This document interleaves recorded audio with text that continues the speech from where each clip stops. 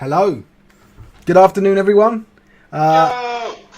It's week 10 of the senior season, and Oz is back with me today, as you can see, with his new haircut.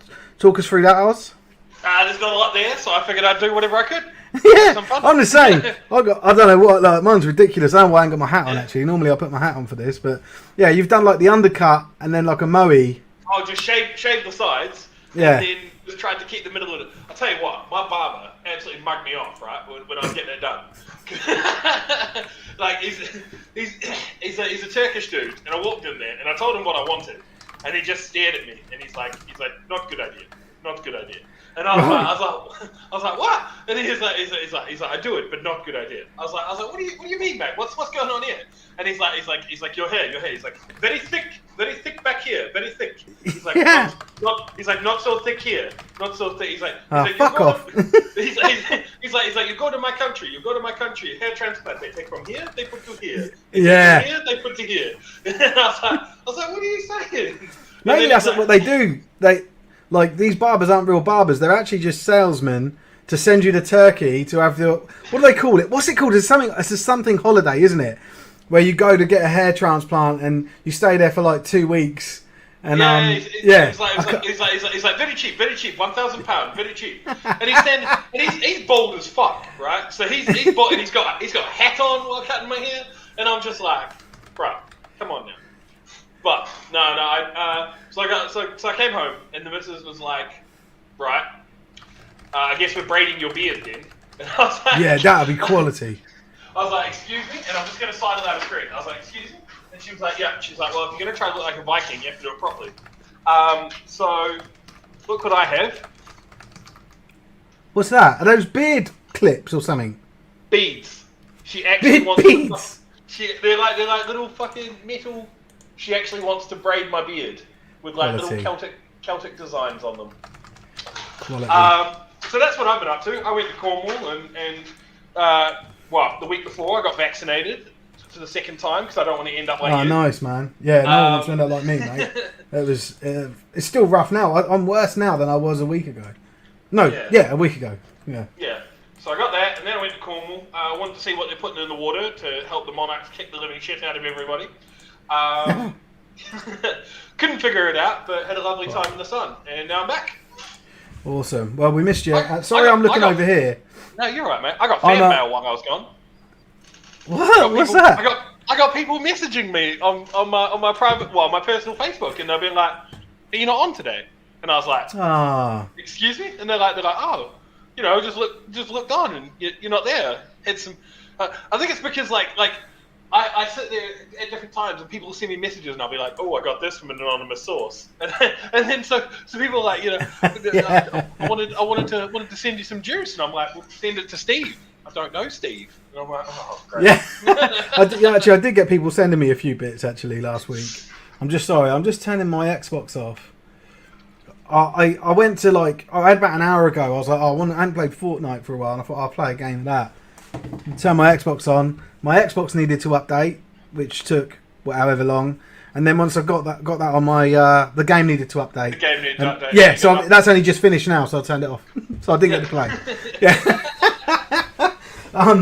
But yeah, sorry. Yeah, what I was doing there, I'm not very good at doing our promo stuff. Right, I need to get better at the marketing side. You are everywhere, offending everybody. Yeah, but everybody knows who Gridiron Hub is because everybody hates us. Yeah, so. Yeah. But what I don't do is share the link to what I haven't done is share the link to our live streams on different pages. So that's what I was just doing, just so people know. I don't know if it'll work. If it doesn't, I'm not doing it ever again. Yeah, exactly. Yeah. I don't know. If the thing is, I always think, well, if it's good enough, people will tell people, and then it will grow organically. I don't it's like getting your mum and your mates to fucking join it just to get your numbers up. I wondered where you were. That's unsustainable. So I just think you just got to be good at it, right? And if you're not good at it, cool. The numbers go down. You think, right, I'll pack it in now. I'll do something else, right? That's my approach to Gridiron Hub. we'll try stuff out. If it don't work, we'll stop it. Like, and if it works, we'll keep doing it. If it doesn't work, we'll stop it and I'll go bankrupt and we'll have a good time. Yeah. Well, actually, soon, I've got a new accountant, right, this week. Well, I got a new accountant at the beginning of this month, but she'd been off for 2 weeks. So I just spoke to her this week.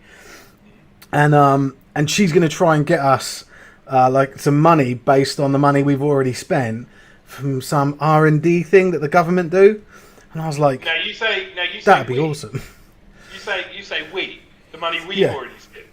I have already spent. Yeah. It's just me that spends the money. I just I don't know. I don't like.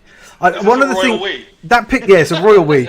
I got picked up on that years ago, right, at work, when I'd give updates and without knowing, my boss pulled me aside after one. He said, "Good stuff. You're doing good work. You're showing good examples, but you keep saying I," and I was like, "Do I?" And I was like, "Well, actually, it's me that does a lot of it, you know." And he said, "Yeah," but he said, not that I want everyone else to get credit for it, but he said like it's a psychological thing. You should say we because people are more open to it. So that's why I do it now. So I always say we. More receptive to thinking more people. Yeah, because you sound less egotistical and people are more likely to listen to you and stuff. So that's why I do it. It was like based on feedback I got at work.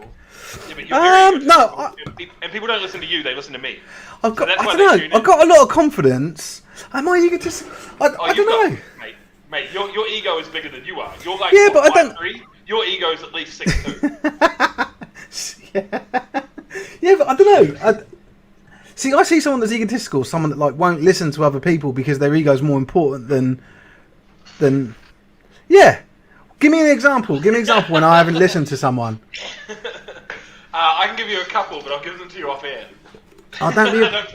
I don't feel like airing your dirty laundry on stream.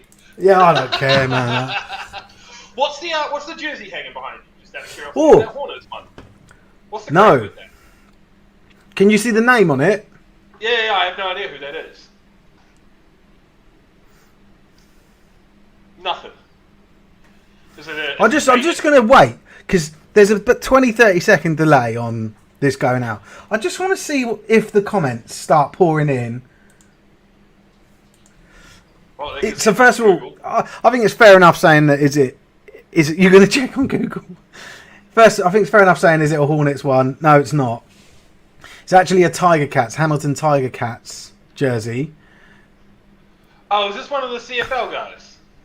Yeah, so this is David Azinian. Right. He used to play for the Knights. Like his rookie season was at the Knights. So I've played with him. I think the season before you joined. Like that, I suppose that recent, but you didn't. I don't think you played with him. No, I've never heard of him before. And then he went on and played at the Warriors, and then he played in different European countries. He played for Team GB, and then one year one tournament they didn't select him, and he was like the best middle linebacker in the country by far, and that was like quite a comical thing. And then they did the CFL Combine, and he was the only player on the day that got the nod to go into the draft. A few more were picked up through Europe and different places. And then he was he was one of, I think, 3 British players that got in. So Tiggy was another one who was already at the Cleveland Browns. So he went over to, I can't remember which team he'd gone to. I think the Argonauts. He's a defensive back. Defensive backs in the CFL are obviously really, really important position because of the amount of passing they do. David he got drafted as a middle linebacker. I think he was like 21st 21st pick, and he's in their practice squad now as a D lineman. So I actually I sent him a picture, picture of the jersey before I actually posted it on Gridiron Hub. But before that, I sent it to him, and I said, "I told you I'll get your jersey."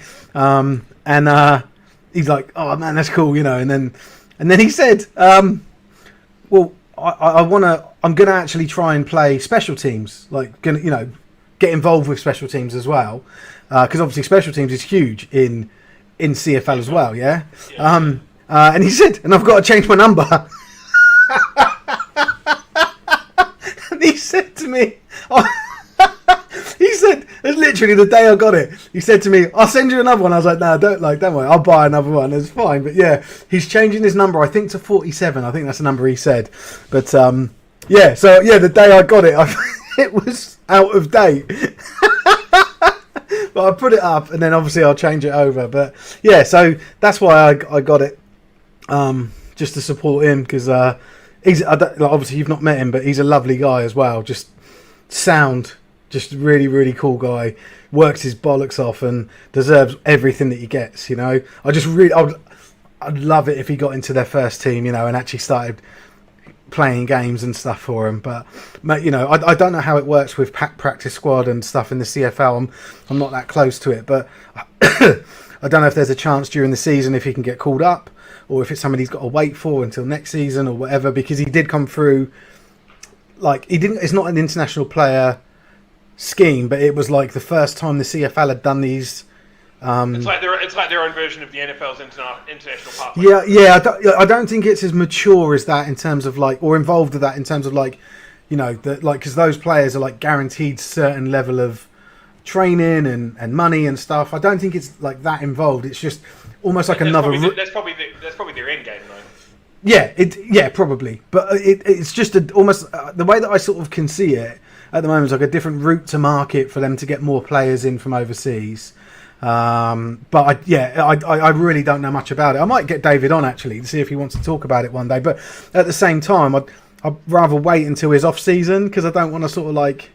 Not that he'll turn around and say, "Steve's the reason that that I didn't make it," or whatever.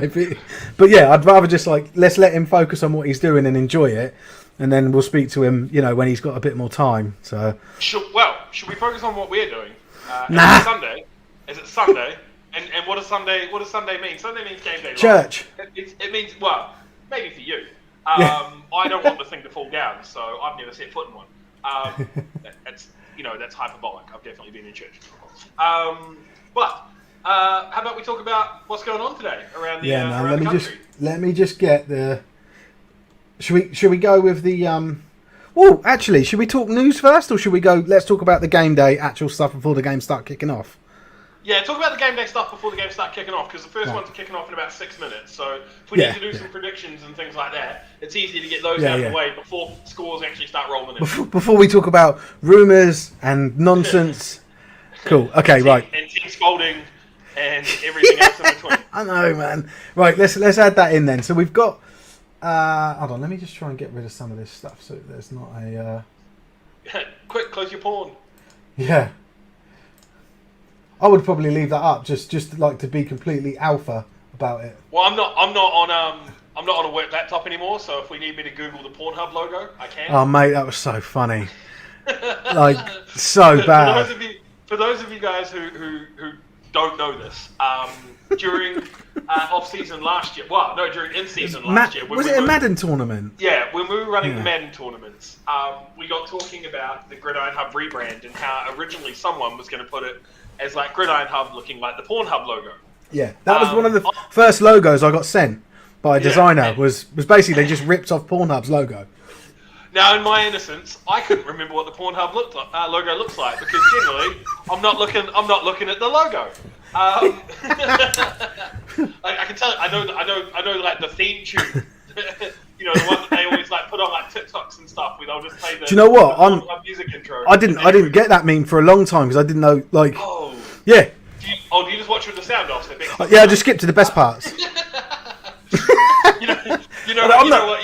I'm not here for a long time. Like. I'm here for a good time. You know what a cum shot sounds like in 17 different languages, but you don't know the Pornhub music. Right, so I didn't know what the logo looked like, so I just jumped on Google and I just went Pornhub logo, forgetting that I was streaming from a work laptop, and we have massively strong sort of security policies in place. And then I realised that doing an image search on Pornhub logo, luckily enough, the web filtering in place worked, and nothing too untoward popped up. But I had to send a message to the head of our IT department at work and just let him know this is what happened. And then Steve clipped it down for me to like a 2-minute clip, so I could send it to him as proof of my. Oh yeah, I forgot that. I did, didn't I? And it's basically You doing it, me laughing, and you like going. Right, should we talk about the games? Yeah, let's talk about the game. So this one, so let's start with this game was I think opening game of the season for the Titans, which I'm not sure if it was week 1 or I think it might be week 2. It was hiding though. It was like an 80-0, right? 81 it was like 86-0 or something, I think. Yeah. So and it was supposed to be played maybe like 2 weeks after that original fixture, but the Wolverines had to postpone it because of I think it was a coronavirus one. So actual, true to their word, they did mean postpone, and here we are playing a postponed game rather than it just being one that just goes up into the ether and then we'll see what happens at the end of the season, right? From what I know, from speaking to other people, like even though they got pumped, the Wolverines themselves are actually a really good. Man. They're a stand-up org. Yeah. So even though they got absolutely drilled by the Titans, like from what I know about the coaching staff and some of the players, like we've got a lot of the Wolverines guys linked to the Slate Cup as well. Yes. So my understanding is that they're for them postponement means postponement because they always had every intention to play this. So yeah, absolutely. Here's hoping for a strong performance. They're one of few Britball teams that act like the top Premier teams. Like they're just not afraid of who they're playing. They will play that fixture. Yeah. It's an embarrassment that they had to not play it because they had genuine coronavirus or genuine injury issues, right? And I love that about them because they're not that big of a club, they're sort of they've been up and down, but they are stuck in that same sort of catchment area as Manchester and a couple other teams as well. So yeah. So and it's great, like we said about Chester, we said about Crewe. These teams are taking responsibility for the fixtures, and I love that. There's very few teams out of the top tier. Like you saw, like Leicester play Tamworth yesterday. Those guys are never going to miss a game. Again, if they miss a game, they'll reschedule it. Like that. They will never cancel a fixture fully based on I don't know bollocks. Yeah, and just hope it just disappears. Like there's 20 odd games that are going to. Anyway, right. So I think this one safe to sort of call it a Manchester win, right? Although I'd like to see the Wolverines show out a little bit. Get some points on the board. They got shut out last time. So and also keep the Titans from scoring so many, right? Like, I know that sounds ridiculous, and we talked about this before. Like a coach saying to you, just keep the score down. But actually, I think in this case that does apply. And if they can keep it, to 50, 50 or under, that would be lovely. I said it at 50. I was sitting there thinking, I was like, I'm going to assume Manchester, because Manchester's put 50 on other teams. That fucking water bottle. So Manchester's put 50 on other teams that are of like or higher quality. No offense to Lancashire, obviously, in that statement. So I would say 50 is a realistic goal on this. But I would say that their O is wanting to come away with some points, even if it's a field goal, but preferably, you would love to get a touchdown on the board in this game. Would be your big goal. Yeah. Romans Miners is, I would say, equally as one-sided. The Romans are a Prem quality team this season. Like they are. You can't argue with that. They're drumming people left, right, and centre. They gave Merseyside Nighthawks, who are no pushover in the Prem North. Like they were a playoff team a couple of seasons ago, and Manchester have sort of taken their place as the other playoff team in the North. They were tied in. It was Merseyside and Tamworth that were the two top teams that came from the North when they played the Blitz and the Warriors. Yeah, and obviously, they've stepped down to like third place. You could say fourth place. I'm not sitting here to argue that, but one of the better teams in the country, and the Chester Romans were going toe to toe with them. Actually, at one point late in the game, went 1 point ahead of them, gave them a real scare. Obviously, the quality of Merseyside, came through and they won. But yeah, the Romans are. I have to call them it. They're a Prem quality team. And I'm looking forward to the new season when hopefully they can continue this this level of success that they're having. Lee Miners, they're a bit of a highlight this season, to be honest with you. Like, they are. In what is a shocking season, like it's great to see some teams, because a lot of teams are just mailing it in at the moment in terms of just they're like, oh, the season doesn't matter. And again, I want to reiterate, this is not their fault. Like, we can talk on this until everybody switches off because they're bored of hearing it. We are not. we are not fans of the establishment and what they've done for the season. But Chester have come out and they've gone, look, we're going to put the league on notice this season in this abridged season, and you love to see it. Lee Miners, I mean, I hope they can, and I don't know, maybe I shouldn't put it this way, but I just hope they can play a full game and that they don't have to call it early. They played them last week, and it was 76-6 is what I'm looking at. Yeah, I was about to bring that up. Yeah. So I was going to bring up the results. So they're Red Rose. Why have I not got? I don't know. Because it's you. Mate, there it is. Sorry, I thought I had them all in order, but clearly not. So it was 83-0 first time round for the other guys. Yeah. And yeah, you're. Here it is. 76. Yeah, 76-6. Yeah. So, and I've got a feeling that it was called. Oh no, it wasn't called early. But I don't know. I wasn't Cornwall. Yeah, no, I can remember. We just kept like. It was getting comical seeing it was just felt like every single time we wanted to do an update, there was a new score in this game. And you worry that the Lee Miners, having taken a pasting like that at home, how well are they going to travel to the same opponent a week later? Yeah. And I mean, there's going to be genuine. They may have dropped a couple to a coronavirus, which I think is normal for most teams now at the moment. There may be a couple of injuries. There may be people that actually just think, I've got better things to do on my Sunday. I don't want to get a hiding 2 weeks in a row. The dude who I versed in my positional matchup kicked the living shit out of me last week. I don't fancy that. So that I mean, I think we like two very one-sided games that we're expecting in Red Rose. The game last night, Tamworth, Leicester Falcons. I watched it. I really enjoyed it. I loved the live stream. Cheers, mate, did this one as opposed to onside. So that was quite interesting because I think Leicester, 4 games that Leicester have streamed this year have been onside, and this one was Cheers, mate. And Rich Jackson, the guy that runs Cheers, mate, he's a good dude. I spoke to him quite a lot, and I don't know what the reason is for that. I don't know if there was a better commercial deal or whatever. But I really like Cheers, mate, because they do instant replays, whereas onside don't. So it helps the commentators out because they're like, when you and I have commentated, sometimes you're like, who the hell did that? Where did that guy come from?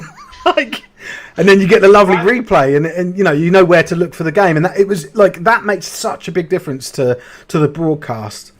Live commentary when you don't have a screen in front of you to be able to look at anything is very, very hard because the moment it happens, it's gone.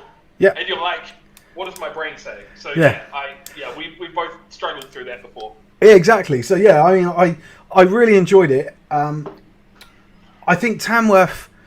Well, there was a lot of there was a lot of penalties and a lot of afters, people scrapping, but obviously a few unsportsmanlike conduct penalties actually sorted that out. A few yellow cards, as it were, and the second half of the game was a lot cleaner and flowed. Right. I was getting bored of watching it at one point because I was like, "Come on, they just keep arguing with each other. Just play the game."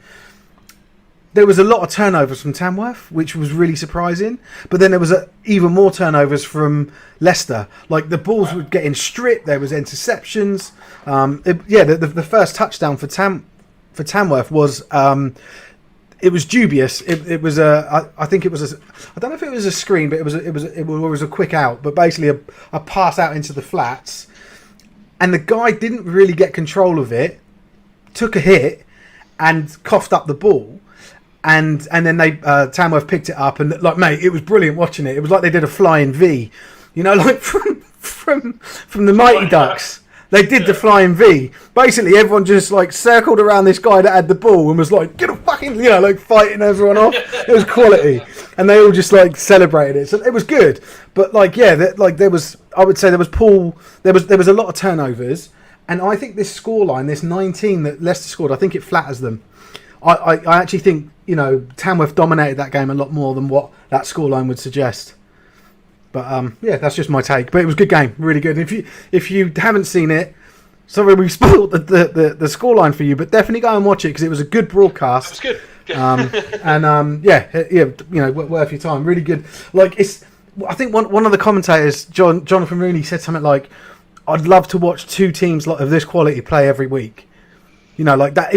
And I thought that was good. Yeah, like it was a really good advert for British American football. I suppose take away all of the turnovers and the penalties. Well, it's a little bit of false advertising when you think about it, because there are very few teams of the Leicester Tamworth quality. Yeah. No, you're right. Oh, we've got a score in. Oh, there you go. Do you want to read that one out? Yeah, well, it's on the screen for anybody who's for our visually impaired followers, and which we've got a lot of. I mean, I'm one of them. As Darren's just informed us, Northants is up 6-0 over the Scunthorpe Alphas. Scunthorpe Alphas is the word I was looking for. And we assume that is pending a PAT. Yeah. So we'll see. So let's go Northants, the Black Knights. So they're just the Knights. Oh, the Black Knights of Worcestershire. Worcestershire, right? The sauce. My bad. The sauce. Yeah, the sauce. So Crewe, Staffordshire. Again, I want to try and get through these as mate. Possible. I know. And do justice to each team. So 7-6 last time these 2 weeks ago these guys played. 7-6. Yeah, Crewe are the darlings of Britball at the moment, right? Like we had the head coach was on the Breen show last night. They gave Tamworth, Tamworth spanked them. But they won, you know, they win everyone over because they just keep going and they're not backing down. And well, that was the game that me and Mikey covered, wasn't it? Yeah, and you gave them a touchdown when they didn't score. Mikey gave them a touchdown. I love it. But I can't remember his name. So we had old mate from the Nighthawks at the game, watching the game, giving us live updates. Yeah, Craig. Yeah, so. Hold on. So let's have a look. So Crewe, I don't think have won a game all year, and the only points they scored was the 6 points they scored against the Surge. Yeah. These teams are very evenly matched, right? Well, the Surge have only won one game, and that was against Crewe. Yeah. So very evenly matched. And I sort of feel bad for the Surge because they haven't done anything wrong, but like everyone loves Crewe at the moment, you know. Like they're a team in the same situation. I don't think they've pulled out of a fixture or anything. I'm not sure if the Surge have done anything. I think they've played all there. It looks like they've played all their games so far. There's no reason for us not to treat the Surge the same way we're treating Crewe, really. But well, I'll tell you what then. If everybody seems to love Crewe, I'm gonna give some love to the Surge, and I'm gonna back him for the 2-0. Cool. Okay. Yeah, I'll back Crewe just so we. They're gonna win the home. They're gonna win the away. Let's go Staffordshire. Let's go. What a great washing powder team name, the Surge. Right. Then we got Saltire. So the Dunfermline Kings, Dumfries Hunters, and then the Stags and the Blackhawks. So let's have a look at that because I know there's a the Hunters are undefeated, but they've played. These teams have only played like 2 games each. Or 2 games each. So there's not much in it. But let's have a look at like opponents. So Dunfermline versus the Hunters. They've not played yet, and we can't check any like opponents. No, because so I mean, all we can sort of do is look at the fact that the Kings got sort of drugged by the Stags the first time they played, and then came back and beat them 2 weeks later. Unbelievable, that, isn't it? So I have no takeaways from this. Well, I know you could say they're on a roll, or that they've turned the corner after one game. Got the monkey off their back.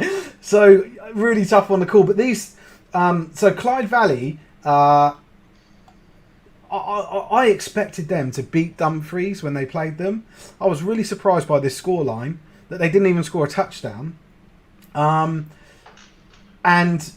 you can see that it's hard to call for the Stags because they had such a good opening game. Right. And then they went and they went and lost the return fixture against the same opponent. So I don't know how to call that game. I'm going to go for Clyde Valley, I think. Yeah? But Go only because the Breens are playing for them. Oh, is that where the Breens are now? Yeah. Oh, right, okay. And then in Dunfermline versus Dumfries, I'm going to go Dunfermline. Yeah? Yeah. Right, so, wait. Yeah, okay, yeah, sorry. I was like, wait, they're not playing, but they are. So you're back in the Kings. I think the Kings have got a cool logo. They ripped it off. It is a cool logo, but they ripped it off. I don't care. I'm not you. So I know you're not me, but yeah, when we did the logo rankings, they were really high up, and then someone like popped into the chat and was like, "Look up this Polish team." I'm like, "Oh no!" So yeah, but anyway, right. So that's Saltire. Then we move to Central East. The Lincolnshire Bombers, man, like that, we've loved them all year because of their social media. Yeah, they're my darling team. And I don't think they've won a single game. Let's just have a look. No, they're 0-4. Don't care. And the South Links Lightning. Who did the South Links Lightning beat? They won. They beat the Alphas. Yeah, they beat the Alphas, and I was a big fan of that actually. But then they pulled out the week later and wouldn't play them, refused to play them, and there was that big furore about it. Oh no, South Links! What are you doing? So I don't like South Links because of that. They're a new associate team, and they're already playing Britball politics. So I love the Bombers. Why did they refuse to play them? They said they only had 24 players, and then the Alphas came back and said, "We only had 24 players when you beat us 7-0." The Alphas released a really long, quite well written post, like basically pointing out all of the flaws in the logic that the Lightning had provided. So it was basically, we don't want to get trounced by the Alphas now that they're going to be full strength. Right. Well, I've got some updates here that I'm just going to jump into. So the Wyverns, or the Wyverns, sorry, yep. The Wyverns, sorry, they're up 14-0. So the Trojan, so we've got, where are we? Trojans first drive ended with a punt. Wyverns to drive from the one and take it straight up for a 99-yard TD from the one.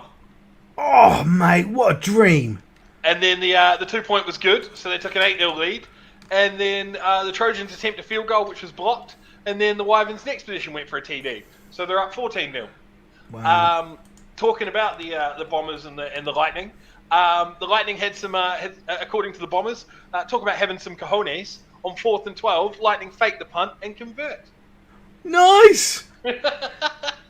So, but no score. No score so far, 0-0. Right. So, and then the Bombers have come out and said, "Live by the flame, die by the flame." They go for it again on 4th down, but fumble. Recovered by Graham Owens, take over on our own 21-yard line. So the Bombers have got the ball moving down the field. Birmingham Bulls have gone 3 and out on offense, and so the Storm have the ball just inside their half of the field. Cool. So yeah, so back to this. I'm backing the Bombers on this game, just because of the way South Links have conducted themselves. I'm backing the Bombers just purely because they've been my favourite team since right at the start. And then we've got Scunthorpe and Northants. One's 3-2, the other one's 2-2. But let's have a look at some of their results. And one is that. So that was 6-0 as we saw, and the PAT was no good. Okay. So Northants really gave Lincolnshire a drubbing. Yeah. And then we haven't really seen much from... These two haven't played each other yet. Yeah. The current score is Northants 6, Alphas 0, or the latest score we've got. So that's sort of cheating in a way. It's now 12. I'm going to go for the Northants. Yeah. But at the same time, based on that, if we look at the sort of the like opponents, like the Alphas struggled to beat Lincolnshire twice. So they beat them 10-3 the first time, and then came back and do you remember they beat them right at so Lincolnshire was leading for the majority of the game, and Scunthorpe came back and won it on a 4th quarter drive. 22-18. Whereas if you look at a like opponent, when Northants played Lincolnshire, they absolutely belted them 52-0. So I have a feeling like this, we could be looking at a runaway on this. Okay, cool. Then we go down to East Anglia. where they're really starting to sort of separate out now there in that league. The Cats are 5-0, and then you've got the Gladiators and Ipswich taking up second and third place, 3-1, 3-2, and then it's Norwich Devils and Ouse Valley sort of propping up that league. It's it's sort of almost like 3 tiers within this division. And definitely. today we've got Ipswich playing Colchester, which is fantastic because those two, in that middle bracket. And then we've got the bottom two playing each other, Ouse Valley and Norwich. Now Ouse Valley and Norwich. I'm going to take the favourites on this for both. I think Colchester beat the Cardinals. Now I backed the Cardinals to beat the Devils last time they played because I thought they were the better outfit. Yeah. And then I was going to say, I do think Norwich is going to beat Ouse Valley. I hadn't even seen the result until you showed it. But Ouse Valley this year kind of feel like just the whipping boys of that division. So unfortunately, I have to agree with you there. I don't want them to be because I've got friends there, genuine friends. But they're just not doing anything, are they? I agree, mate. I think Norwich are going to take that win. The other game though. Who did you say? Colchester? Yeah, I think Colchester beats them. They beat them last week, 21-6 away. Oh, right, okay. So I can't argue with that. I can't see then moving that then travelling away to then beat that same opponent that you lost to. I can't see that happening. So that second TD for Northants was a 24-yard touchdown to Steve Porter. 2-point attempt was no good, so it will be 12-0 Alphas as we move forward. Cool. Right, then moving on. The Hadrians. Let me just pull them up. So it's the Vikings, the Senators, and it's top two and bottom two playing each other, right? Yeah. And the last time the Steam played the DC Presents was on opening day and they beat them 38-0. I don't think the DC Presents have scored any points all season. No. They haven't. I can't see past anything other than a Steam win here. And I would love the DC Presents to score one. And I'm going to back them to. I'm going to say DC Presents to score at least one TD. You reckon they'll get on the board? Yeah. This is their best chance, right? True. So I think they're going to take it. If they're going to do it, they have to do it this week. Yeah. Because next week, the next game is against the Vikings, and they've got fucking hope. They do play the Steam again. I didn't realise these guys played each other 3 times. There was a lot of teams dropping out, like the Kestrels, the Morecambe Bay Storm. Yeah, there's a few teams. Well, there's one division in particular which we'll get to that has got 3 teams now. Well, I say now, it hasn't been officially announced, but anyway. Yeah, so I think Darlington Steam take this one, and I hope the DC Presents, at least get something on the board. Again, same here. I mean, I say it every week. The Northumberland are sort of head and shoulders above everyone in this division. Well, that's Murat's team. That's the team Murat's known for. These guys played in week 2, and it was 48-6. Gateshead surprised me as an organisation, right? Because I've been following more recently all of the results from the under 19s, under 16s. Mate, Gateshead's academy teams destroy everyone. I'm going to cut you off for a quick second. Go on. Birmingham Bulls have scored.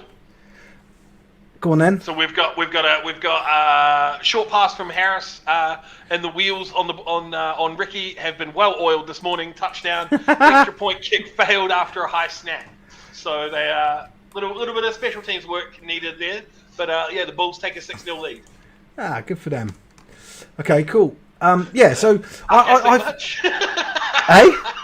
Sarcastic. No, I don't mind. I like cool. Good for them. I genuinely mean it.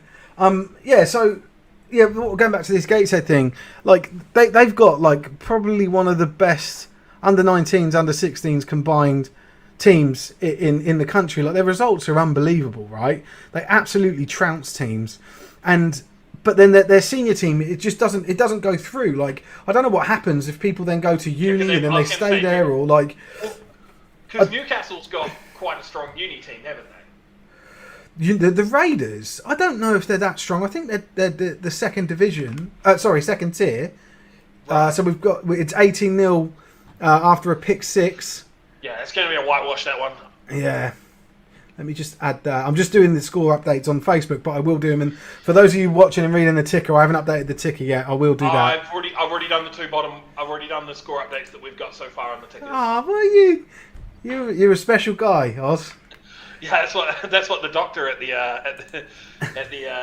foundation that I go and see every month says as well.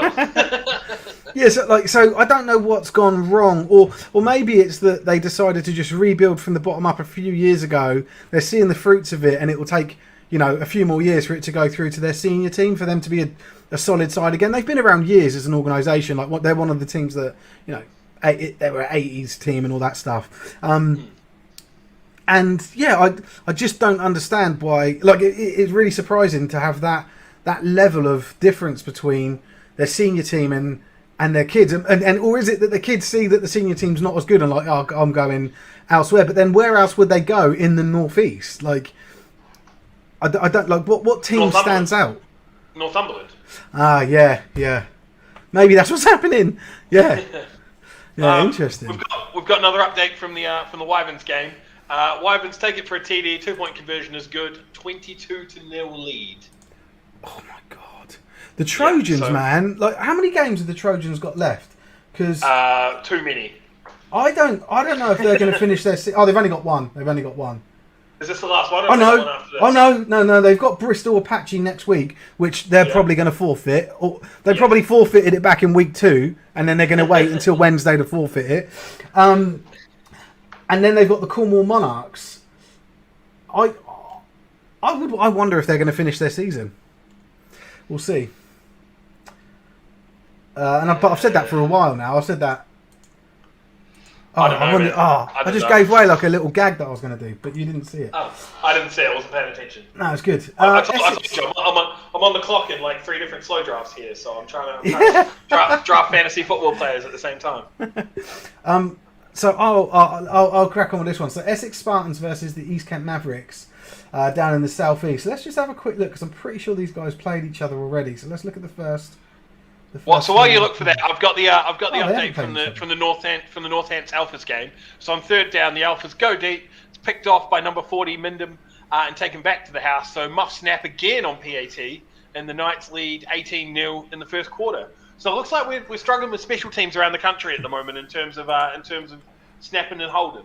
It looks like we've got some issues with. So maybe some coaches got something set for the next training. But that's been the story of this season, not just snapping and holding, but also PATs. Like the amount of games. One of the guys who watches the stream quite a bit. I can't remember his name. Jake wanted to do the best PAT counter. Yeah. And I feel like if we did a shot every time a team screwed a PAT, we would be dead. Right, so East Kent Mavericks and the Spartans haven't played each other yet. So I'm just going to look at some now. However, the Essex Spartans are coming off of a 22-0 win, surprise win, away win. That was an upset. It was my favourite result last week, right? And I just want to check how.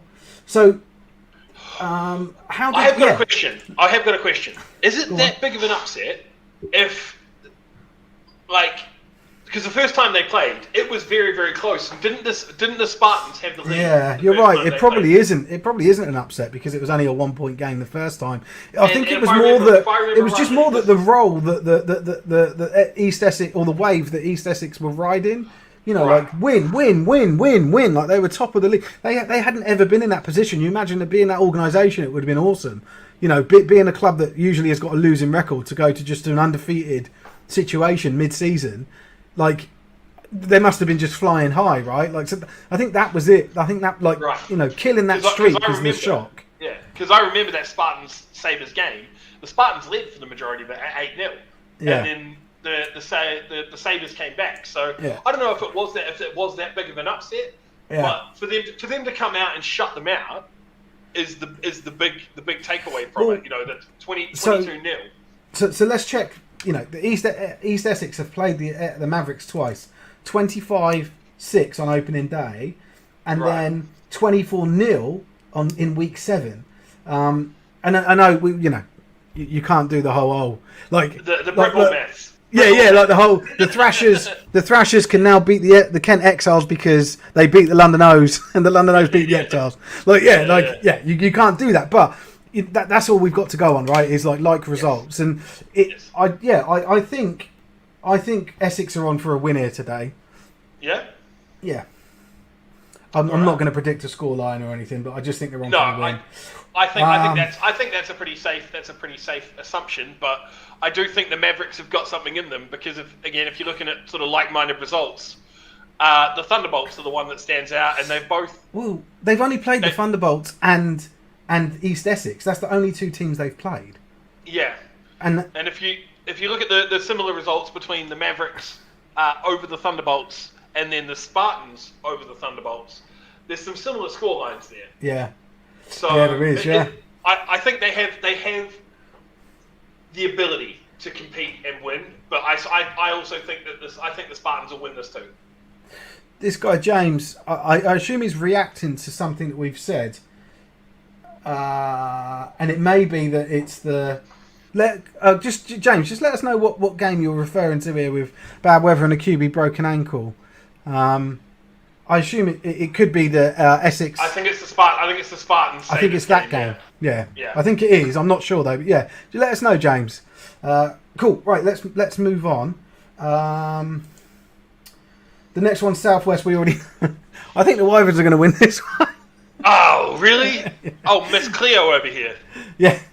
Spartan Sabres. Yeah, I thought so, mate. Cool. Yeah. So that at the end of the first quarter, the Wyverns are up 22-0. Oh, last week he's saying 22-0. No, he's talking about. He's saying that the Sabres, the Sabres there was bad weather. They lost 22 last week, and he's saying that they had a broken ankle from their QB, and it was really bad weather. Oh right, okay. So that's what he wasn't referring back to an older game. It was the last. He's saying that the scoreline should have been more similar to what it was in game one. Yeah, maybe. Then right, okay, that's a fit. Like if you lose your QB, like most Britball teams don't even have one quality QB, right? Yeah. If you've got someone that's semi-serviceable and he goes down, that is your whole game out the window pretty much. Because that doesn't bode well. You're putting a wide receiver or a running back or something in to try to snap the ball. It doesn't bode well for the rest of their season. They've got a game in. No. You know, they got a week 12 game against the Bolts. They'll smash them then.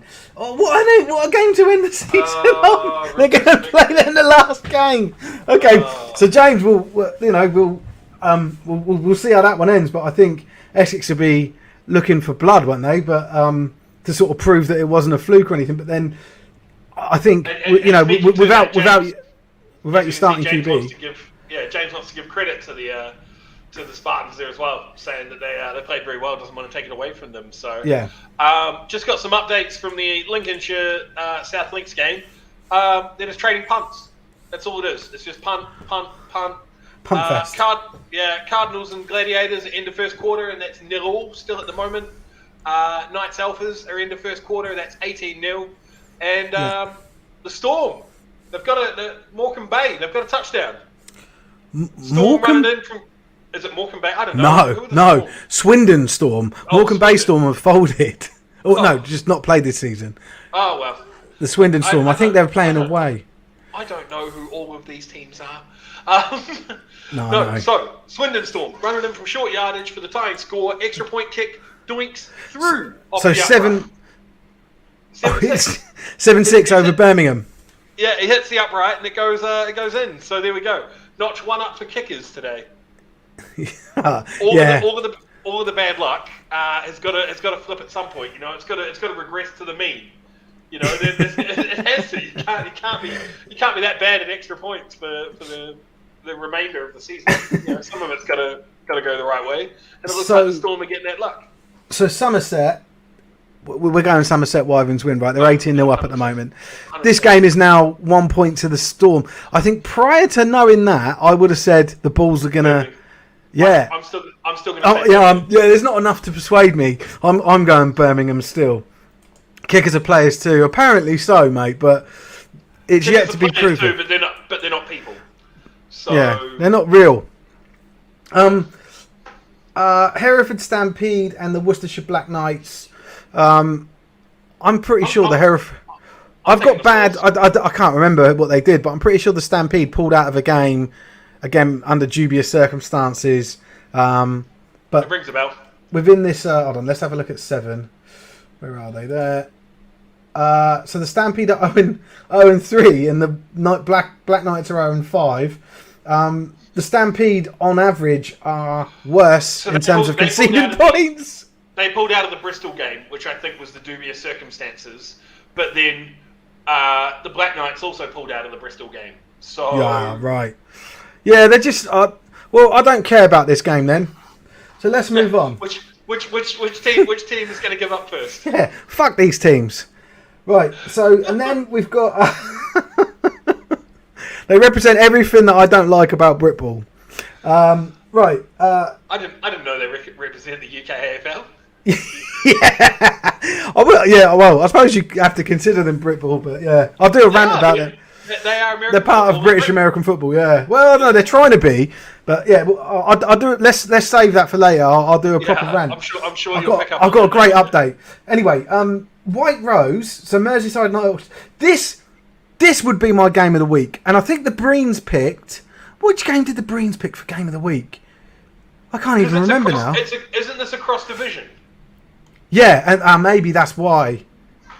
Because maybe that's why. Because this was late. Nighthawks, they're not in White Rose division because White Rose is obviously Yorkshire.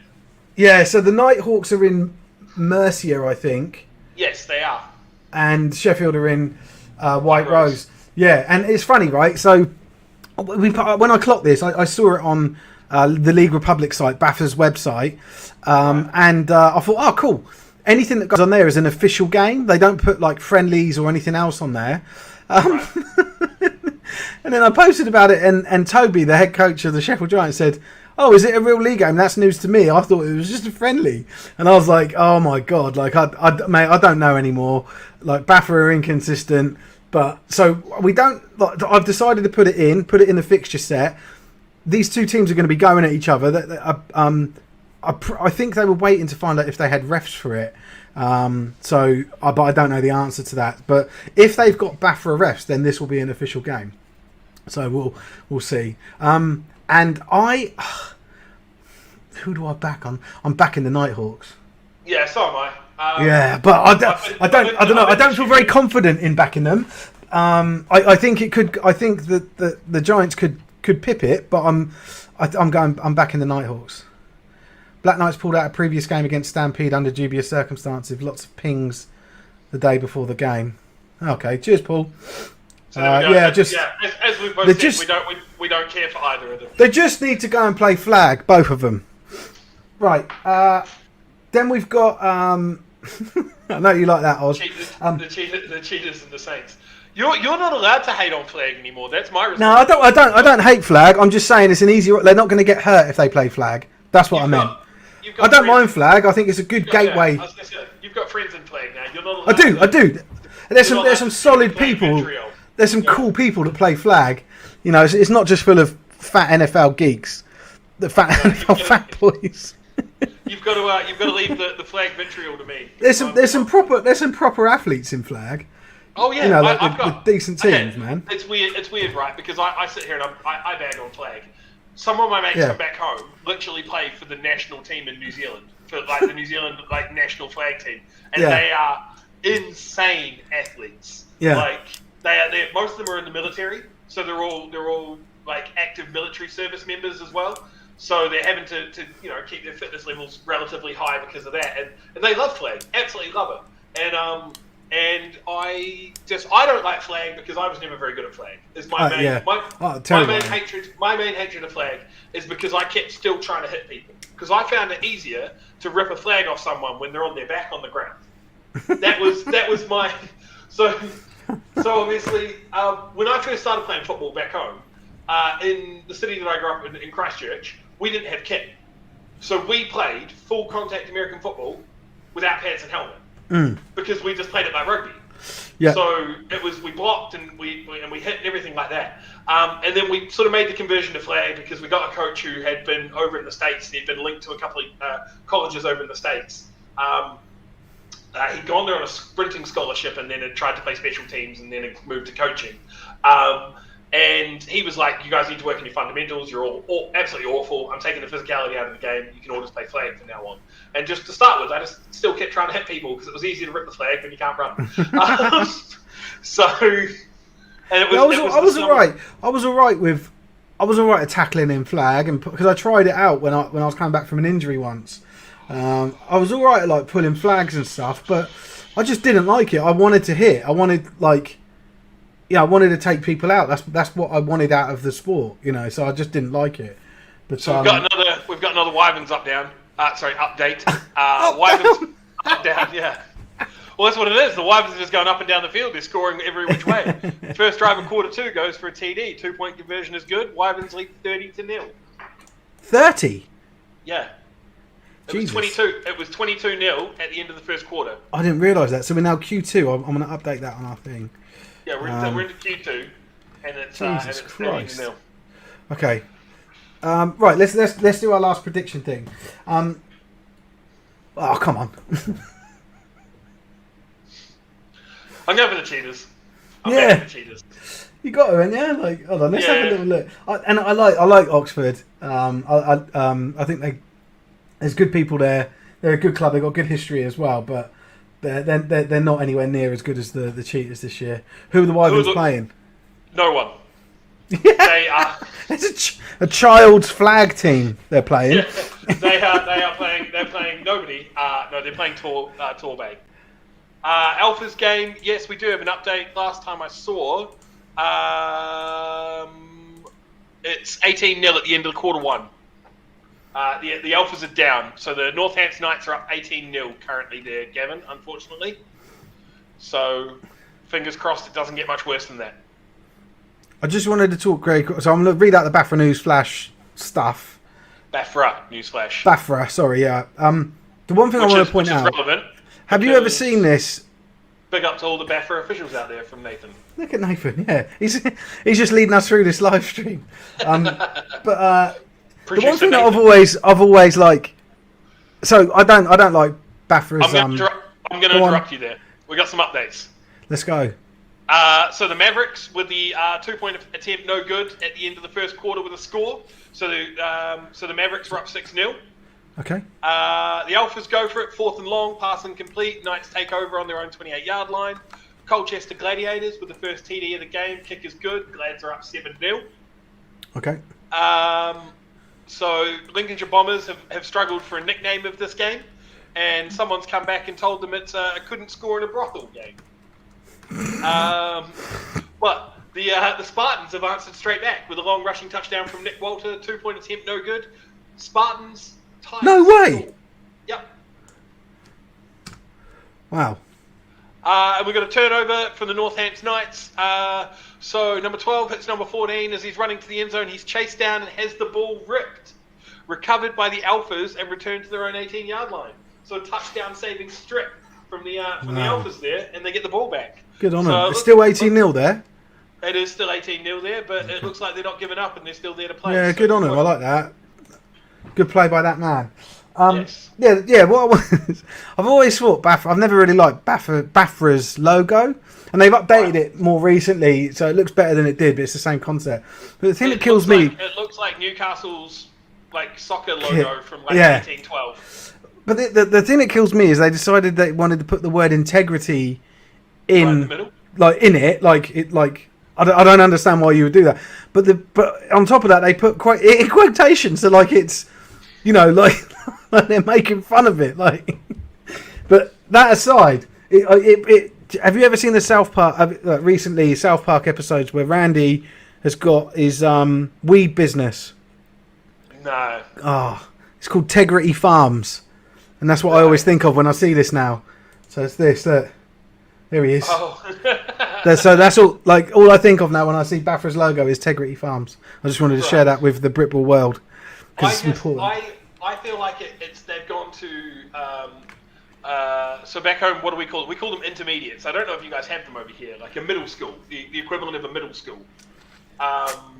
There's different systems in different parts of the country. Right. Down in Portsmouth, they've got a 3-tier system, which has got a middle school. Yeah. Most other places have only got 2. Right. Okay. Yeah. So, but it feels like they've gone to what we would say you've gone to an intermediate, and you've just gone make us a logo. And the We're running a competition. Yeah. Yeah. And then the kid's gone. Here you go. Have this, and they've gone. Right. We like it. Quotation marks. Yeah. Right. So let's. I'm just going to read through the disciplinary stuff today. It's interesting because there's some stuff on here from the 22nd of August, and I think that they haven't removed it. Yeah, which is odd because they're pretty good at updating this stuff, but I think they've left stuff on here from last week. So actually, I'm gonna ignore that. I'm just gonna assume there's an admin error there. So right. Anyway, so reading out the 29th stuff, we've got Nigel Westbrook's number 3 from the Merseyside Nighthawks. He is suspended for today's game against Sheffield. His offence was, or the wording for it is, during the second quarter, number 3 was penalised for using abusive language towards an opponent, which I think that's awful. Like, getting called up. Do you mean getting penalised or slagging someone out? No, I just think, well, if you say, like, you know, like someone's giving a bit of shit and you give some shit back, like, who cares? Yeah, like, yeah, go prick, you know, and then imagine getting a flag for that. I suppose you don't know what he said, but I don't know. Anyway, during the third quarter, he was penalised for a second unsportsmanlike conduct foul for dunking the ball over the goalposts. He swore. Come on, mate, get up. But like that's just two. Like for me, that's like 2 things that just shouldn't happen. That you shouldn't get penalised for. I mean, I suppose it depends on the strength of the profanity, maybe. But I just think it's a men's game, and you know you can swear, right? Surely, I think if you swear at an official, I think that's different. But swearing to another player, you just. I could have got his feelings hurt. How many times have you sworn at another player? In a quarter. And got a 15-yard penalty for it. Never. Exactly, like that. Like I could understand a ref stepping in and saying, "Look, stop the language." Oh, and maybe that's it. Maybe he did. Maybe he was warned several times and kept doing it. But it doesn't say that in the report. But I just think it's he should feel very hard done by for getting a flag for swearing, and even more hard done. Like I hate the no celebration rule in Britball, and it just pisses me off. He just scored a touchdown. He dunked the ball, and then he got sent off. Like, I was going to say, I just feel like stupid. the thing is, with the amount of and I feel like a lot of people are going to take offence to this, but with the lack of actual true athletes that we have in Britball, the man who's got the hops to get up in kit and dunk over the goalpost, he should have been given an automatic 2-point conversion. Yeah. He's more and a medal. He's more guaranteed than 3/4 of the kickers in Britball. Like if he can dunk that ball over that post, give him a point. Speaking of extra points, the Bulls drive with a couple of passes and penalties, and then Cullum runs it in from 2 yards for the score, and Ross kicks the extra point. So the Bulls are up 13-7 based on a touchdown to kick the extra point. The Lightning go for a field goal, but for some reason the holder just decided to fall on the ball. So the Bombers take over on their 34-yard line. So 13-7. Okay, I've just had a message, and I have to read it out anonymously. Right. This will probably get tongues wagging, but it's quite cool. So this individual that's messaged me has said, swearing and dunking is encouraged in the SAFA. SAFA? And I can't give you any more information than that at the moment. What the hell's SAFA? I can't. That's all I can say. But it is American football in this country. Is that right? Can I speculate? Yeah. Is it Mike Island? Is he sending you shitty messages? Like, is he creating more leads? I can't tell you the source. But yeah, like there's there will be the opportunity for players to score touchdowns and celebrate in American football in the UK at some point. I'm 100% putting my finger that's Mike Island messaging you, and he's just creating more leagues because he can. Yeah. I can't speculate any further. You don't have to. But you can't change my mind. You can say no, okay. It's not, and I can't. I don't know. It's him. It's 100% him. Right. Moving on to the next. This one's good. This one's a bit juicy, actually. Jack Watson is the next individual. Jack Watson. He's Lancashire Wolverines. He's their head coach. He's the head coach. And so his offence was Mr. Watson was reported for an act of misconduct after the game for making disparaging comments towards an official. And he's suspended for this game. And he's suspended for the game against Manchester Titans today. And there's an asterisk here, so I'm going to read that out. It says, as this was a disqualification of a non-player, this is a whole game day suspension, as opposed to just a playing suspension. Mr. Watson may not be present at the game site in any capacity. Oh, so you can't even get him on live stream. Well, he can come on our live stream. Yeah, but he can't FaceTime onto the game. So I'm going to retract our earlier statement about the Wolverines. Because he can't. He's present in some capacity then, if he is on the phone to someone at the game. No, really? Yeah, you can't do it. So he's just got to stay away. Yeah, I'm going to retract our earlier statement. I don't think the Wolverines do put any points on the board. Yeah, I think that. Yeah, we should have read this stuff first. Yeah. Jesus, I still got a lot of love for the Wolverines, and I hope they do. But I don't have as much faith for them now that they are no head coach this week. No. I think if that was me, right, if I was part of that team, I would probably print out his face and put it on a stick and just carry him up and down the sideline. Why? Just to see if the refs did anything, because they said he's not allowed to be present in any capacity. Surely he could wear a face mask and some glasses and a hat, and he's fine. If I've got his face on as long as they don't spot him. But if I've got his face on a stick, like that's him present in some capacity. No, you're stretching there. That's ridiculous. There's no way. I want to know. That's my whole point. Or get like a deep fake latex mask of his face and just wear that on the sideline and see if someone calls you up on it. I want to see how strict Baffer is planning to enforce this. You can be nowhere near. You're probably pushing it, aren't you? Yeah. Yeah. 100%. So I'm just looking at ScoreStream. Last week we had no games on ScoreStream. This week we've got one, and it's got the Wyverns 30, the Torbay Trojans 0, which is what we've got. Sucked at ScoreStream. Oh no, there's another game here today, which is Colchester Gladiators 7, Ipswich 0. We've got that. Suck at ScoreStream. I just want to check Baffer's one because that's always funny. For their live scores and stuff are just a joke. I'm still stuck on this ban of the Wolverines head coach. Go on. Do you reckon if it's a closed, like a sort of a closed field with neighbours, do you reckon he can stand on like the other side of the fence and like shout play calls across to? So hold on, let me just read out what was the wording. No, can't be present at the game day at the game site. Yeah. Who's Valley? Dave Francis. Oh! Dave Francis is a coach for Ouse Valley, and he's making sure that we know the update, the score, and they're winning 14-0. Well done. That's because I. Yeah, you slate well. I do. Yeah, I did. I slated them. I wouldn't say I mugged them off, but I slated them. I said they were whipping boys. Didn't think they'd do well. Let's go, Dave. Good work. Great work. Well done, Dave. I'm pretty sure he's the defensive coordinator there. Well, because I know he moved there after he left. You know, when we were together. I make it sound like we're in a relationship. When we were all at the Knights. I know he went to Ouse Valley. Doesn't miss these opportunities, mate. We love it. Send it over. All good, Dave. Thank you, mate. Yeah. Keep it up. Hopefully your defense can keep them out and you take the W today. That'd be awesome. What's the point in playing if you can't slag off the opposition's mother? Exactly. Yeah. I just don't get it. Literally the only reason I played D-line so I could whisper it in the O-line's ears as we engaged. That was like taunting and intimidation and all that's part of the game, man. Like, do you know what I mean?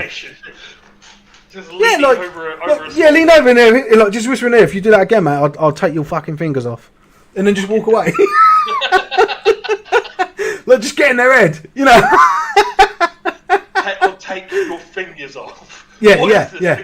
The Godfather? Just like act like you're something you're not.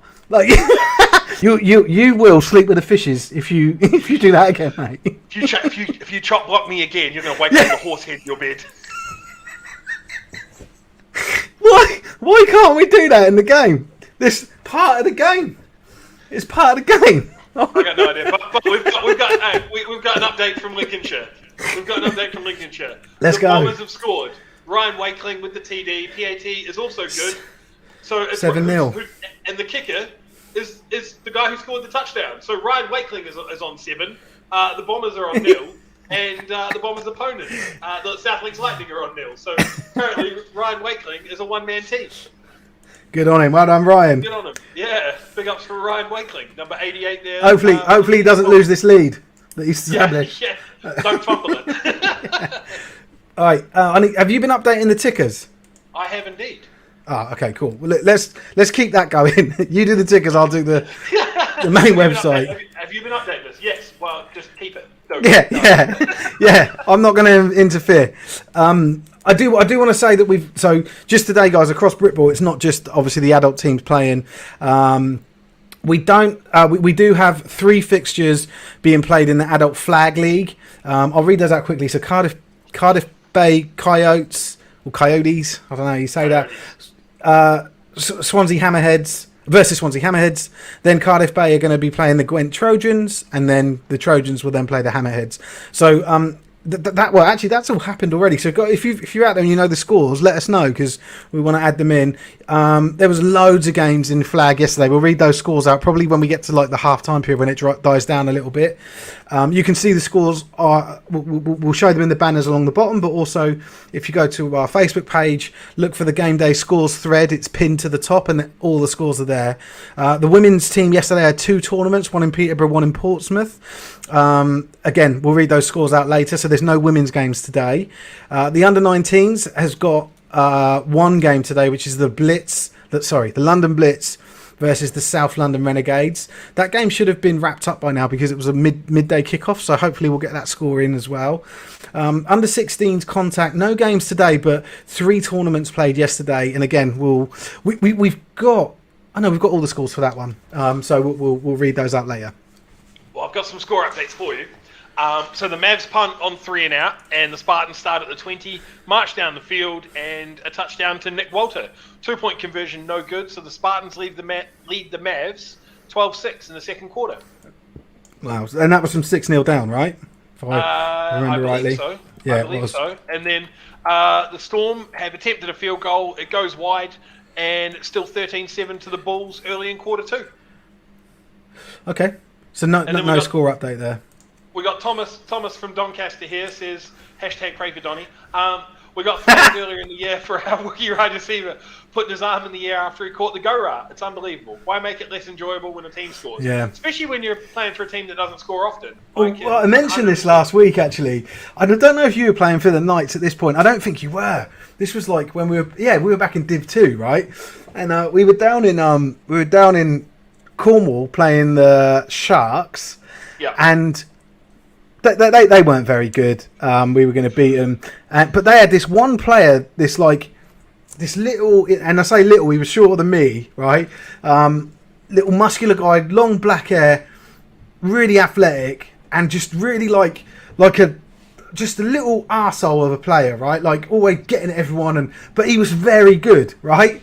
And at one point in the game, like just before half time, he busts out wide on a run, like a sweep, and he just beats everyone, right? Like, you know, people are trying to sideline pursue him, and he leaves them for dust. And he must have gone 60, 70 yards, right? And I was watching it thinking, if anyone scores, why him? You know, like, fuck, I hate him, right? And the last, 5 yards, he high steps into the end zone, and he gets called back. I hate the rule. I hate the rule. I have benefited from it, and I love telling that story. But I would much rather that was allowed and the rule wasn't there. But yeah, I have been on the beneficiary side of it. But I just think it's pathetic. Particularly when rookies like that who don't really know do stuff. They get really excited that things are happening and then get penalised. It's just a joke. I celebrated my touchdown, and I did like a little airplane thing through the end zone, and I got away with it. So yeah, I remember that. Yeah, like the slowest airplane I've ever seen. Yeah, I remember that. Yeah, it was like an AC-130 just like taking off. It would crashing actually. Yeah, but yeah. Oh no, there was no crash and burn. So we got some updates. So the game, Northants have said the game's gone quiet, and he wishes the drums on the Alpha sideline would. We know that feeling. We know the drums. Who said that? The Northants social media. Northants. They wish. Nice. Yeah. I guess Matt Marriott's now playing for the Alphas if the drums are there. Like that's the drum line. It's the Marriott drum line. But no, the Alphas punt is still to come. The Bombers, their Twitter guy says he needs to sit down because it's just punt after punt after punt. And the Wyverns have scored, so it's now 36-0. And he's, the Bombers Twitter guys just said, that's half-time, so they're half-time now. I'm going to see if someone is doing a Mackey's run. I'll see you all in 15 minutes. Food depending. Well, because last time he missed the kickoff for the second half of the Alphas game because he missed. Didn't he miss a score? I actually think he missed the score. He legitimately missed the score. I don't know who he is, but I love the Bombers. He's quality. Yeah, I like it, and the Cheaters social media guy today has been brilliant as well. Like leading up to the game, he was like teasing the Saints, saying like, "Oh, we're gonna have to pull out," just winding them up. And the guy was like, "Are you serious?" And he's like, "Nah, just joking." I quite like that. No, we don't need to pull out. We're gonna batter you. Like, yeah, exactly. It's just funny, man. I quite like that. I quite enjoyed that. Just making light of the situation. One thing we haven't spoke about yet that I want to get into, and I want to sort of hear your monologue on it actually more than anything. The Sussex Thunder announcement. Nobody wants to hear that. Oh, okay. So and this isn't official yet, but we've got pretty good, paraphernalia about it, where you've got the head coach saying we're going to withdraw from the league, but they haven't posted. Well, to my knowledge, haven't posted about it yet officially. So I've had at least one person from the Thunder team message me in the last 24 hours and say that they're folding as well. Okay. And so I got this message. When I got this message yesterday, I was actually on a Teams call with guys who are all affiliated with Britball from around the country. One of them's a Vikings player, another one is a Southeast Squadron coaching staff member. What was this call about? Oh, it was just me, Murat, and a few other guys who were doing our draft. Right, okay, fantasy football. Fantasy football rookie draft, yeah. But we're all spread across the country. We're all affiliated with different teams. Yeah. From the Vikings, guy from the Southeast Squadron, a couple of guys who've been linked to both the Blitz and the O's. So we're all very tapped in. And I got this message, and I mentioned it on the call, and straight away we were all just like, "What is going on?" Like, just what an absolute joke. So I obviously, when we posted about them folding the first game. Against the Knights that they dropped out about 3 weeks ago, and I jumped onto the Gridiron Hub page and I commented as myself, and just said I was like that they needed to do this. I essentially just said stuff that I'd said on stream, that your house is on fire right now, and there's no way you're putting it out with a garden hose. Like, you need to let that burn to the ground, start again. And hang on, stop. I don't know what you're pointing at. Look at the chat, look at the comments. The last ones I just did. What, I didn't put the score. Sorry, Lancashire Wolverines have got 16. So the scoring went. The scoring went because Soph Day's been updating us, and I've only just picked him up. I can't believe I left the bloody score out. 8-0. It was 8-0 to Lancashire. Then it went 16-0 to Lancashire, and then 16-7, 16-14. So they've led for the whole game so far. It's in quarter 2, and I didn't put the score. We've seen this story though, where small team gets out ahead of big team, and this happened with the Titans when they played the Caesars. Yeah. The Caesars took an early lead. I feel like the Titans are a little bit of a slow starting team. To be honest with you. I think they are against lower level teams because they blood their rookies they go into their depth chart. True. So that's what I think happens. True. Yeah. Okay. I forgot about the. And I don't know that. That's like speculation on my part. Speculation. But they're an honest enough team, man. Like. Yeah, they're very, very deep, and we've heard from multiple players that link to the Titans that their third, fourth, and fifth stringers definitely get a fair run in these. Yeah, and score points. Yeah. So. Yeah. But yeah. Sorry, mate. I didn't mean to cut you off there, but that one just amazed me. So with the Thunder, like, your house is on fire. You're not putting it out with a garden hose. Let it burn to the ground. Just you are done for this year. Like, it's enough of the politics. Enough of the we've been sabotaged from the start, and everybody's been out to get up. Where have you heard that? I've not heard that. No. So this is speculation on my part, right? But this is something that people will come out and say. Like, when shit goes wrong, everybody looks for an excuse. It is a classic Britball trait, right? Yeah. And the thing is that we have consistently been provided updates from sort of inside. I know, yeah. Both of us. Well, probably more you than me, but yeah, I know people. You know people from that area. Yeah. So we've things that they probably wanted to keep in house have not been kept in house. Yeah. And immediately, like, their dirty laundry is getting aired for the whole of Britball. And I mean, it's our fault, and I'm not sorry for it. Because your in-house is a shambles. Like, your clubhouse is a shambles. Start again. Like, throw it away this year. Like, it's already a screwed up season as it is, like, for everybody. But this is just, like, for you guys, this is worst case scenario. Like, they literally came on the live stream with you early in the year and were like, ain't no. Yeah, no. I mean, that was ballsy, but at the same time, and my reaction to that was it's great to hear a head coach say that and people back it. Like, I love it. Look, that's what you want, right?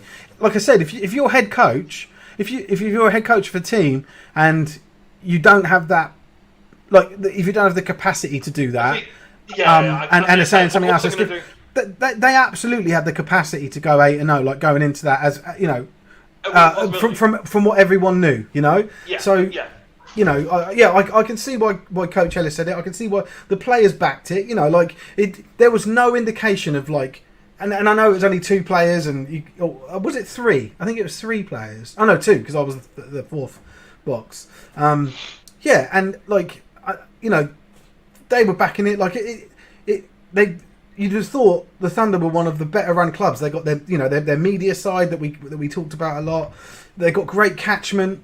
They don't have a youth and a junior team, but they pull from local youth, junior, and I don't know about their university connections, but like, B team. Yeah, just started up a B team. It looked like they're a solid club.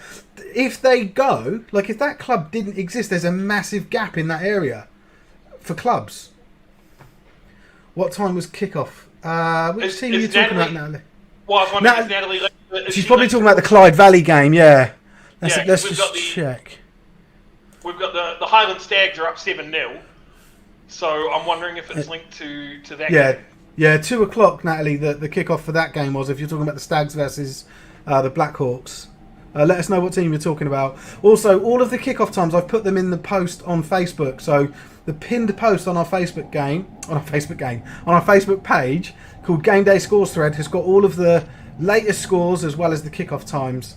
They are running on I am cycling through the tickers, so they are running along there as well. If we've got updates from it, it will say when that update is for. So I try to put like a Q1 or anything like that. Apart from in this one here with the Highland Stags, where we see it going across right now, I haven't changed that to Q1. But yeah, that was a 1400 kickoff was the update on that. But yeah, it's just a joke, to be honest with you, mate. Like, they everything has gone wrong, but the way that they've handled it has not gone well either. But what's gone wrong? What has gone wrong? So I know some consequences. I know that Dave Gibbs when he was a coach there, he's now coaching QBs we talked about this on stream the other week, to the Thrashers as a QB coach. So obviously we know that Ollie De Ruyter is now a QB they transferred. They also lost, I believe it was a DB coach. So there was a fight at training. There was a fight at training. Was there? So a player was kicked off the team, and a coach either left or was kicked off as a result of.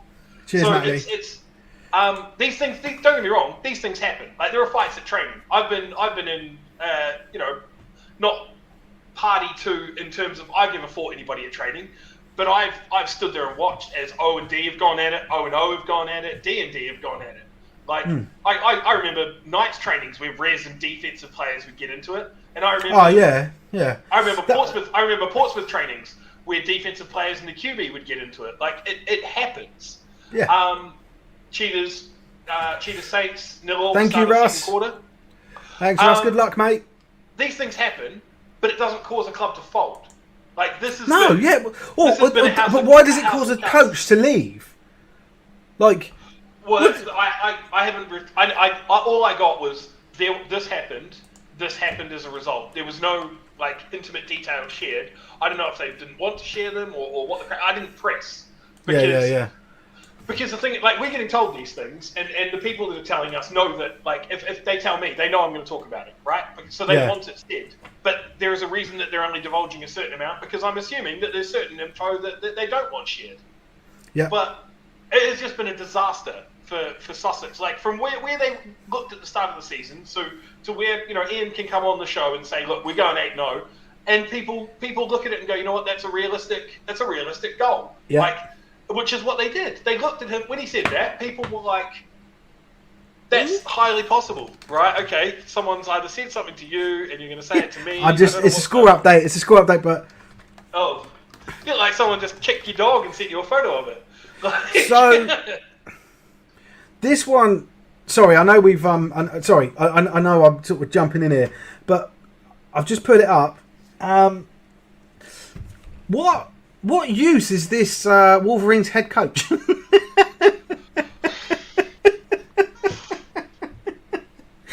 So those of you that don't know this, the Wolverines head coach is suspended for this game. He's not allowed on the site of the what do they call it? The game site or whatever. The game site. He's been banned from the game site. Yeah, because after the game last week, or the last game they played, he abused an official after the game.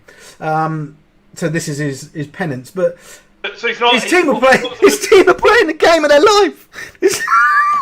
What was the wording? He's not allowed to be present in any capacity. In any capacity, yeah. And Oz like tried to push that by saying, "Well, what if we have a picture of him?"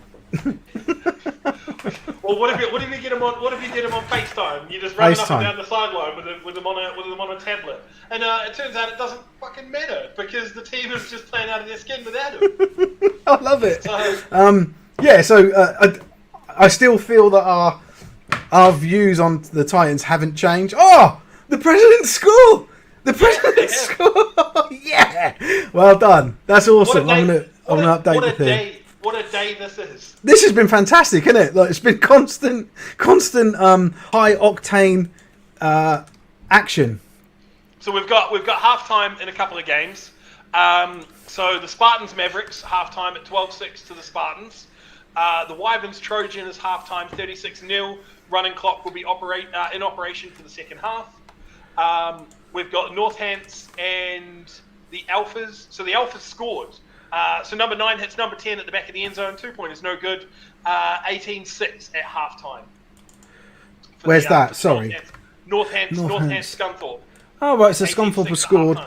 Yeah. Okay, let me just put that in. It's halftime. So it's as we look, we've got a couple others. So Birmingham, so Flagfest 2021. Storm then run in from short yardage to tie the game. Extra point no good. So the Storm. No way. Really surprised. Extra point is good. So the Storm edge ahead 13-14. I thought they were set 13-7 down. Okay, whatever. No, the Storm were 13-7 down, and now they've scored and kicked the extra point. Oh, so sorry, they're 1 point ahead, right? They're 1 point ahead. Yeah. Okay, yeah. I don't know why I didn't understand that the first time you said it. Neither do I. No. Did you say the Wyverns? I know. I don't know. Maybe I was just listening to my own thing. Did you say the Wyverns is 36? Yeah, but and then you said second half is running clock. Now, I don't know if you know this, but this year they've said the running clock can start at any time. So that's the refs not enforcing the rule. Normally, the running clock doesn't start until second half, but this year they said it can start whenever. So that's Baffa have messed up there, and they should hopefully in their next Bafra newsflash, I'm expecting to see an apology. I am expecting to see the official from the game suspended and not at any game in any capacity. Yeah.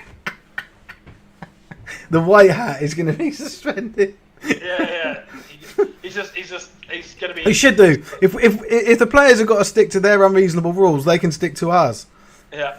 So Russ has said that he's going to try and it's very hard to coach in a. Yeah, no. Don't really worry, Russ. That, Russ. Yeah, man. Like, just update when you can, if you can. There's no. Get some points on the board. Your game's more important than our live stream. Says who? Well, to him. I mean, in his realm. In my realm, this is more important than his game. Yeah, 100%. I don't give a shit about the cheaters. No, that's. Yeah. There's still. Is that still Div 1 final? Div 1 final. No, hangover.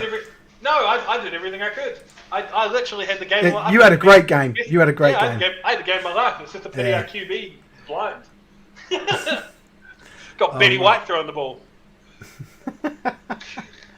Right, the comeback is on. Let's go. Oh, let's goal pass. Let's goal pass. Goal pass. Yeah. Goddamn hashtags. Well, you don't know. You capitalize the letter of each new word. So let's goal pass. Capital L, capital G, capital. No. Right, let me just check. L, capital G, capital A. I don't know if we got this one. The Kings. So Dunfermline. Yeah, we haven't got this. Dunfermline Kings. 9-6 up at half time. So I'm going to put that as a chat. I'm going to put that as a comment in the chat so people can see it, because otherwise they just hear what we're saying. Of course. I have got that running across the ticker as well, and I'm trying to cycle through the two of them as quickly as well as possible. 9, 6. Oh, someone just put it in. Go away, Tim. Go away, Tim. I'm not even going to bother showing yours because Tim beat you to it. Yeah, no, Tim done me. Yeah. Good on him. Right, so that's 9-6. Tim's just getting copy and pasted by some wanker called Gridiron Hub on YouTube. Right. Right. Okay. If we, I'm just going to do a quick rundown of the scores that we've got. Mm-hmm. So we've got from the Mercia division played yesterday. Phoenix beat the Falcons 29-19. Saltire, we've got two updates. We've got halftime. The Kings are up 9-6 over the Dumfries Hunters, and the Stags, last time we heard, were up 7-0 over the Clyde Valley Blackhawks. I believe that was quarter one. As we move to Hadrian's, we've got the Darlington Steam up 7-6 over the DC Presidents. So good to see the Presidents there getting some points on the board. And then we've got the Gateshead Senators and the Northumberland Vikings. We are still awaiting an update on that game if anybody's got one for us. If we look to Red Rose, update of the week, we've got the Lancashire Wolverines with no head coach are up 26-14 over the Manchester Titans at the moment. Probably the upset of the season as we. We're not calling time on that game yet. Like that's. No. I was going to say. Yeah. How long before the starters see the field do you think? I don't think they will. You think Manchester would rather take the loss? Oh yeah, I suppose. Maybe end of third quarter. I don't know. It just feels like. Do you know what? They may not have even dressed some of their starters. Do you know what I mean? Like, because they 80-0'd them in 81-0 in the first game. Why would you dress your starters? Like, so maybe that's what it is. They're all just like going home now and getting changed. Because what do you like from the perspective? If you're Manchester head coach, right? Do like, let's say you have played your third stringers and second stringers, and you're now down 26-14 at halftime. Yeah. What are you doing?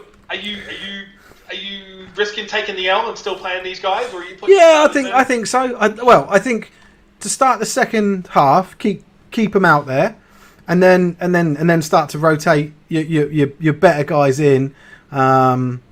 If they're not getting the result, like give them a couple of drives, offensive and defensive, and then just see what happens. Like that. That's what I think could happen. But then you never know, right? Like you don't know how this team is reacting to being down to a team that they absolutely embarrassed on the first game, right? So I do have a score update for the Romans versus the Miners. I'm just about to pop it in. I can see Tim posting a load of score updates. Thanks, Tim. So I'm a little. Oh Jesus! Right. Okay. So I want to work my way down these a little bit. I am unsure how Tim's got 10 because the update that we got from Northant's official Twitter was 18-6.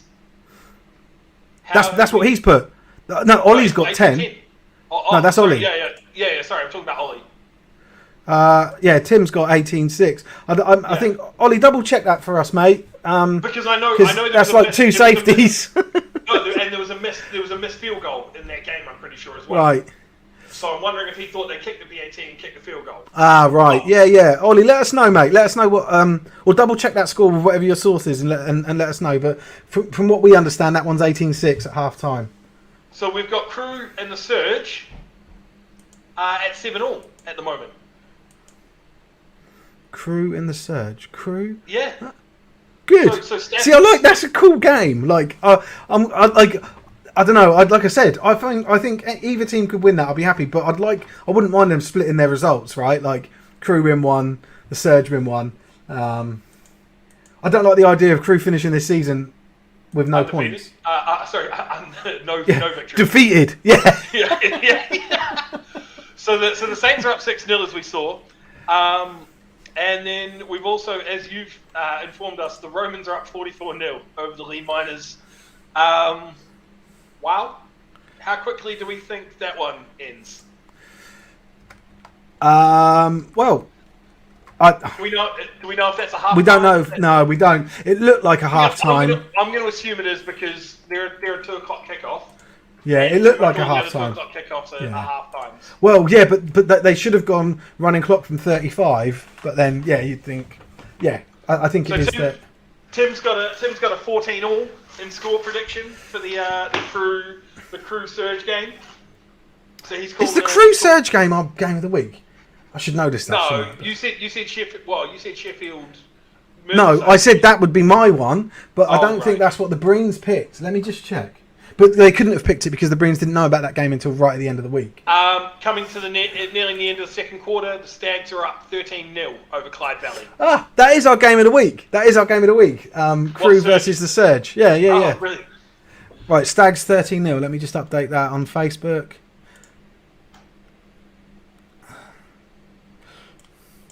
God, Clyde Valley just aren't scoring. This is their second game. They've only scored 2 points. I was going to say, didn't they get a safety in their other game? Yeah, but the safety is a defense. Not even. Yeah, it's a defensive or a special teams. Score, isn't it? It's not an offensive score. Yeah. Yeah, the offense haven't scored a safety ever. It's not good. I'm surprised.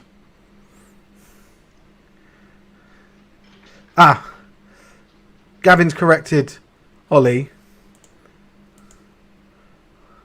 You deleted the ticker. Okay, I'll put it on. Thanks for calling me out. Which one did you delete? The second one? The top one. Okay, mate, I'll just add it in. Don't worry. Easy stuff. I was in the process of clicking edit and it just deleted. I was like, wait. I was like, why does it not say, do you want to bin this? Right, let me, anybody watching would have heard me go, and then you did. You went, and then straight away. Right, let me add those in, mate. They may not be the latest. Well, they're my latest scores. I don't know if there's anything new to them. Right, that back. Let me put it at the top. There we go, mate. We've Do you want to? Right, shall I read out these other scores and you can go surfing around for stuff? I just want to read out like flag and everything, like I said I would. Yeah. So, here we go. This is going to knacker me. Corona Steve. I can't. For those of you that sort of, I think most people know now, but I'm recovering from COVID pneumonia, and I would come off my steroids last week, and like not Friday gone, the Friday before, and this last week has just been a nightmare. Yesterday, I got 2 little boys, and I was throwing them along the floor in my kitchen. I was getting them to lie on their back, lift their legs up, and cross their arms, and just like pushing them along the floor, and they loved it. I did 3 each. One of them's 1, the other one's 3 years old, so they're not like big. Pushed them along the floor. They loved it. 3 times each. I genuinely, if you'd have seen me after that, you'd have thought I'd just run a 200 meters. Like I was pouring with sweat, like it went over my eyebrow and over my eye, and I was like, so yeah, I'm suffering badly, and I need to sort of I'd slowly sort of build up my my tolerance and increase my fatigue. But talking can stitch me up, so sometimes I have to take really deep breaths. Anyway, so let's go. Adult flag. These are the games from yesterday for the adult flag. Now I don't have scores for every game. It's quite difficult to find some of the scores actually, just because they there is a League Republic site, but it wasn't updated, and then a lot of these flag teams don't update their social media. So I looked on Twitter's, Instagrams, Facebooks, and just didn't get stuff. So anyway, there was the Highland North Conference, and I don't have a single score for any of those games, and there was a lot of teams playing. So I'm not going to read out loads of no scores or the fixtures, but I will read out the ones we've got scores for. So Southeast Conference, or the SEC, there was a game between the Buckinghamshire Wolves and the Cowan, I think it's Cowan or Cowan, I don't know how to pronounce it, Cougars. We don't have a score for that one, but we've got scores for the rest of them. So the Northants Titans Blue 20, London Smoke 35, the Baker Street Button Hookers against the Coventry Cougars was awarded a 1-0 walkover to the Cougars because the Button Hookers didn't turn up. Oh no. Well, that one's really weird because so when I was looking into flag, the Button Hookers were like this supreme team that had no website, no social media. You can't get hold of them, but they've got these unbelievable players playing for them, and they win everything. They just turn up and kick the shit out of people. Yeah, and really weird, really strange. So they had a lot of ex semi-pro players playing for them, semi-pro kid and flag players. They're awesome, but yeah, just no social media or website or anything. I wonder if they've now hit their demise. They can't they've won the championship or whatever, and then decided we're done. Anyway, Buckinghamshire Wolves 14, Bedfordshire Blackhawks 27, Bedfordshire Blackhawks 45, Berkshire Renegades 19. The Northants Phantoms pulled out of that tournament, so there was a lot of games that were I assume are going to be walkovers, but we don't have the answer for that yet. Then in Wales, there's loads of games here. Gwent Gators Blue 39, Cardiff Bay Coyotes 7. The Gwent Gators Blue 44, Cardiff Hurricanes second team 13. Then you've got the Gwent Gators Orange 24 and the Swansea Hammerheads 45. Gwent Gators Orange 26, and then the Gwent Trojans 45. Cardiff Hurricanes second team 19. The Cardiff Hurricanes first team 70. So their first team played their second team, trounced them 70 to 19. I don't know why they would agree to that fixture, but anyway, Gwent Gators Blue 41, Gwent Gators Orange 7. So again, the two teams from the same club. Cardiff Hurricanes second team 16, Gwent Gators Orange 44, Cardiff Hurricanes 53, and the Gwent Gators Blue 13.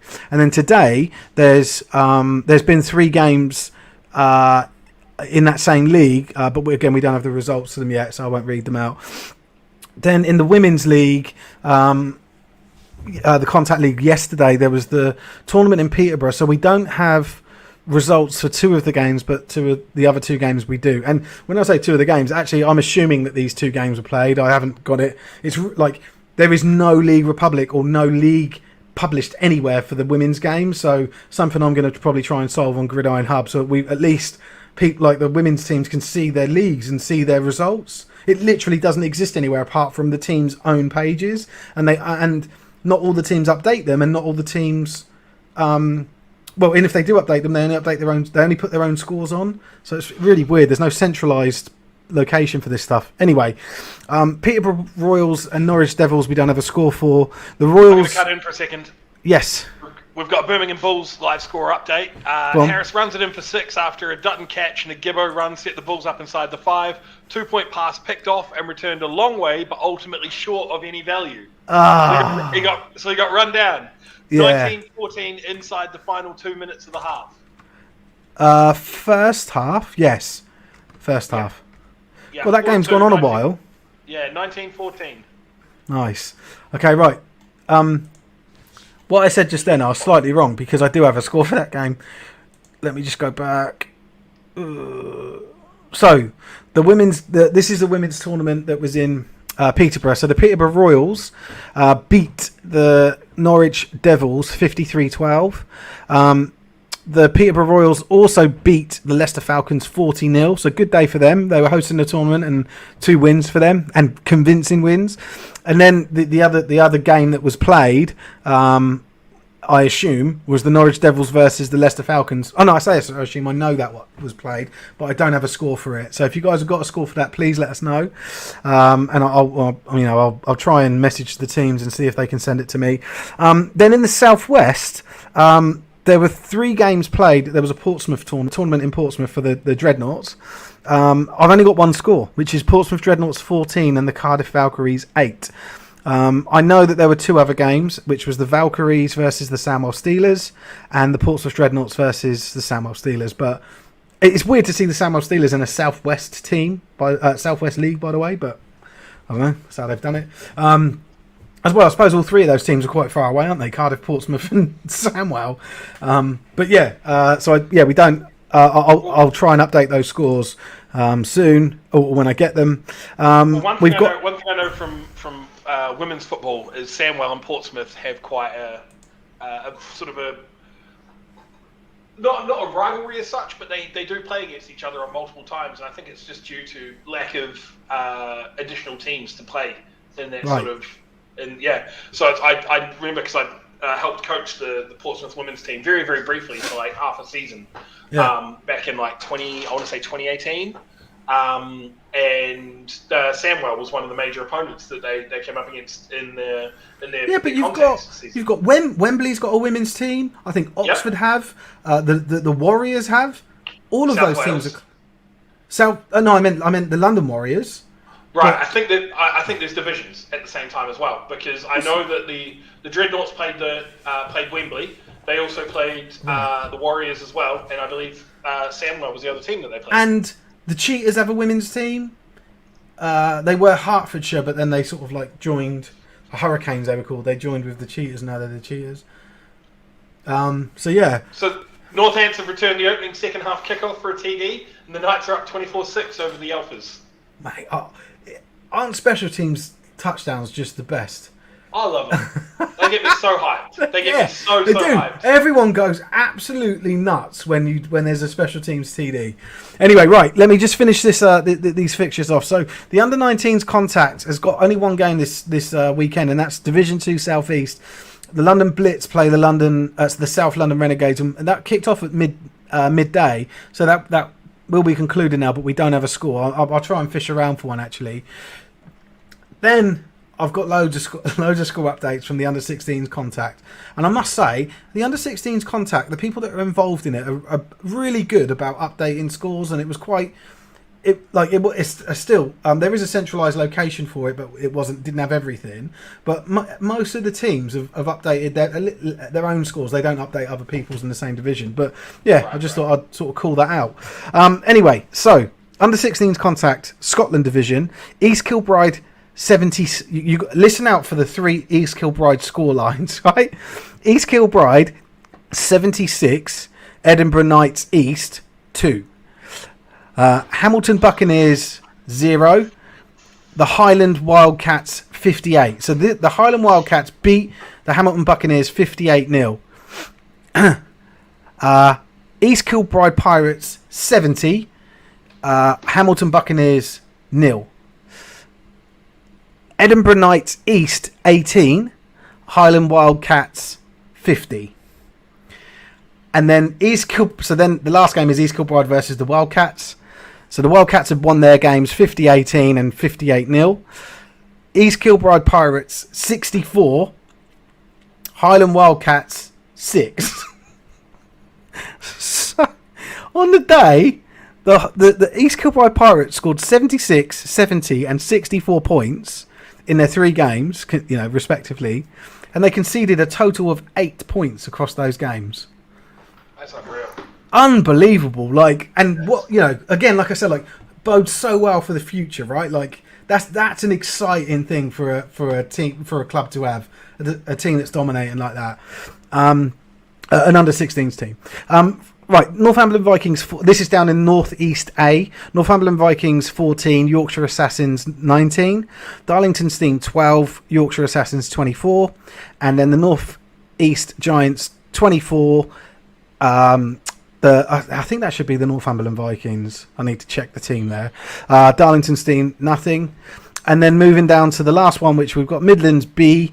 Bedfordshire Blackhawks 18, Northants Knights 18, Rugby Rhinos 12, Leicester Falcons 6, Northants Knights 6, Leicester Falcons 0, and then there were 2 games that were cancelled.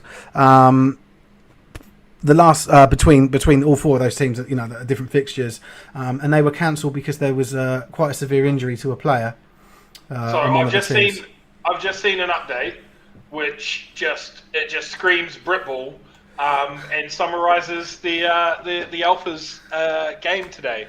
So the Northants Knights come out and said, not sure. So that obviously they scored, as we saw from the they returned the kick for the touchdown. Not sure what quite happened on the extra point attempt. Muffed kick.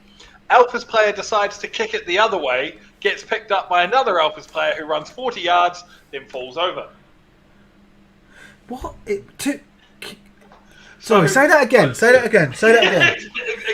So the exact wording, not quite sure what happened on the extra point attempt.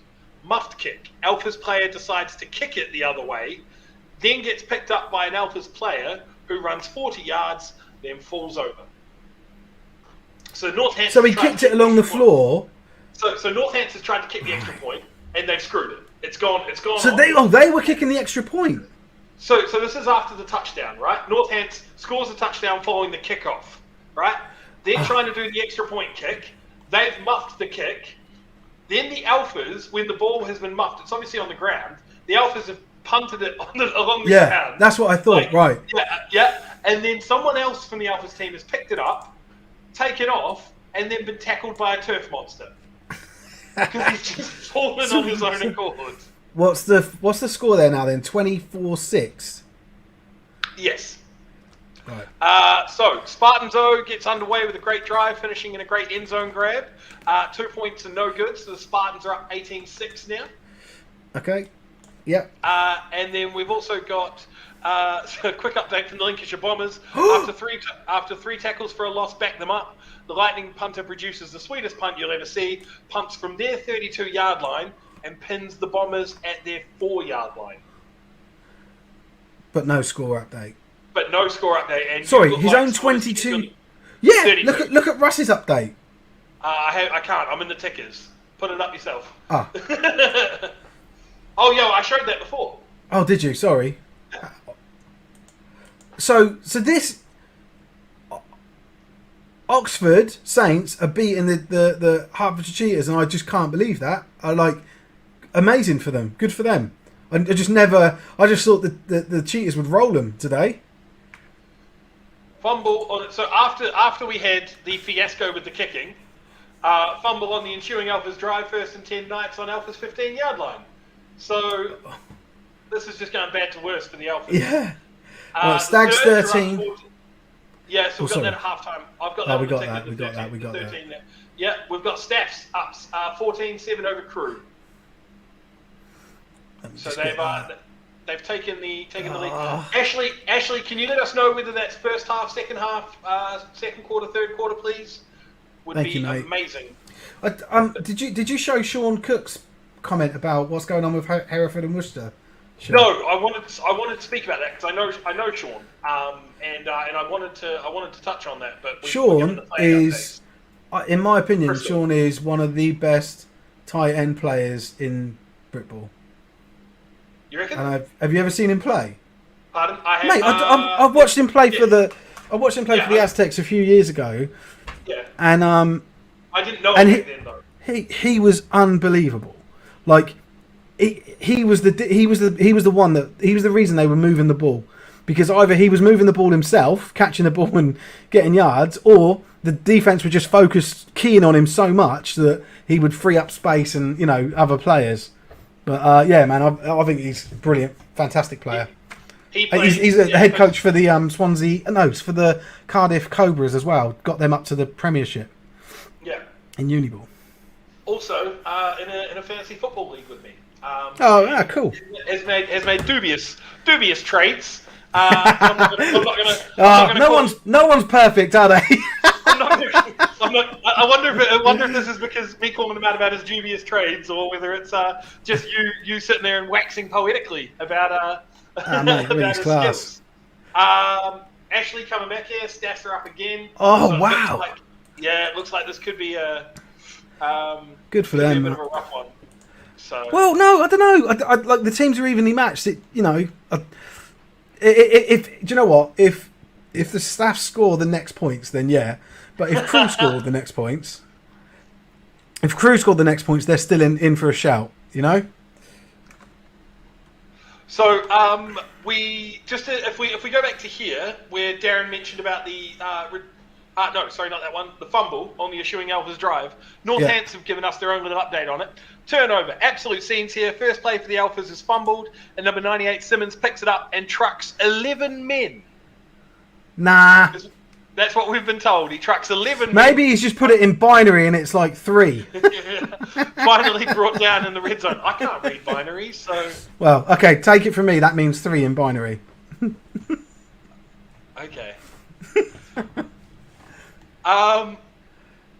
Right, so I can't share pictures because I don't know how. I'm stupid. Just share at the bottom. Right, okay, because I've just got the right. I'm just going to bring this up because right. So if we just look in here, this is the man who has apparently trucked 11 men. And they've come out and they've said, to be fair, the guy has legs bigger than my future. Can't be easy to tackle. It's not his legs I'm looking at. What are those? What? That cannot hold a man. Like, look at... Let me... Oh, you need to get that down. Yeah, like... If you scroll, you'll be able to get to it. Yeah. You can. That is not a grown man's legs. Like, look at the comparison. I get there's a difference between front and back of the camera and everything like that, but my God, can we get this man a cheeseburger? I do not know who he is, but McDonald's does special deals on a Monday, through the app. I know this because I'm 295 pounds. Can we get this man a special meal, please? Jesus. And that's all. But this Simmons dude, he's a big dude. He's a beast. But with the wording trucks 11, he's trucked 11. That insinuates that you are through one. Yeah. Through the next. Yeah, trucking someone's a particular type of movement, right? Running past someone, or it's like you've embarrassed them. Do you know what I mean? And not that he hasn't got the body to be able to truck someone once he picks up some speed. Absolutely, he's a big dude. But 11, that's the whole team. Exactly. You'd have to truck every single, and you'd have to do it individually. Yeah. Do you reckon he just ran around and just? Did you ever play Jonah Loma Rugby on the PlayStation 1 No. back in the mid '90s? Oh no! As you can probably tell from the name of the game, Jonah Loma in that game was a cheat code. Right. Yeah. You could literally do is you could fend with him, and you could fend off literally any player in the game. And you got to remember, this is mid '90s, so the graphics were awful, but they were revolutionary at the time. But so the fend would literally, he'd stop and he'd go like this and put his arm out, and he would just be skating along, and you could fend off any player in the game. And it got to the point where they released what was called the Lomu team, and all it was every single player on the field, it was released as part of the game. It was an unlockable team. Every single player on the field was Jonah Lomu. So you had Jonah Lomu playing prop, playing hooker, playing lock, playing number 8. And And all you would do is you would just part it to Lomu, and then you would just run around like in circles on the field because you wouldn't bother scoring tries because you and your mates would see how many people could you fend off before you got tackled. No and that way. was and if they were like diving at your legs from behind, you could still he'd fend out front. The guy would just fall off. And that's what I'm getting images of right now. Now this would make more sense to people who grew up in New Zealand, obviously. But if anybody ever played the Joe DeLomba Rugby on PlayStation, I think the game came out here, mate. I'm pretty sure it did. Coach Scott has said that Jaden Simmons is a University of Nottingham recruit, so I imagine he's gold rather than green. I don't know, but you won't get that reference. So there's two teams there now. Gold is their first team, their Premier level team, and green is their Div 2. Or it's now called Tier 2, so they're called Premiership, Tier 1, Tier 2 for the next season in Uniball. But yeah, cheers, coach. Didn't know that. We've got an update. The Bombers South Links game is now at the end of the third quarter. And I'm starting to enjoy the Northants Knights social media guy. Because he's just come out and he said turnover on downs on the Alphas 5. That's a shame. Had my touchdown tweet queued up and everything. Quality. I'm a big fan of that. Well, I don't know if you've mentioned this, but it's half time at the Titans Wolverines. Yeah, but they're still. That game is unbelievable, isn't it? Like, I mean. Imagine you brought a mate along and you were telling him about how the game works, and that was the game you were at. Let's just go. We're just going to leave because this is turnover on down. No, he was supposed to kick it then, but he decided to not, and then he shouldn't have kicked it. And he picked it up and ran 40 yards and tripped over. He fell over. I love it. And that's just one play. I love it. Absolutely love it. It's 24-14 to the Wolverines at halftime against the Titans. That update from the Wolverines came about 15 minutes ago. I imagine they're close to restarting, and I'm just really keen to see who scores next in that game. There you go. Wow. So we had this. The Cheetahs passed TD, PAT good, 14-12, 1 minute to half. And then this on the following drive. So wow. Cheetahs have turned it right around. Do you know what? Hopefully the heads don't drop on the Saints side, because this they've obviously put in a good performance, and hopefully they keep going in this one, because there's definitely a big difference between these two sides, unless the Saints have just signed some ringers, in their off time. That's classic Britball, mate. Getting the Europeans in before the playoffs and all that.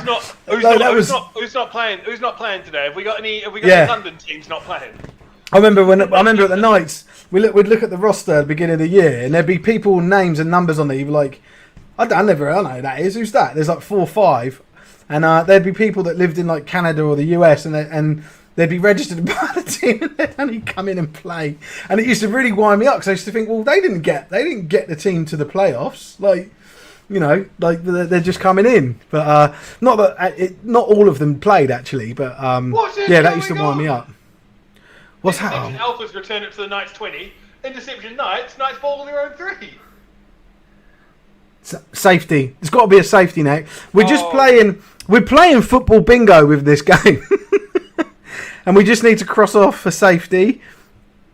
We've got muff punt. Oh, we've got muff punt. No, we've got muff 3-point. Muff kick. Muff PAT. Yeah. So we've got an update from the Wyverns game. So first score of the second half, just as quarter 3 ends, Wyverns are leading 44-0. So they are continuing to rack up the score. Right. Let me just 44-0. And they move into the fourth quarter. Oh, they're in Q4. Okay, cool. Let me. That's the end of Q3 was that score. So. Yeah, that game's really going to slow down scoring wise, because they've gone running clock. Yeah, 100%.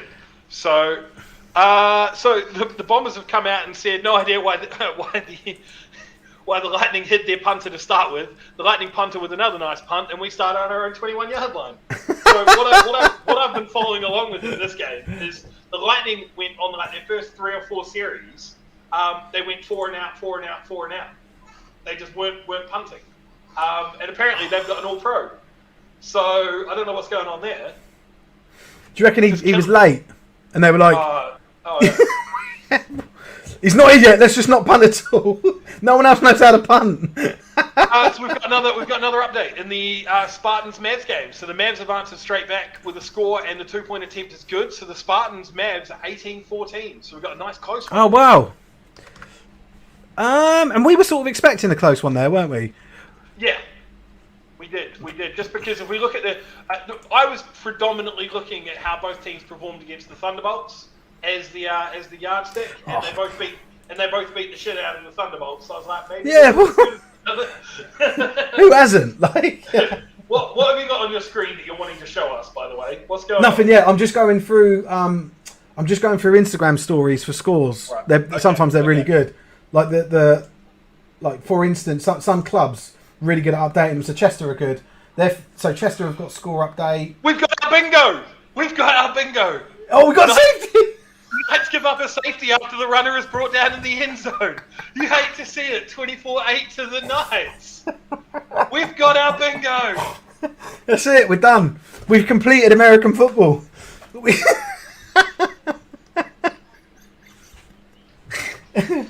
Oh my god. Right, brilliant. I'm just going to do another one that I've picked up, so I'm just going to type this in now. I'll make sure I put both scores in. We knew it was coming.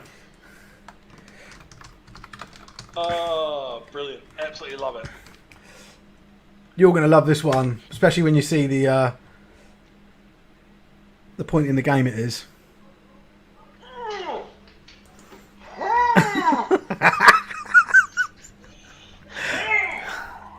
It's half time, 68-0. They must not have started the running clock, because you can't score 68 points with a running clock. With the running clocks going, yeah. Nah. Do you follow basketball at all in any way, shape, or form? No, but I know, I know of it, and I know that you get 2 points unless you outside the line. Unless you go, there's this like D, and then it's 3 points. But then, if you score from the other side of the court, it's still 3 points, which is ridiculous. So do you know? Well, you don't get. No, how is it ridiculous? If you get a 99-yard touchdown, it's the same as if you get a 1-yard touchdown. Yeah, but okay. So why is there a difference between a 2 and a 3? Why is there a 2 and a 3 a difference then? Because it's. Yeah, I can't see that. Because it's further away. Yeah. Well, why is there a difference why is there a difference between a PAT and a field goal? Well, actually, the league I played in the States, it was reversed, because it was harder to score the kick than it was to run in or score, to score a TD again. No, PAT or field goal. You get 1 point for a PAT, but you get 3 points for a field goal. Yeah. Why? Because typically, field goals are further away. Right. Okay, but why do you not get more points for a further away field goal? If you kick a field goal from 30 yards, you get 3 points. Why do you not get one? If you hit a 60-yarder, why do you not get 6 points? Hey, we're on the same page. I support that. I support that. I think I'm going to draw something up tonight. Okay. Put it in the SAFA. I'm not involved. I can recommend it. I'm pretty sure he's watching. So I don't know who you're talking about. Well, he messaged me, so you definitely do.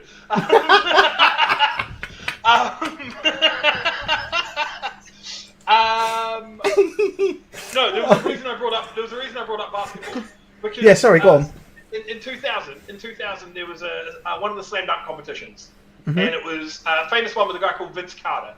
And what he did is he did what was called a honey dip, where essentially he got up so high that when he dunked the ball, he was able to put his whole arm in through the hoop, and he hung up to his elbow, which no one had ever done at that point in time. And one of the commentators, like the moment he did that, like so he fished his arm back. Did he hang off of it for a very brief second? Yeah. Okay, that's pretty cool. And then he pulled himself out, and he dropped down, and he like walked up to the camera. And he's like, "It's over. It's over. Because Yeah. obviously you get points for how good your slam dunk is. And one of the announcers, a guy called Kenny the Jet Smith, it rings in my head because he's just like, "Let's go home! Let's go home! It's over!" Yeah, we're done, yeah. When I look at the scoreline, that's all I can fucking think. Yeah. It's over. Wait, let's so go home. Are we? Let's put it to the people watching. Answers in the in the comments. Do Chester break the 100-point mark in this game? I'm asking you as well. I was actually. No, because obviously for them to get to 68, they have not had running clock. With this halftime score, it's 32 points. What's 32 points? How many scores is that? It's 4 if you get 2-point conversions each time. Yeah. I don't think they do it. Okay. I think it sounds plausible. I think it does too, but we see it all the time. We see big halftime scores, and then we see that. Yeah, and then just like nothing in the. They get like 1 or 2 scores. But that didn't happen last week with the Romans. They carried on scoring. I wasn't here last and week. Like that's one thing we don't have, and there's something we're going to try and bring in is box scores, so you can see Q1, Q2, Q3 for each game. So we don't have those, but last week they carried on scoring. And I don't see why they would stop doing that against the Lee Miners, unless the Miners come out second half and say, well, they don't come out second half. They come out. Hi guys, we're not going to come out. Yeah. And it says, anybody seen the Miners? And they go, yes, and the back door's just open. You see the bus driving. Just see that, yeah. Just a dust cloud from the bus burning off.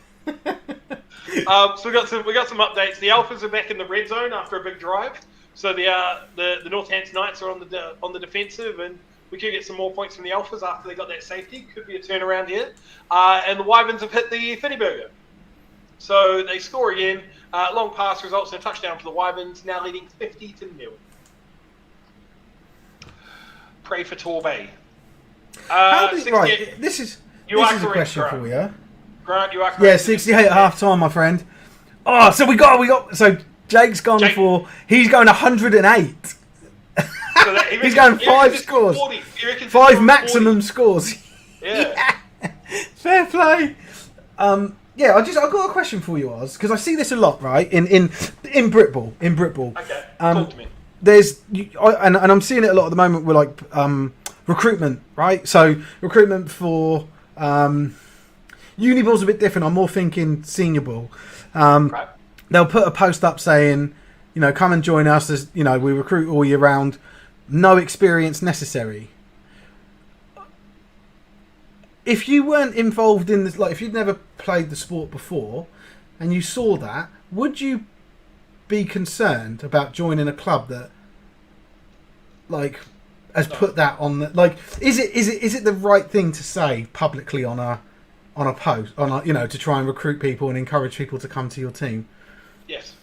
Why? So the reason I'm asking, and I don't really have too much of an opinion, but I just think that I worry that people would look at that and think, is this team any good? Okay. So as a person who obviously jumped on, how in the Britball? Sorry, yes. Exactly, Grant. I think you've answered your own question. Yeah, so I'm not looking at it. That's a good point. I'm not looking at it from an experienced player's perspective. I stepped off the plane, and one of the first things that I did when I arrived here is I went looking for a team, and what I went looking for was the closest team to me. That was what is the thing is, unless you're in an area that has multiple teams in the catchment area, I don't think it's that big of an issue, because otherwise you're looking at traveling 3 hours to each week to play. Like, I don't feel like no experience necessary is because, and then the other thing that comes with that, right? We have all played on teams that have guys on there that have no idea what they're doing. Right?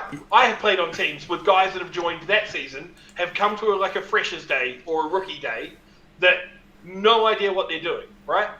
And those guys barely see the field.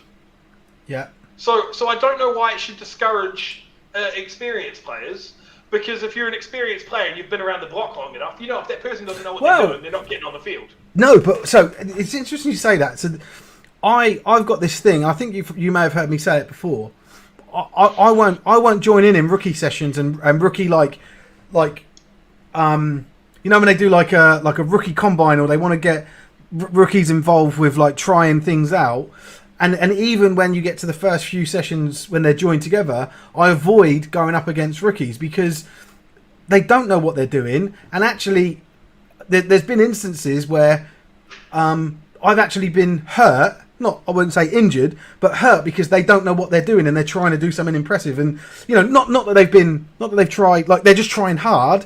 They're not trying to be mean, and they fuck something up, and then I end up getting hurt from it. So it's interesting. That happens in every sport. But I avoid it. Does it? I've had that happen in rugby, where we've had guys turn up that have never played rugby before in their life, and they go in and they try to tackle and they put their head in the wrong place, or they go into a ruck and they just throw themselves into a ruck. No idea about technique, and they're just trying to tackle the person out of the ruck. Like it's. I agree with Grant here. Active recruitment shouldn't be a blanket approach. Should be targeted. Yeah. And maybe that's the answer, Grant. Is that there's should be different approaches for the different types of players. But I agree. Like as an experienced player, would I like seeing or would I be attracted to a club that's just like no experience necessary, or does it also show confidence in the coaching in the way that people are nurtured and looked after at the club? You know, like that's the other part of it, right? For me, it depends on what sort of pitch it is. If it's the pitch for a rookie day, then I am 100% cool with it saying no experience necessary. Yeah. Because that's how I found the Knights. Is I found a post on. Well, I didn't find it. A mate of mine found it, and he shared it with me. And he was like, oh, in case you're looking for a team over here, these guys are a 20-minute bus ride away. Because I was living in Guildford at the time, and obviously that's right. I remember. Training in Farnham. So he was like 20-minute bus ride. And he sent me like the social media post where the rookie day, and I was like, right, well, I don't need. I've got experience. I've played overseas. I've played in New Zealand. I've played in Hawaii. Like I don't need to go to a rookie day, but I do at the same time because one, I know nothing about this club. Two, I need to meet people. So I am more than happy with a rookie day poster saying no experience necessary, because the thing is, you're not always going to be able to compete with, especially if you're in an area where there are multiple teams. You need to find an edge. And if you're looking only for experienced players and you're not the best team, you're going to be alienating new blood. Yeah. But we've got some updates. I'm just posting one. So we've got halftime. Oh, okay. So, wow. Really, really surprised. Is that the right way round? No. No. I mean, is that? No, is that, it's not right. It's not right. I've done it wrong. Right. So is it supposed to be the Vikings up 22-0? Yep. Okay. Yep. I just had to double check on my right here because I've paused the story. I'm really sorry. The Vikings are winning 22-0. I'm not. And I even updated it incorrectly on the other post as well. So I just need to go and finish that. I'm not surprised. What surprises you about that? Did you think it'd be more? No, because I thought that I got it right when I didn't. Oh, so that it doesn't surprise me that it's 22-0 at half time. Okay, cool. Like, so that was why I got you to double check. This is normal. Sorry guys, I messed up. It's funny though. Right, let me just check some scores on my phone. The Spartans are at the end of the third quarter, and they are first and goal. Spartans on the 4-yard line.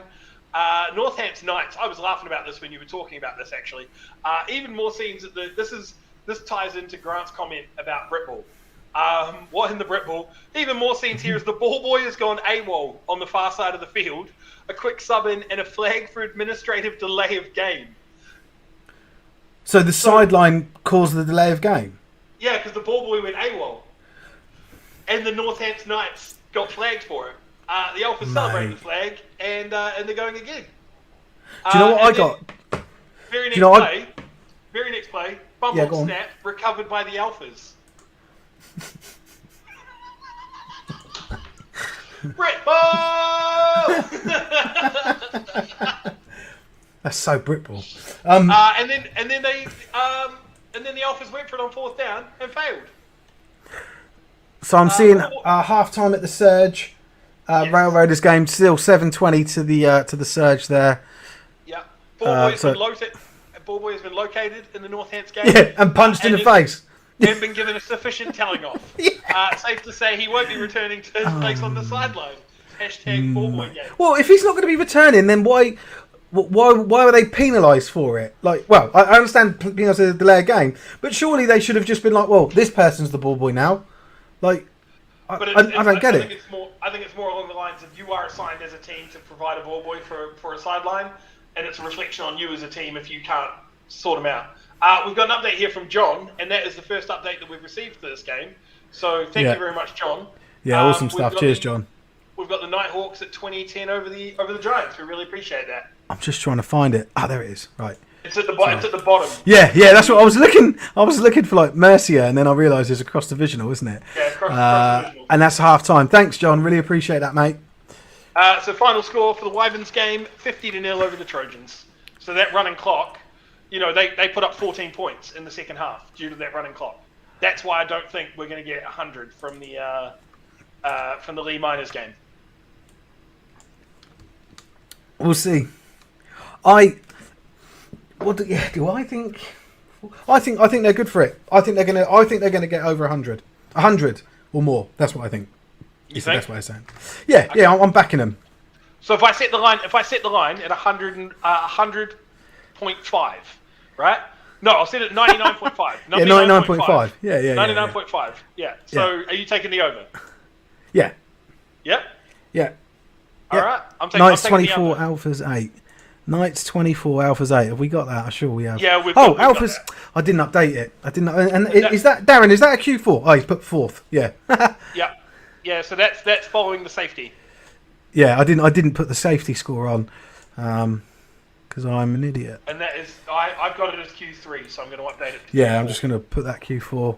Have you been toggling between the two just to show the different scores? Yeah, cool. Because as I have to update one, I have to show the other. Yeah, that's what's good about it, isn't it? Yeah, you don't have to take it down. You can just flick over to the other. I've gotten smoother. I've gotten smoother because usually I just used to take it down. I'd be like, hide, and then there'd be nothing, and I was like, brilliant. Right, the Romans have got an update. Oh! Woo! Oh, is this where you're just like, you're wrong, Oz, they're on 100. No, I'm just no. I'm going to show you. Have the miners scored? The miners have scored. Is that what you think? You're going for a minus score. You. I have no idea. I know it's good. Oh! Chris beat you to it. Oh, no, Griftifer. No, yeah, Chris. It's Chris Griffiths. Yeah. Why did he post it? He could see what I was doing. I'm going to ban him. Do you know what the worst thing is? That's actually something you'd fucking do. You're so I would. Yeah, just for like a day. Then I'd let him back in. Yeah. So pesky. Yeah, I am. Right. Yeah. Do you know what? Sometimes I do, or have done, when someone's been in like a bit of a prick and said something like ridiculous, and then it's got like 6 likes from other people that are too scared to say something, but they've backed it. Then I just ban all 7 of them. So petty. And then I'll give it a couple of weeks and I'd unban them. But yeah, I've done that before. Yeah, I can get well paid. You're so busy. Right, we've got an update here for Ethan. Thank you very much, Ethan. You are our man on the ground there. Yeah, awesome stuff. At the Stags game. Yeah, so we really appreciate that. So Chris isn't having enough. And sorry. Yeah. Yeah. Which is so true. He means admin, not hard. That's what happens when you're an admin. It's a cross-eyed bear. Didn't mean that emoji. So we've got a touchdown Spartans with the 2-point no good, and the Mavericks return the kickoff. What? Hang on. You see Jake's... No, I haven't. Give me 2 Go on, sorry. Go on, sorry. Go back to what you were saying. I need to check this. Right, so we've got 18-14. Where? Right, was the previous score. Holy shit! So the Spartans scored a touchdown, and the 2-point was no good. They then kicked off to the Mavericks, who scored a touchdown on the kickoff. Right. So it's 24-20. Yeah. because no one does PATs in this game. Oh no, actually the Mavs started, but now they've stopped. So 24-20. Okay. Do we know the quarter? No. Quarter 3, as far as I know. Cool. Oh yeah, I'll whack Q3 in. Stop beating minors. Yeah, stop beating minors. You could really do a good play on words with the minors thing, couldn't you? But so I'm gonna bring a personal story onto the stream. So one of my best friends got engaged over the last week and a half, and obviously, so stag do ideas are starting to float around, aren't they? Yeah. So a good mate of mine, John Simons, put something in one of the group chats today. And what it was a picture of. I'm just going to bring up the picture if I can find it. I'm not going to share the screen. I'm just going to explain it because I don't want people seeing my private chats. So what it is it said that the stag do have put him in an Everton shirt with Sigurdsson on the back and handcuffed him to a dwarf in a schoolgirl outfit. And then so. People started spitballing ideas that you could do, and one thing I mentioned, and it might be a little bit bad taste, because Morant's obviously based up in the northeast. I said that we could put him, and he's in Durham, but his missus is from Sunderland. We could put him in an Adam Johnson shirt and handcuff him to a 15-year-old for the stag do. Oh God! Right. And then all he commented was, he doesn't know how he's going to get into the pub handcuffed by a 15-year-old. That's where his mind went. He's like, that's completely impractical. I won't be allowed in. I can't drink. Yeah. Right. One update for you. So we starting to think that the first teamers are back in, or are in. Sorry. Second update for you. Yes, we are.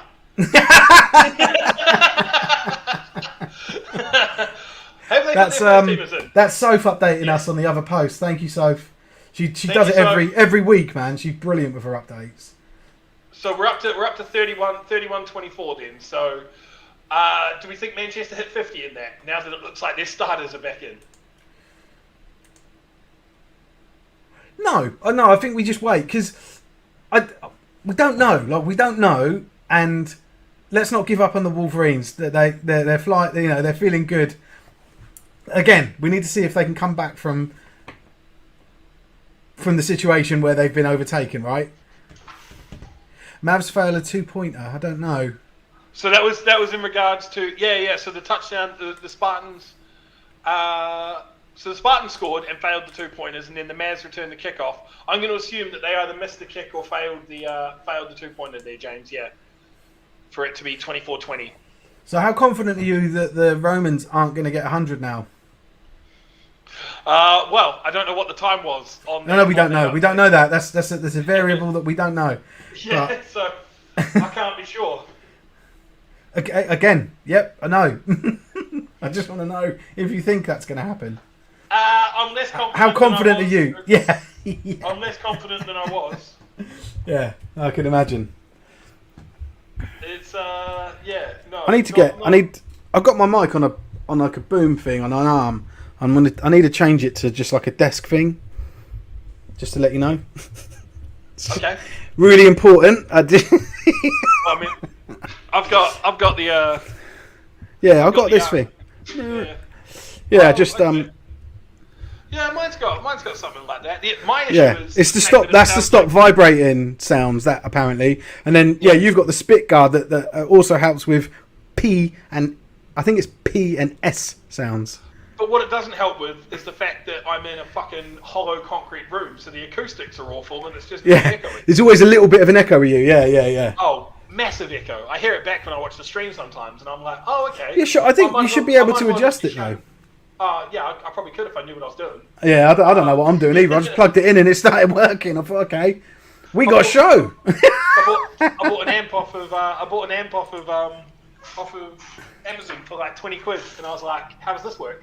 Best update all afternoon. # pray for Steve's mic boom.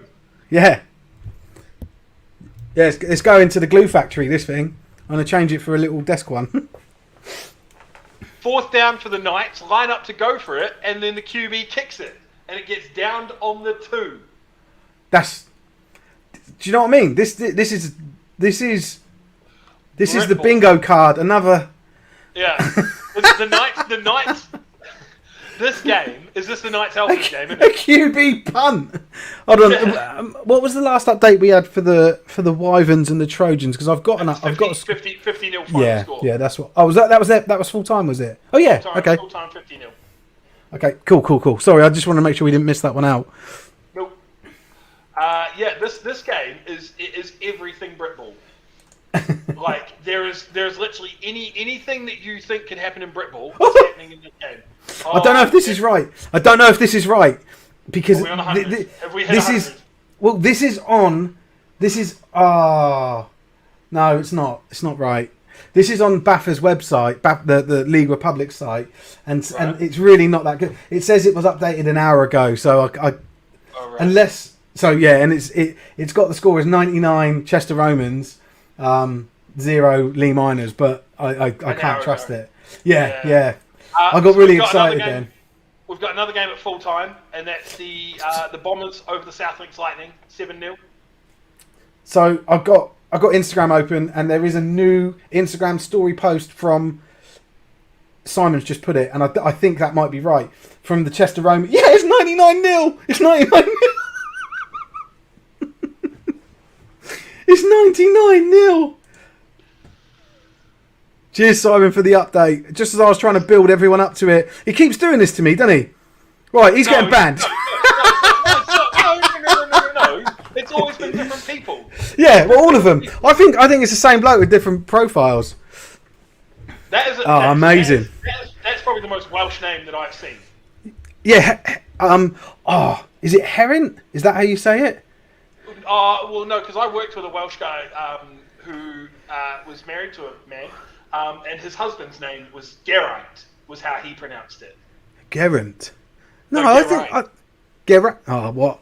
I'm gonna get when I don't know people's names at work. That is I always just go on YouTube and type it in and put like Geraint pronunciation. There we go. It's just G, is what he's saying. So it's just G Griffiths. GG. There we go. GG. The horse. And it's still a very, very Welsh name. Jake's saying the 108 is still on. I don't know if people can hear this, but it's in my ears. No, I thought that was just the feedback from mine, to be honest. They're ready? This is it. Oh, I can hear me. You just talked over it. Geraint. There you go.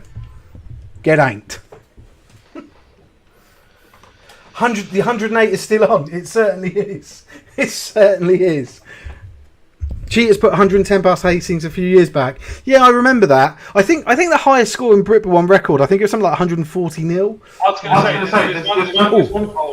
say, Sorry. I fixed it. Get rid of that. I remember one from it was like the 80s or the 90s was like 144 something. Yeah. I'm gonna have a look now. But Hastings, absolutely atrocious. I remember Hastings just get paddled by everybody under the sun, so it does not surprise me. Hastings for the pastings. Yes. Right. 110 final. That's what Luke's calling, I think. Yeah. So 11 points. Who is kicking the field goal? Most consecutive victories, most consecutive defeats. This is okay. We need to talk about what happens next week. Like, if you are Lee. So, sorry, I've got the answer to this points thing. There were two teams that scored 148 points in one game.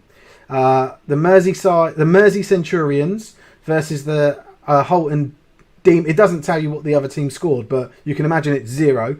The Holton Demons in 1989, and then in 1988, the East Kent Cougars did it also against Maidstone. Good to know Maidstone's been shit for 25 years. The Maidstone M20s, that's what they were called. And the another team that scored the second highest score, but the third highest team. Crew Railroaders, 139 points against the Nuneaton Norsemen. Wow, the mighty have fallen. Anyway, yeah. So Grant wants the miners' equipment for Nottingham when the miners fold and sell all their equipment. No, I don't know if you know, Grant. It needs to go on the American Football buy sell page, and you need to put it on there with a date, signed, a picture. Today's newspaper. You need today's newspaper so they know the date. Yeah, proof of ownership, because otherwise they will delete your post and you will not be allowed to proceed. And they'll report you to the police. Seeing as we're sitting here slandering people for no good reason, I don't know anyone that's been slandered. Do you want to talk about the UKFL? That's harsh. Well, so what I wanted to say or point out yesterday during the live stream, the two commentators were both from the UKFL. This was the Leicester Tamworth live stream. Yeah.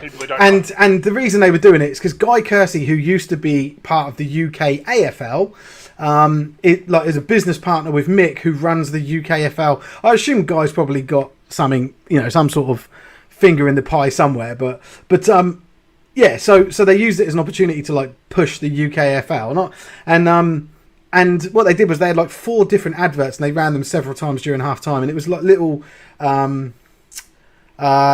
interview with Jonathan Rooney, asking him a couple of asked him a question and he was answering it, and it was good. Like it was good stuff, like good content. But my point, what I don't like about it was that there was nothing new. Like, and this is what I was saying to you before the stream. Like, all I've heard, like that stuff I saw yesterday and heard yesterday, good stuff. Like I know I thought.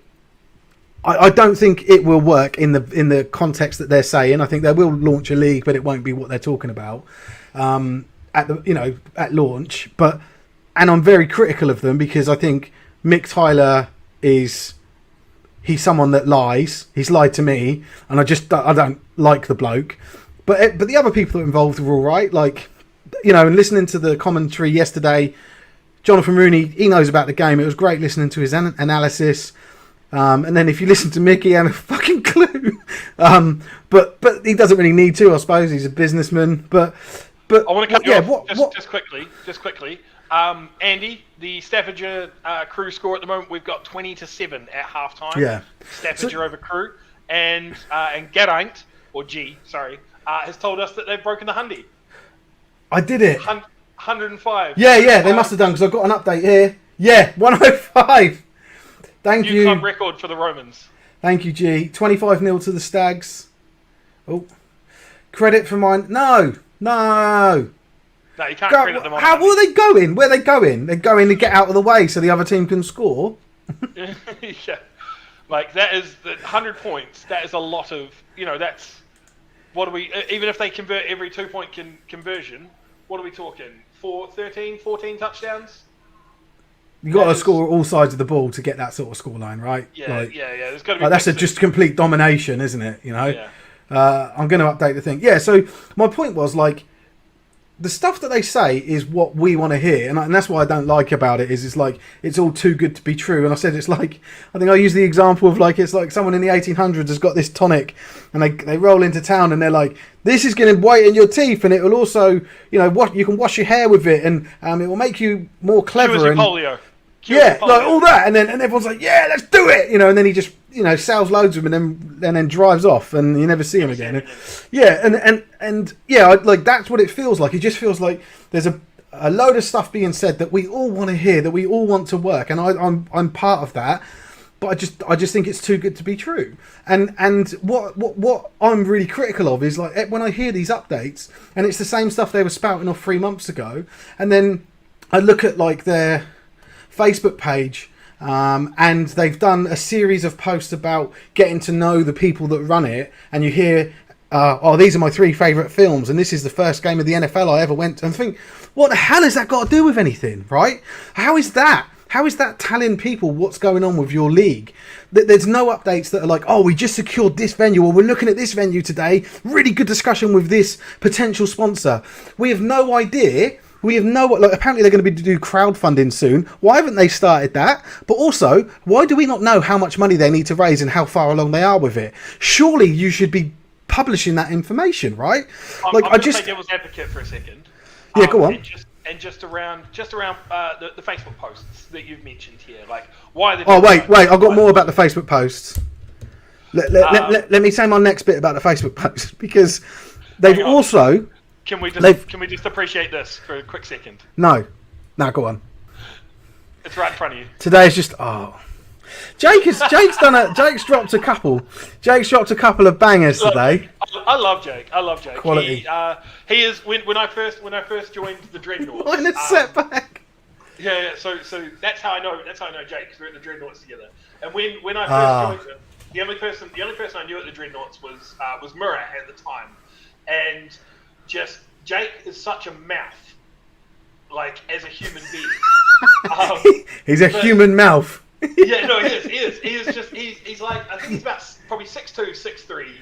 He's wiry as hell, but he's very quick, and he's just such a mouth of a human being, and so it drew me to him immediately, and he's fucking hilarious. I love him. Yeah. So we just got to get him on here. He can help present.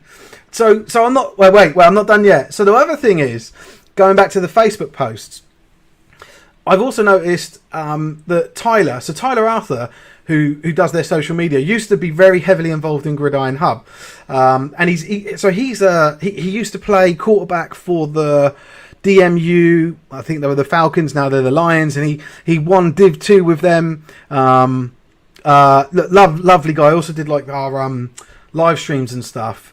So he joined the UKFL as their social media guy, and he's been putting out content around fantasy football. Like, these are good running backs, these are good and not that it's bad content, right? Like, Tyler's so good at what he does, and he, like, the content he did for us was unbelievable.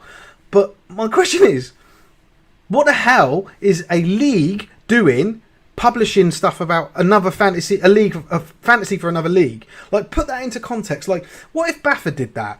Or what if the FA did it, or the RFU?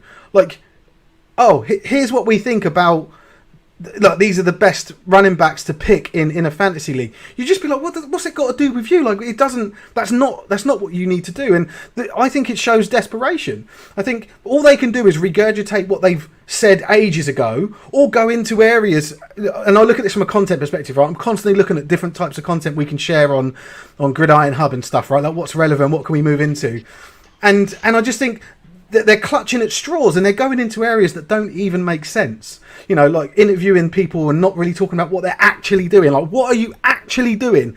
You know, it's like the same question I've got for Pete at BAFA with his 10-year plan. What are you doing about it? Like what's the progress? You know, it just doesn't happen. So yeah, that was my little rant that I wanted to sort of go on about. Was like, I want the UKFL concept idea to work. Like, I would love it. But I just think it's smoke and mirrors, you know, and it's like you've just got like this charlatan of a bloke at the top of it, and he's enamoured, you know, some very credible, good people, but not beneath him. So Tyler, Jonathan Rooney, and then he's got another group of people that he sort of buddied up with that are involved in the Vikings, and they're involved in Newcastle, and he's balled them all in. And actually, they've all got these titles, but actually no one's actually doing anything, and they don't tell anyone about anything. Like, it's just a load of shit, basically. So that's my problem with it. And until they start doing stuff that shows progress towards a league being formed, uniforms, kits, you know, anything, right?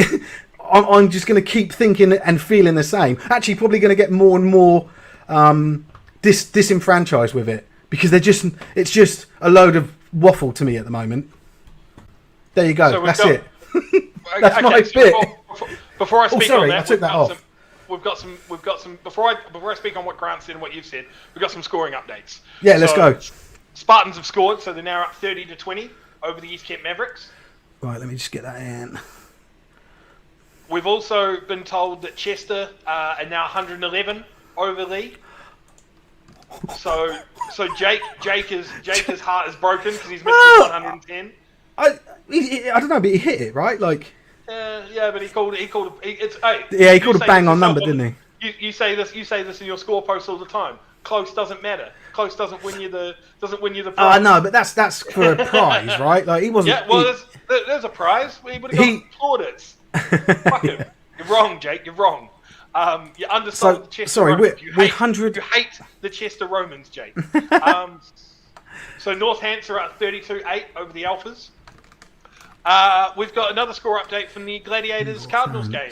In the fourth quarter, the Gladiators are now up 14-0.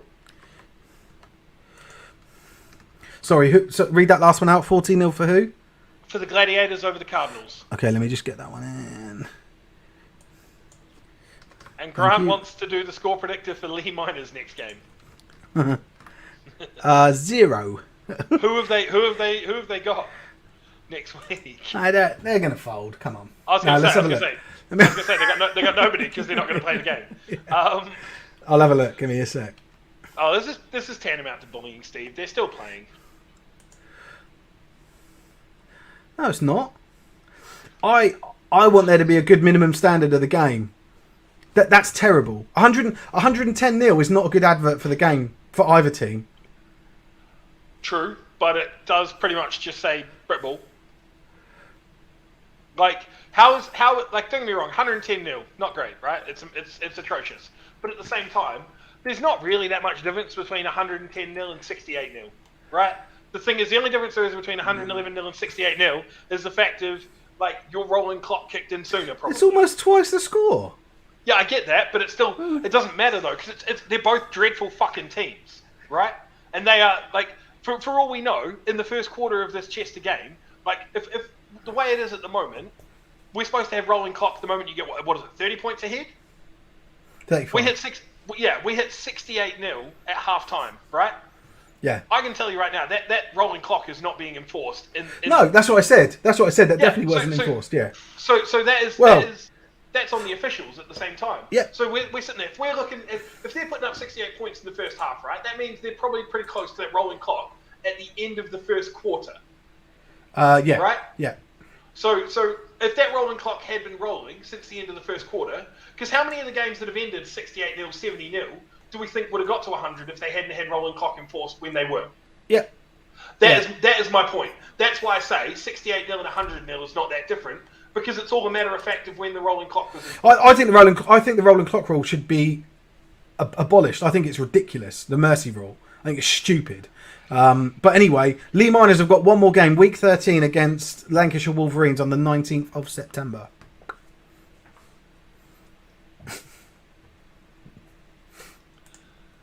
I'm not talking about the physical numbers, Jake. I'm going to ban you because I've still got admin rights. I don't know how that works. We should just ban everyone. It'd just be you and I talking. Well, sounds like what this is anyway. I never even know if anybody's watching anyway. I just get on here and rant with you. Yeah, it's good fun. The only way that I know people are actually watching is people like Jake being a dickhead. No. 100. Yeah. So this is the problem with the BAFA website. It does say 119-0, but it says 1 hour ago. So the issue that comes about from this as well is like the way that this score is popped up from 91 to 119. That is both offensive and defensive. Yeah. Yeah, that's all. Well, I'd say it's all three sides of the ball. You can't. Yeah, that's not just an offensive. They don't care. That's not just offensive scores. No one is playing anymore. Like, I don't even know if they've got 11 on the field anymore. When you're looking at that. What, the Lee Miners? Yeah, they will have. Chester's still going for 2. Yeah, they want to break records. They got what was the record? 148. 148. They won't beat that. It's a learning experience, Grant. Full-time Colchester Gladiators beat the Cardinals 14-0. Oh, okay. Well, they're going to start doing onside kicks as well. I don't know. When did Jason start coaching? I'm kidding. Jason, yeah. I know you're probably watching. I think he's watching. He is. We commented before. It's a joke. It is a joke. We talked about this. Let me just go and find a comment. I'll ban him. I'm just. It's all in jest. Like I understand why you did it. You explained yourself perfectly. But Yeah, he did, man. That was quality when he came on and did that. I loved it. I'm still going to take the opportunity to make fun because that's who I am as a person. Why don't you go and play for the Phoenix? Because I'm not good enough. 1-2-5. Come on. So Grant's not happy that Chester's still going for 2, based on the quality of Britball being Britball. Practice your field goals. Make sure you're kicking those extra points. Stop going for 2. No, he means instead of scoring a touchdown, score a field goal. Yeah. So what was that? 1-2-5 was it? Jesus Christ. Yeah. That score went up 2 in a minute. Are they recovering their own kicks now? Well, I don't know how you said it went up 2. It went from 111 to 119 to 125. So it looks like your maths is off too, Jake. Suck it. Stop. Have Chester put their coaches on to play? No, they put their coaches on the coach. There's nobody there. Chester is on the bus. At the moment, it's more just, it's just, like, this is, I don't know. I'm just checking. Poor Lee. Yeah, so Grant was, I was agreeing with Grant. He wasn't meaning field goals, he was meaning PATs instead of going for 2s. Oh, he did mean PATs. Oh, okay. Yeah, he meant that's what I inferred it to mean. So you are wrong. Oh, sorry, I was wrong for taking it at face value as he typed it. You've known him long enough. You should have known what he meant. Yeah. Final score. Final score 1-2-7. 127. Jesus. The fact that it went from 1-2-5, still going for 2. Yeah, they wanted to break a record. 1-2-7. Jesus Christ. They broke something. What? Sorry, what's the score on the Titans game? Because I haven't updated that for a while. I don't know. You had it last. It was okay. Yeah, let me check. 31-24. I'll see if Soph's actually give us any more updates. Who are the Div 2 teams that get to play Lee next year? No, it's not. Well, it is for Chester, Chris. So Chris Howard's just asked if that's a record. It is for Chester, but it's not for Britball. Back in the 80s, clubs were putting up close to 140. Well, 150, sorry, close to 150. Yeah, 148. Yeah. Who are the Div 2 teams that get to play Lee next year? None. Because I do not think they will be around next year. Oh my God. It was 39-38 to the Titans, but it's now 47-38 to the Titans. Yeah, Alistair's just... Mate, I love that the Wolverines are still in it, man. Oh, cheers, Alistair. I'm going to update that score. 47-38, so... Alistair, can you tell us what quarter it is, mate, if you know? I know it's second half. This is what happens when you ban your coach. Your team plays well. Yeah, I reckon that's a strategy a lot of clubs will start doing now. So we've got the end of... that conversation. If you could just not turn up at all, we're in for a shout here, coach. Is it raining in Manchester or something? Well, if you're sitting there saying if you can just not turn up at all, is this a conversation being held by Lee? The Romans have said. So on their Instagram, they've said. So obviously putting the score 127-8-0. Huge props to the Miners for going the distance and giving it their all. I would challenge that. Going the distance, yes. They went to the end of the game. Giving it their all. I would. Okay, the thing is, right? Giving it their all. I would love to know. I would love to know. Was there any rotation? Yeah, they just kept their starters out. You're talking about the Romans, I'm guessing. Yeah. Yeah. Looking at the way that score went up from 68-0 to 127, right? You put 59 points up in the second half on rolling clock. Yeah. If it was do you know what? It doesn't feel like it was a rolling clock. Well, that's another thing. A running clock, sorry. Oh, a rolling clock. Yeah, running clock, sorry, yeah. But Spartans is first. Spartans is full time. Oh, is it? Yeah, 30. Spartans 30 Mavericks 20. 20. Yeah, I'm just going to pull that up. So we got the Bulls. The Bulls and the Storm at the end of Q3 is 25-14 to the Bulls. Ooh. So it's I don't know. Like it's I wonder if if the Romans, if they don't get me wrong, when you're up 68-0, it's a great feeling. We pasted Hastings by God knows how much, and I've been in games where we put 50 and 60 on other teams as well. We did it to Hertfordshire when I was playing for the Knights. We did it to Cambridgeshire when I was playing for the Knights. It's a great feeling, but at the same time, it's like when you're up 70 at half, sit him 100%. Like you see it, you see it in the NFL. When teams are up by 30 in the NFL, boom, starters are out. That's the thing. I think if it does transpire that's the case and they didn't put their backups on, think about the message that sends to the backups. Like they're just they're watching this game against arguably the worst team they've ever played, and they're still not playing, and because their coach has decided, no, we're gonna get over 100 points here. Like that could fuck up their team.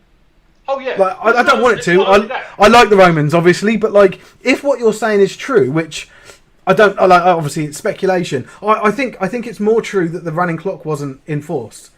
The other thing is though, the other thing that you have to think about it from that perspective as well is Leastone, Maidstone of the North minus. No, because Hastings was worse than Maidstone. So Grant can't even put up 50 points. He turned his PlayStation on and off going home. Stags are up 31-0 over Clyde Valley. Thank you, Ethan. That's what it is. There's something wrong with the Lee Miners controller. Yeah. The Bluetooth's not working. So we got the other thing you have to think about, right? When you're up 68-0, there's no reason for your starters to be in the game anymore. Right? No, that's what I mean. Like, that doesn't send a good message back. Like, I don't really care. Like, you don't really care what the other team think, right? It's actually your own team. Like, if it is the case that your starters stayed on, you're 68-0 up, and you haven't started to blood your rookies or your third, fourth, or whatever string. But we don't know. We don't know how many Romans players there were. We don't know. The Romans could have turned up with 25 players. They probably didn't. But, we don't know the circumstances that have led to this scoreline. We're just speculating, right? But not to say that you're wrong in what you're saying, but we don't know if that is applicable to their situation. But the other thing. So we've got full time there at the Northants Alphas game as well. Full time of 33-8. Cool. Thanks, Darren. The other thing that I say about that, though, is, football's a contact sport. It is. It is and freak accidents happen all the time. So you are risking, if you're not pulling your starters, you are risking injury to your starters in a game that is a dead rubber. That they don't need to play. Yeah. So you're we want to run up the score and we want to do this and we want to do that. But, you should be... You probably should have pulled your entire first team offense and defense after the first quarter, because you are so far ahead of them. There's no reason for you to run the score up the way that you did with your starting offense and defense if that's what they've done, because all you're doing is you're just putting your players at risk. It's not smart football. We've still got a few games left in the season, and where are they sitting in their division? Are they top or are they middle? I need to check. Let me have a look. Yeah, I'm just having a look now as well. I think they're either first or second. They're in the same div as Manchester. So what if your QB got injured? So they're third. They're in the same div as Manchester and Merseyside. What if your QB gets injured in this pointless game against Lee Miners, and then that is your goal? As you said, the Romans gave the Nighthawks a run for their money 2 weeks ago. What happens if you get your QB injured in this absolute dead rubber of a game, and now that's your entire season fucked, all because you wanted to run up the score? Yeah. Yeah, like I said, we don't know, but it'll be interesting to it'd be cool if their head coach come on and started telling us. But I mean, I don't know. It does raise a lot of questions when there's a score that high. How did it get that high? It just. I think that's the highest. I'd like to know that 127. That's the highest score for years. That's the highest score I've ever seen in Britball. Oh no, that's Northants. So I'm just looking at the Instagram stories. I'm hoping for a Romans one, and then an interview with their coach. They're fucking shit. and we beat the shit out of them. Yeah. I bet their head coach slept with his wife, and he was like, "Yeah, that's what you get." Fuck's sake. It's the only explanation. What is the reason for you to kick the shit out of him? Yeah. So He much? banged my wife. He banged my wife. He banged my wife. I banged his team. Yeah.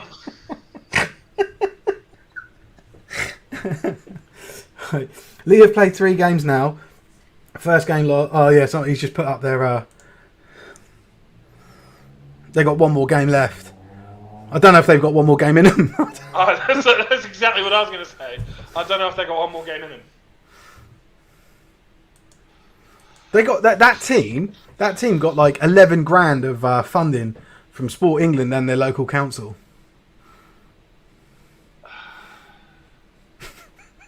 I mean, 11 grand isn't really enough to buy quality players, though. Like, No, that just proves it. So when your club are going on about funding, just go, nah. It doesn't buy you wins, mate. Ain't no shit, coach. Go out and get some sponsors. Why? Are they playing AGL? Yeah. So they were an AGL team. It's funny, right? I saw the other day, there's a team called the Pennine Panthers that were AGL. And they posted, and I saw it on Facebook for some reason. And they're still called like the Pennine Panthers 8-a-side team. And I was thinking, like them. I wonder if like behind the scenes there's still something going on where they're planning to launch a proper 8, because I think the 8-a-side thing could take off and do well. Just obviously it just needs to be run by people that won't allow 16-year-olds to train with adults and won't allow kitted people to hit unkitted people, and then they're golden. Yeah, leave it at that. Because I had in my head, I had about 3 things that I was going to say, and I was like, no. So you've worded it perfectly, and we'll leave it at that, and we'll move on. Because... Well, I'm actually going to post an update to that story soon. I just need to finish writing it. But there has been progress in it. Clyde Valley's on the board. Ah, nice. There's been progress in that from a legal perspective. Right. So, I can share a certain amount of information. I can't share everything because I can't. Essentially, there's going to be a reopening investigation, and I can't post anything that's going to jeopardise that. So, right. This has been a big talking point, right? The whole you learn from getting a hiding, and this is something that I talked about with. This was something that we talked about. It was the Crew Tamworth game was when this became a massive talking point between me, Mikey, and Craig, when Craig was on site, because I asked him when he was there. I was like, "What's your perspective? Do you feel like people are learning anything from this?" Yeah. The only thing Lee learned from this game is how to not get off the bus. He's just put to count to 125. Wasn't it 127? Yeah. I don't know. It was 120 something. What happened to the last 2 points, Jake? Obviously, you've never learned to count to 127. You should be playing for Lee. Seen this water bottle? I don't care. Fuck off. I don't care. Go on then. Clyde Valley have got the 2 points. No, I don't think they learned a single thing from this. I think that you are coming away with some of the most demoralised players that you can get in Britball after this performance, right? You've where is it? Like Alistair said, right? 3 games. You lost 86-7. You lost 76-6, and now you lost 127-0. Are you playing game 4? I'm not in League Minors. No, I don't think they should. If you're asking me, which you are, I am. If you're a League Minor player, are you playing game 4? I think the club should fold. I don't think they will, because obviously the dude that runs it is like, he used to be like one of the main people for the AGL. So like he's like a proud bloke that will try and spin this and, you know, obviously do his best to try and salvage something from his team. And you don't know how much of a backing he's got. He may have people playing for him that love him, right? Like, well, he's got 11,000 from Sport England backing. Yeah. So, yeah, like it. In terms of what have they learned? Nothing. There's no learning in this. I don't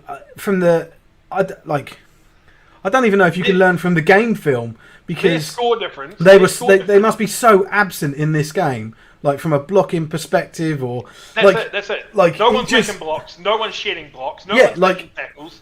So, and I mean that for the other team. Like, so even the Chester Romans, I don't think they could watch the game back and watch the plays being played and say whether that was executed well or not, because they're up against nothing, you know. So I just think the game is a joke, and Lee Miners need to fold. Yeah, you learn nothing from them. Go back, whatsoever.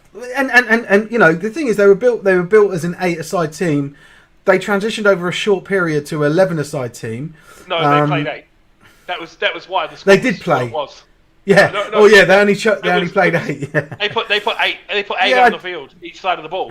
So you know you're rushing 3 against 5, and then you've got 2 corners and a safety.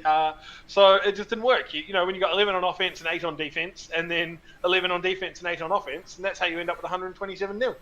Because we said before the game, like, or start of the stream, you know, Chester Romans are a Prem quality team this year. I think that's irrefutable. The points differential for the Lee Miners is 289 against and 13 for. They have given up 289 points in 3 games. That's 96 points a game. Wow. Let's break is it that. 96? No, it's not. It's less than that, but yeah, it's close. It's 96.3. I've literally got it on a fucking calculator right here. Did you?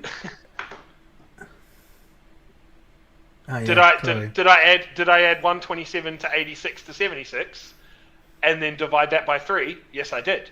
That's exactly what I did. Like it's the reason I'm leaving Jamil's comment up is we're gonna touch on that in just a second. Go on. Sorry, go back to that. Sorry, I didn't know you were leaving mine up. 96.3 points per game is what you're hemorrhaging.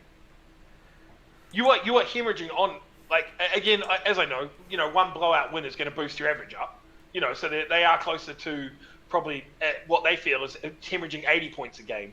But do you learn anything at all? No, not at all.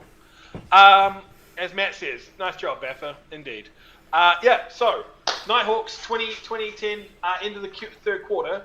So it looks like in this cross-conference game, that Nighthawks are cycling through, getting everybody reps. That's what I like to hear.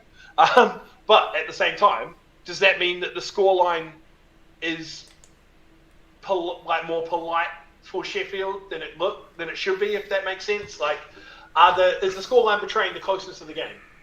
Because if the Nighthawks are shuffling through, you know, as he says here, lots of players getting reps. So are we talking second string, third team, and they're still up 10 by 10? Is there a greater difference between the Nighthawks and the Giants than we originally thought? Do we know if the Giants are doing the same? Well, that's the thing. We have no idea, because I'm assuming Jamil's mentioned these get those updates from the Nighthawks Facebook page. So we appreciate that, Jamil. Thank you very much. Yeah, I'm just looking at their Facebook page now. But it's... That's exactly what they said. Yeah, lots of players getting reps. I feel like this is kind of a memoriam service for Lee, to be honest. I feel sad. I feel bad for them going down 127-0. Let's get something more positive. Birmingham Bulls have scored. So nice. Tom Goodall with the burners, like a jet ski riding a Ferrari. 70 yards plus another 50 on the celebration. Yeah, boy, his first Bulls touchdown. Nice. Good for him. What's his name? Tom Goodall. Well done, Tom. Good for you, mate. Extra point fails, so they're up 31-14. Good all for congrats. Yeah, good all for you, Tom. Congrats there on your first Birmingham TD. Yeah, top boy. That's quality. I love hearing stuff like that. Fucking he ran 70 yards to score and then ran 50 yards to celebrate. That's. Yeah. He then probably got flagged, but who cares? Yeah. And he missed the whole next series. He missed the whole next series because he was buggered. Yeah, he couldn't go on special teams. They had 10 on the kickoff because the gunner was out. He got nothing. Right, what are we? So we're up 20 to 7 at the half. Yeah, that was the last thing that we got there, Matt. So thank you for that. What are you saying?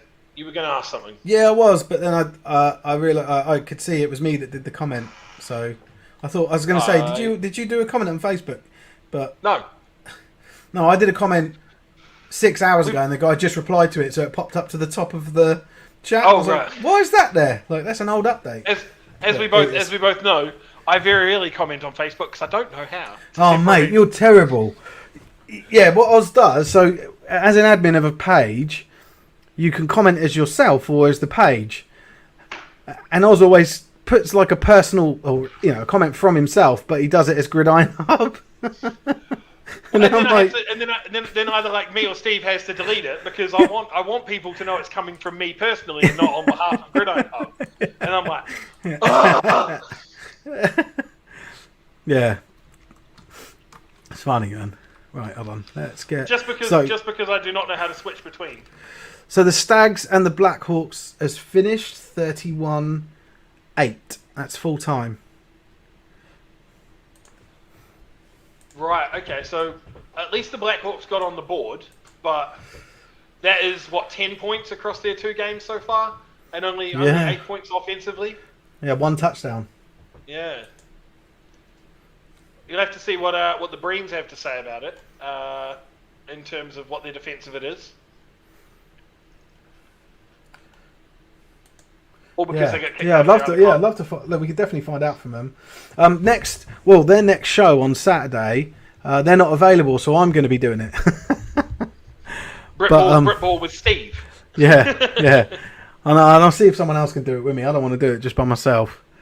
Because has anybody? Have we got any updates at all? I'm just having a look through what we have and haven't got updates from. We haven't heard anything on the Northants game. Like Sean asked about the the Source. Yeah, we ain't had an update for that for ages, mate. We got nothing, mate. Stampede versus the Black Knights. We got nothing. Yeah, because he said, "Is anything happening with it?" Oh, sorry, has it been cancelled? Yeah, we sort of skirted around it, didn't we? We didn't finish that off. OVE updates. Last time we heard was 14-0, but that was in the first half, and that was from Dave Francis. Yeah, we'll see. Ted was on last week, right? And he was talking about after game food and how he changes it if he wins or loses. And I was like, when they eventually, he's on OVE. He plays on OVE. Yeah. So yeah, he was like. Yeah, him and Mike were getting into it. I was the producer, right? I was just doing stuff in the background, but I was jumping in. And then they asked me about it. What do you eat? What do you eat after a victory? What do you eat after a loss? I was like, whatever the fuck I want. Yeah. No, I just have anything. Like, well, if I go to a services that's got KFC, I eat KFC, and it doesn't matter if I've won or lost. I don't think, I've lost, I don't deserve this. I think, give me a bucket of chicken. So I learned about this, right? So this is a Pompey thing. Oh, they're still playing. Okay, cheers, John. So this is a Pompey thing that I learned about that I didn't know. They do victory chicken, and they would go to Nando's after a win. The whole winner chicken dinner, like that's that was Russ Hewitt that started that years ago, mate. I'm not sure. I just know when I joined the team, if Russ started that. If they won, we all went to Nando's, and I didn't understand this. And they're like, yeah, we're off to Nando's, and I was like, right. And then we won like our first 2 games, and we had Nando's both weeks, and I was like, fuck me, this is going to get expensive. Then third week we lost, and then I didn't know that it was victory chicken. I just thought we went to Nando's after every game, and that's right. It's going to get fucking expensive.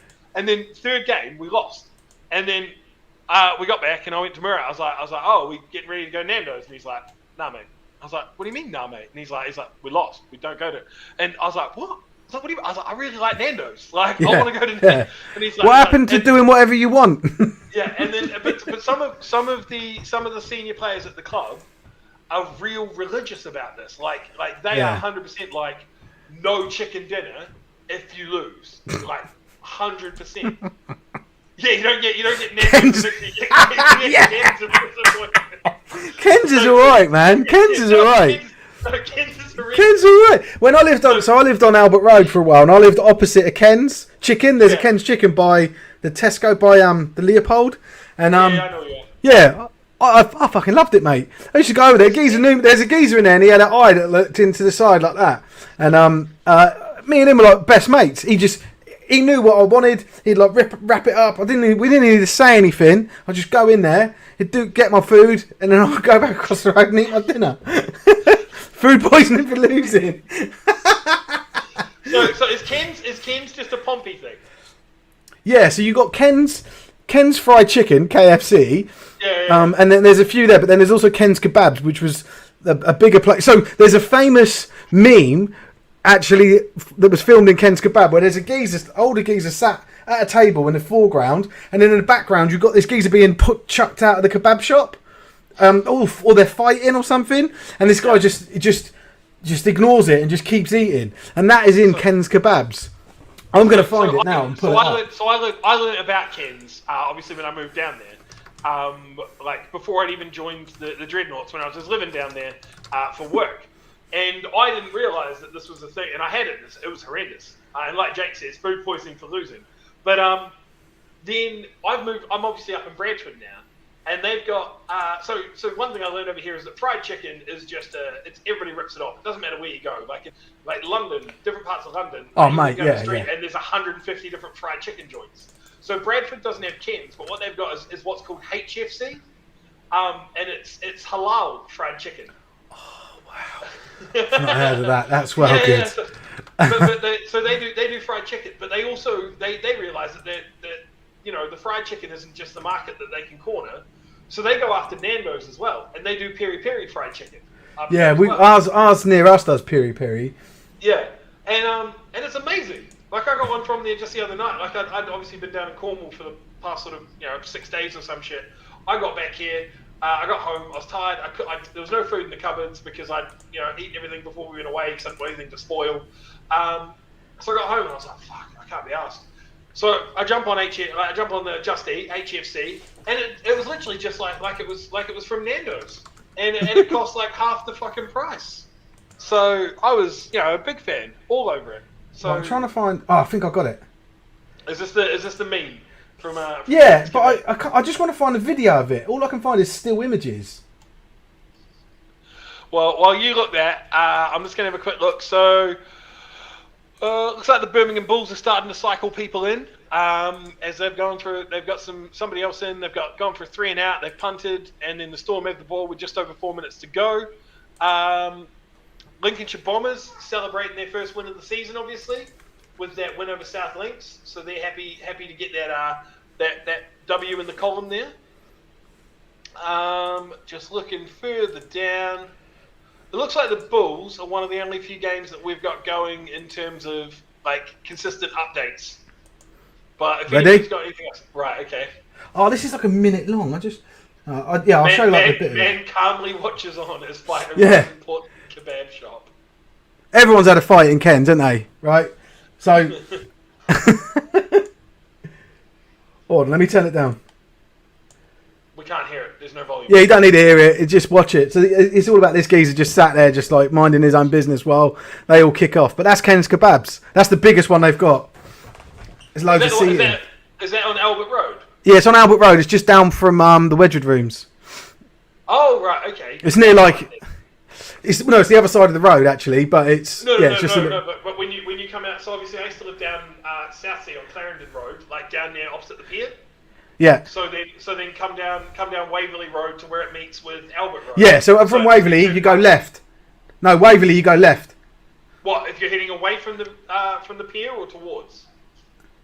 If you're going up Waverley and you come across Albert Road, and you've got that HSBC on the corner.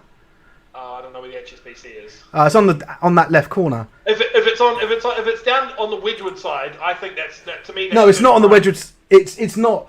It's just a little bit further down. It's actually past that junction. No, yeah, but what I mean by that is so if I'm walking towards Fratton Station essentially, then I'm turning right to go to the Wedgwood Rooms. Yes. Yes. And you turn left to go to Ken's Kebabs. Oh right, okay. So it's like the same distance, but left and on this side of the road. Yeah. There was one that was called Charcoal Grill. You'd go left. Yeah, I know the charcoal grill. Yeah. We used to go in there, and the geezer. Look, we figured out that the geezer, that if you asked for what you wanted and you just said one thing at a time, it'd do loads of it. So we were kind of like, "Can I have some chicken?" And he's like, "Yeah." Oh, can I also have some doner meat? Oh, yeah. Can I have some lettuce? And you end up with this fucking massive thing because he didn't account for the fact that you were going to ask for more. So that was why we used to always go there and just order one ingredient at a time with him. Obviously, these pissed up people behind us are going, "Oh, just ask for the whole kebab." You end up having an argument. But yeah, so, that was they used to do the charcoal grill. They used to do a mixed grill for like £9, and it literally came in this giant fucking roasting tray. And it would cost like £9, and it had everything in it. Yeah. Thomas, as we know, the Nighthawks lead the Giants 20-10, and I believe that's we've got a Vikings final score. That's either third or fourth quarter there, Thomas, for 20-10. We've got Cheetahs. So Cheetahs score 10-yard pass, and the PAT is good. So the Cheetahs are up 28-12. The Vikings have shut out the Senators. 43-0 there. Just not an unsurprising score. I think that's sort of what everyone was expecting. Their last one was like 48-6 or something. The last time. Yeah, sort of par for the course. I think that one. Yeah. All right, FT. That's the full-time score, wasn't it? Yeah. Yeah, that's full-time. So let's just have a quick look at the scores. We don't have final score. We haven't got an update on the I don't think we have. Dunfermline Kings versus the Dumfries Hunters. The last update we got was 9-6. Yeah, halftime. Yeah, halftime score. So I'm just going to have a quick look at their websites and see if their socials and see if I can find anything. And then what else is there? Lincolnshire Bombers versus the South Links Lightning. That's full time. 7-0. I said that. Oh, was it? Sorry, mate. Yeah. But the Bombers got their first win of the season with that. So yeah, got on in the dub column. So I'm happy to. I'm personally being an avid, lifelong Lincolnshire Bombers fan. Really happy to see that. It's of my passion to support the Lincolnshire Bombers. So yeah, that's why you came over here. Oh, 100%. Like when I stepped off the plane, I nearly moved to Lincolnshire based purely on the Bombers. No, you say that. I was actually looking at going to Lincoln this Christmas. Oh, I got a full-time result for that one. That worked out well. Oh, for Dunfermline? Yeah. So Dunfermline Kings 9, Dumfries Hunters 22. Final score. Oh, so they racked up 16 in the second half then? Yes, they did. Yeah, they turned it around. They went from 9-6 down to 22-9 victory. Well done there for the Hunters. Oh, come on, you bastard.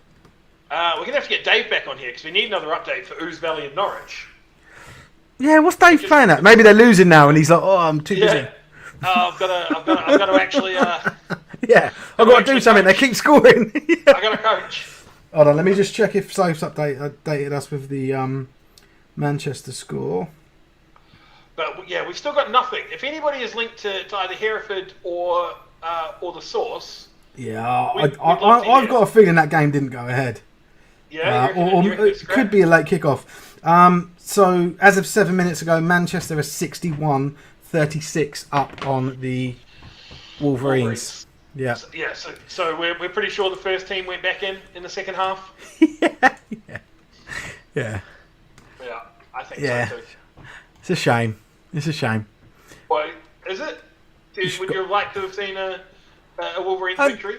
No, just a closer game. Not right. Do you know? I would have liked to have seen the Wolverines victory, but just a closer game would have been nice. I didn't really care either way who wins that one, but was it 68? Did you mention 61 to 36? Yeah. And the Railroaders surge. Did that end 7-20? I don't know if it's ended, but that's the last that I've heard. That's the last score we got. Okay. Did you say 61 to 36? 61-36 is the Titans versus the Wolverines. Yep. Yeah, cool. Just wanted to make sure. So last week I'm just going to put that in. I'm going to put that in the chat as well, so people can see it. Yeah, it makes it easier if you can do that for me, please, because I am retarded, and you keep speaking, and I keep just not listening. Exactly.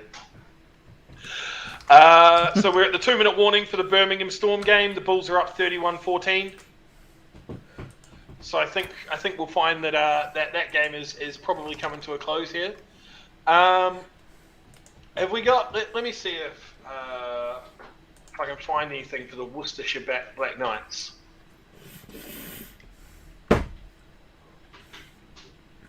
Because I want to know, like you say, if that game went ahead. I don't think it did. Or maybe it might be a late kickoff, but I don't. Well, I don't think it was supposed to be a 2:30 kickoff.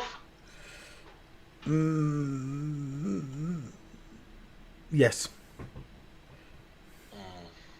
Right, I'm having a look on their Facebook page, and we've got nothing from this week at all. So the Surge are updating their socials, but they've only done one update, which is halftime. So I assume they'll do a full-time update. So I think we will get the score for that one when it comes through. Okay, sounds good. It's been a pretty eventful day, actually. We've had some enjoyable things like that. Northants bingo card was just unreal. But we've had some highs and some lows, I would say. Unfortunate on the Lee Miners front. It's I don't know. Is it? I don't know. I don't really know how to sort of talk about it. I just think it's awful. But like, how do you analyse that? Like, it's still competitive football, mate, isn't it? So, well, okay, no, it's still football, but it's not competitive football. No. So I'm not sure, but I don't know. It's left me a little bit drained. Yeah. I just like how do you come back? Oh, right. I'm going to put this in the chat because that's where you want it. Yeah, it is. No, it's the right way. It's the right way to do it. All right.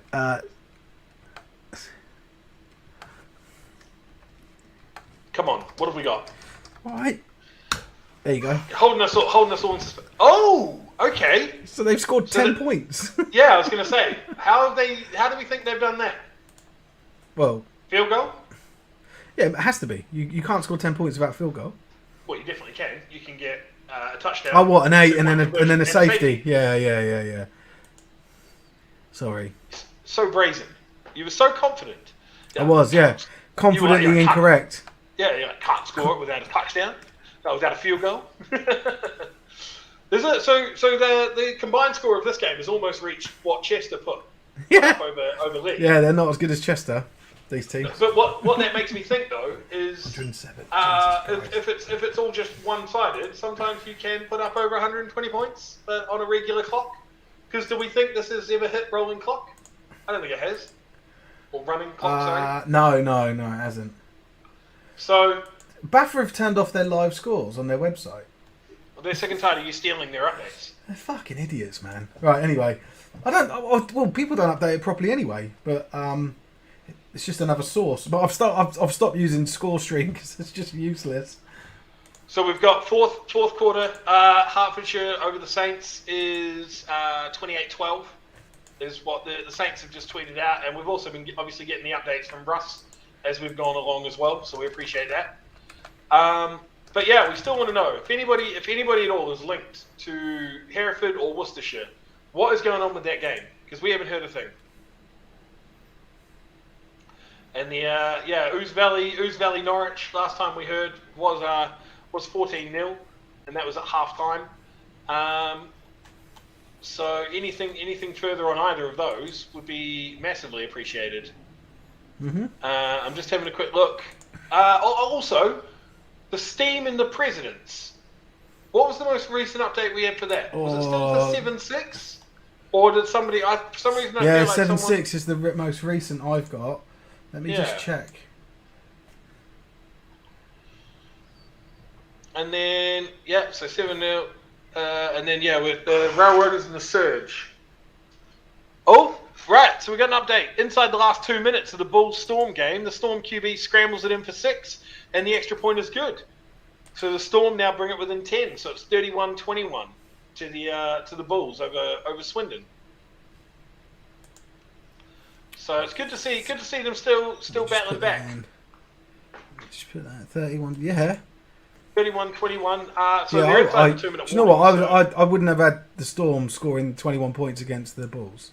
Against the Bulls? Well, I can't remember this, but did the Storm go up? They took the lead to start with, didn't they? If I remember rightly. I can't remember, mate. I think they went 6-0 up, and then Birmingham came back. Yeah, I think you're right, but I don't know. Having a look at the... Right, okay, so Hereford did put a post up 6 hours ago on their Twitter and did say, game day, join us at Ledbury Rugby Club, kickoff is at 2 o'clock. Someone's put, I believe... You would be right, Lewis. They did beat them 7-0, and it's the Bombers' first win of the season. Is that full time? Hold on, yeah, full time. Yeah, I've got that. Ooh, I'm 90% sure. 90% sure I've got that. Yeah, scrolling along in the Central East Yeah, I Division. got it. We got it. Yeah. Apparently, the Black Knights called it off. Is what Michael has just told us. Oh my God. Well, someone said that the last time these two teams played... That team is a fucking joke, the Black Knights. A joke. Like a Lee Miners joke. Can we just get them to play each other? Like the Knights... Just go. Just disappear. Go to another sport. Fucking just fuck off. Like, they're terrible, mate. They're terrible. And they're moany as well. Lots of pings. Lots of pings, yeah, of course. Prove it. Like, fucking, I want to see screenshots. Fucking winds me up. I was just fed out of them. They just don't want to play football. Like, what? Just why then? Why get involved? Just withdraw and then go and play Div 2 ball next year. And if you still can't win a game or score points, call it a day. Go, or like I say, go to flag or go to 8-a-side.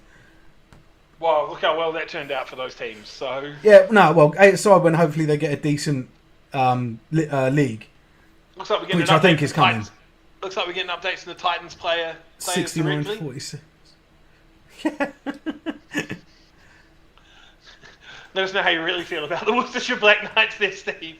Yeah, I'm just fed out of it. Just fuck off. Like, they come up with all the stupid excuses, and it really is just like, I guarantee you, if I went and met their team, it would just be there'd be like 1 or 2 athletes and decent players, and the rest of them would just be NFL fanboys that want to wear the kit, wear the equipment, and get pictures of that their mum or their girlfriend takes of them, and they put them on their profile on Facebook.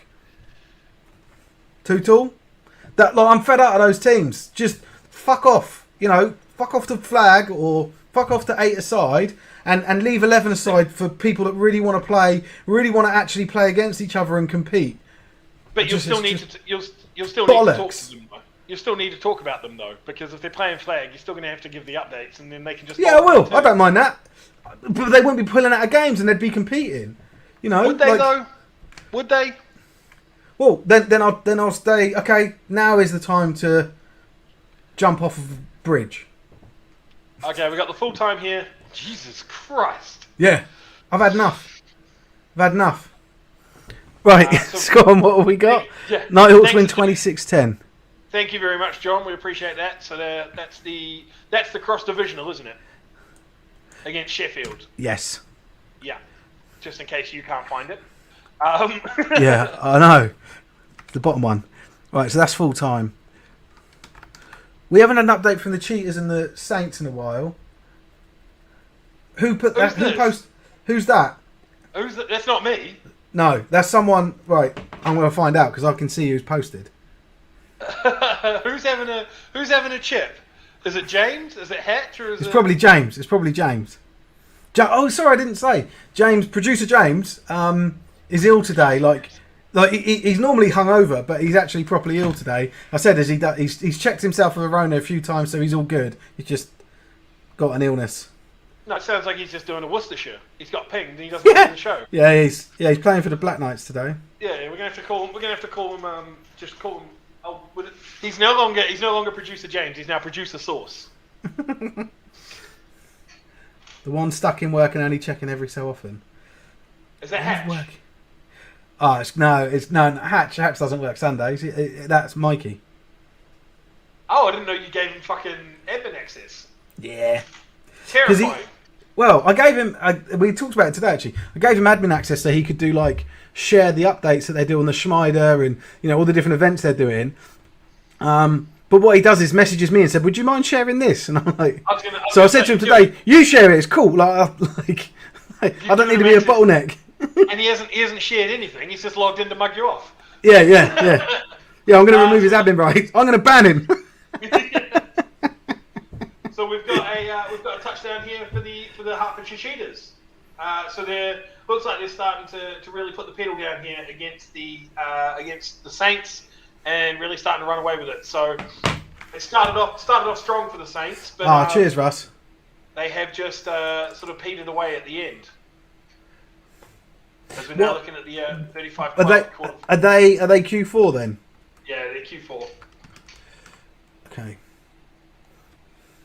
So it looks like I think Birmingham has probably gone final by the looks of it. It was inside the last 2 minutes when Swindon scored, and that was 31-21, and that was 7 minutes ago. So I think Birmingham and Swindon have gone final. I'm sure their social team for Birmingham is really good, so I'm sure. Yeah, they've been awesome.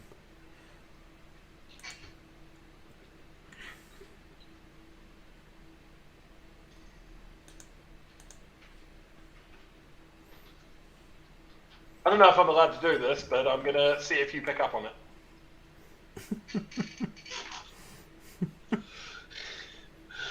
I'm just gonna leave it to go, and we'll see if you notice, or if anybody notices what they've done, or what I've done. So you probably changed. You would have put something in the ticker somewhere. That's what you've done. I was going to say you would have changed my name or your name, or you'd put something in the ticker. Like that's there you go. You've called them. What's the shit the bed? I don't think you've spelt. No, I haven't. No, you haven't. You've missed out an ER, but it's okay. Yeah. Worcestershire. Worcestershire. Worcestershire. It's okay. It's okay. I just got a message. I just got a message from someone that said, "I just came on the live stream." Huh? Please don't ban me. No, it said I just came on. I just put the live stream on to fuck the Black Knights, fuck them off to flag. Yeah. Yeah. You got problem. Maybe they can. You can go too. Yeah, maybe they can be part of this UKFL. Maybe that's the answer here. They can all go to that league and just stay away from people that want to do things. Yeah. Full time, 31-8 to the Stags. In the. I think we had that already. Thank you very much, Douglas. Did we? Yeah, because we had. Oh yeah, we did. Sorry, we did have that. We had Ethan giving us the updates right through the game. So right, I'm just going to have a look. To Ethan, but also to Douglas. Congratulations. He's obviously a Stags player himself, so they've come on and jumped in and made sure that we've got that update there. So thanks very much and well done. Right, I'm just going to check some of these others. I'm going to try and dive a little bit deeper to see if I can get some of these scores. Jake said that the Black Knights and the Miners can't play each other because the game will be cancelled. Oh, that was the one. That was one of the games I was looking for. Oh no, we got that. We already got that. Come on. Russ is just telling us there's 5 minutes left. So obviously Russ is calling plays and then getting his phone out, checking the stream. Are they talking about me? Yeah. Here's my comment on screen. He knows what's important. Yeah, 100%. Right, let me see if I've got. Who am I looking for? DC Presidents and Darlington Steam. Right, let's have a little look.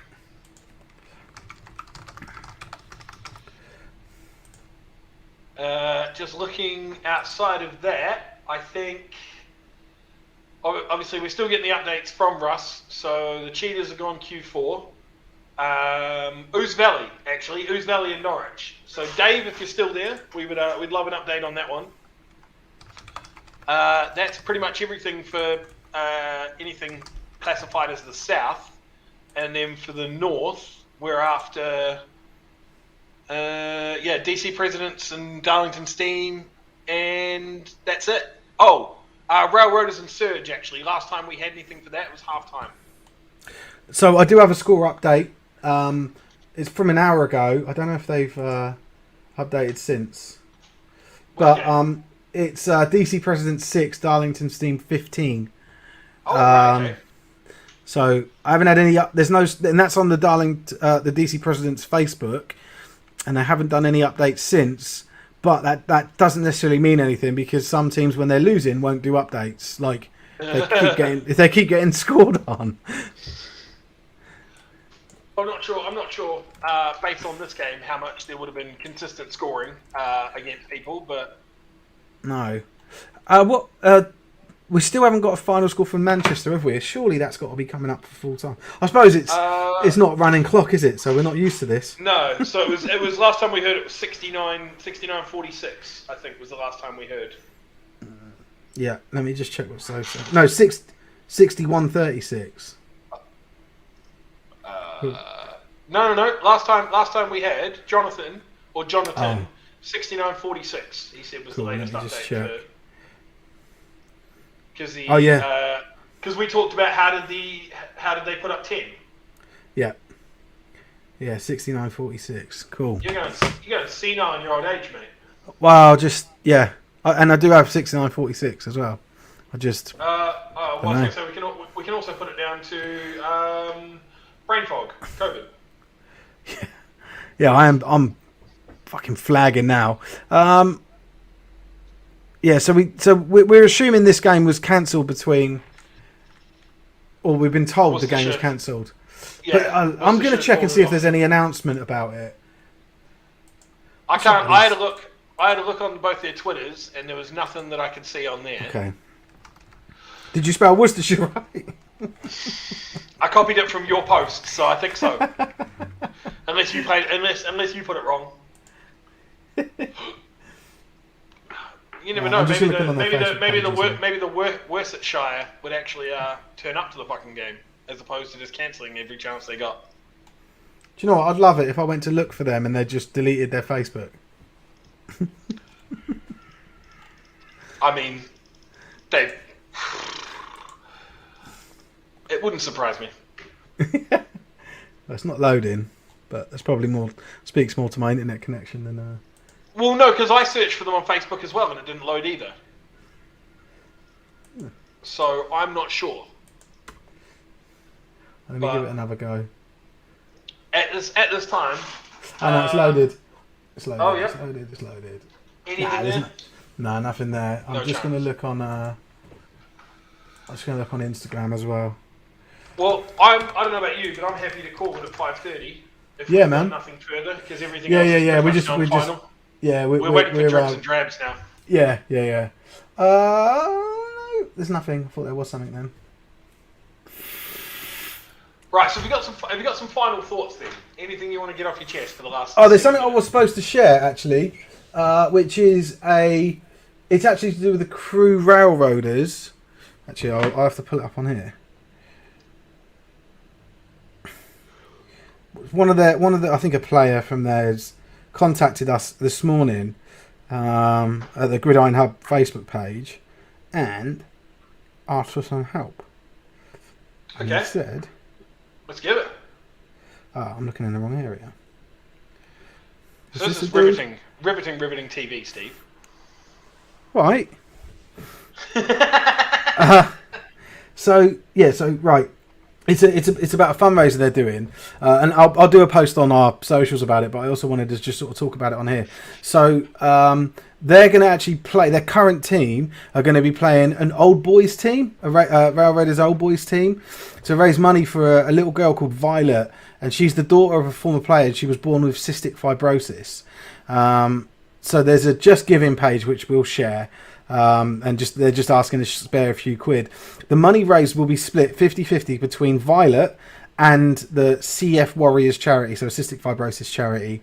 They're strong advocates in promoting the benefits of sport and exercise throughout the cystic fibrosis community and help a lot of kids like Violet not to be excluded from sport. So really nice, really well thought out actually as well, you know. And they just said they'd appreciate a shout out on today's show. So there's your shout 100%. out. 100%. Let me just give me a second because I can't click on the link here because the way he wrote the link, it's not clickable, so I need to type it in and then I will share the link, but I'll properly share. I'll do a proper post in the week. Yeah, we'll get it up on the screen. And there's no point. Also share it out on the Facebook as just well. Because like we do the score posts and they sort of flood our news feed, so I'll probably wait until like Tuesday, which is a bit of a quieter day for us, to then post it. So hopefully, better exposure, more people are likely to see it. But just a really lovely cause, and great idea. And we wish all the best for Violet and her. Yeah, journey. lovely little Violet. Yeah. So let's. Yeah. Right, hold on. Sorry, I'm just typing the bloody URL out, which take ages. So we've got a question here from Lewis. Do you think all associate teams will get into leagues when we're back to normal / next season? I'll come back to that. Let me just share this. Let me just share this. Okay.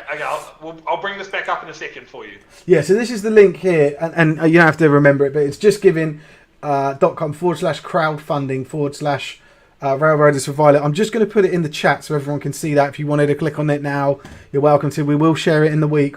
Right now, their target's only £500, and I just think I'd love to smash that target. I'd love, for them to beat that. I know. I'm not telling people to pay, but even if it's just a few quid, 3, like everyone always says, buy me a coffee. Let's buy Violet a coffee, right? Let's give her, 3-4 quid, whatever you can afford, and let's see if we can hit that £500 target for them. So there's a lot more information there about it, we'll share the link. I just wanted to support them in doing this. There we go. That's it. That was my plug. Let's get back to that. That comment. So we've got multiple things. So we've got Lewis here. Do you think all associate teams will get into leagues when we're back to normal sessions? I think any team, any associate. So it annoys me, the associate process this season. It's not authentic to the standard associate process. It's easy street. They're getting fixtures set up for them. They're not having to set it up. They're not having to, because normally they have to contact teams, persuade them to put on an event, and then when they put on the game, there's actually usually someone from BAFA that goes and sort of scores it, and the refs are involved in that as well. I don't know, but I wouldn't be surprised if that's not happening this year, right? But also they're getting their fixtures set up for them, there was, I think I remember looking at, there was a couple of teams, or the one team in particular, I think it was the Southeast Squadron. And when it first came out, they didn't have they didn't have a home game. I was thinking, well, how the hell can you validate their inclusion in the game in the league if they haven't had to put on a home game, facilitate a home game correctly? So I don't. So there's that, right? There's this. I don't like the fact that they've lowered the bar. I think that's going to have a massive knock-on effect in next year and the year after. Teams just fold in and forfeit in games and the usual crap that we're trying to get rid of, right? So there's that bit. I also think if there's a team this season who is in associate level that has backed out of a game and it's not COVID related, then they should not be coming into the league. I don't know. So saying that, and obviously they can very easily just say, oh yeah, we got pinged 6 times and we got 6 players and they're so important to us, and whatever. But if there is a team that is actually just we've got too many injuries, or I actually think it depends on the number of players. So if they have got a team that's pinged 6 players or 5 players, I don't see why that should stop a team playing an entire game. Again, it points towards poor depth of squad, right? So yeah, my view is that they've been given an easy ride this season. The reason they were given an easy ride is because BAFA wanted to take as much money as possible, so they could get 3. It's roughly about £3,000 a team they get if you look at the what's it called, the fees, and it obviously depends on the numbers, but so it for all the wrong reasons. We're in this situation, and these teams have been put in this situation. I hasten to add, and you've now got you've now got this 3-day a week CEO on 60 grand a year that cares more about cricket, never played a game of football in his life, never been involved in Britball before becoming CEO, who's now asking for a paid operations director or manager to do absolutely everything in the sport. If you go and read through the job description for 15 grand a year, 18 grand a year. 20, yeah, so, I think it was like 18 or 20, which is insane because we have an operations manager at my company. Fucking joke, mate. And the operations manager at my company gets about 45. It's a joke, and they've said it's prorated to 32, but it will be part time, obviously. It's just a joke. That person is like, but you think, well, if all of that is that person's job, what the hell is the CEO doing? He's certainly not bringing in any. He's not bringing in any sponsorship or any money. That should be the main thing the CEO's focused on. If you're the chairman, and he's now actually wanting more money. More, he wants to spend more of our money. This is our money, right? To make his life easier. It's a fucking joke. Guys, what were you saying about the SAFA, for those who know about it at the moment, is a very select few. Their approach is everything that people that are involved in BAFA want BAFA to do and have wanted BAFA to do for a long time. So yeah, it'd be interesting when that sort of bears fruit and people can get involved. But yeah, from what I know about it so far.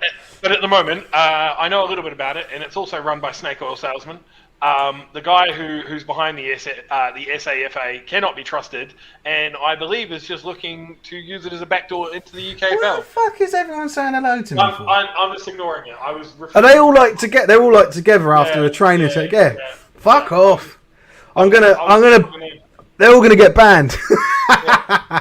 But anyway, I know I went off piece with that question, but like it's linked to it. You know, BAFA are putting these teams in a very difficult situation. So you can't blame the associate teams for wanting to be part of this and wanting to get involved, but they're being thrown to the lions den. And they're being torn apart, and they're being criticised. And I know I'm one of the ones criticising them, but they're just not ready, right? But that's BAFA's decision to get them involved. And don't forget that. And the decision to get them involved is based on money alone, and it's a fucking joke.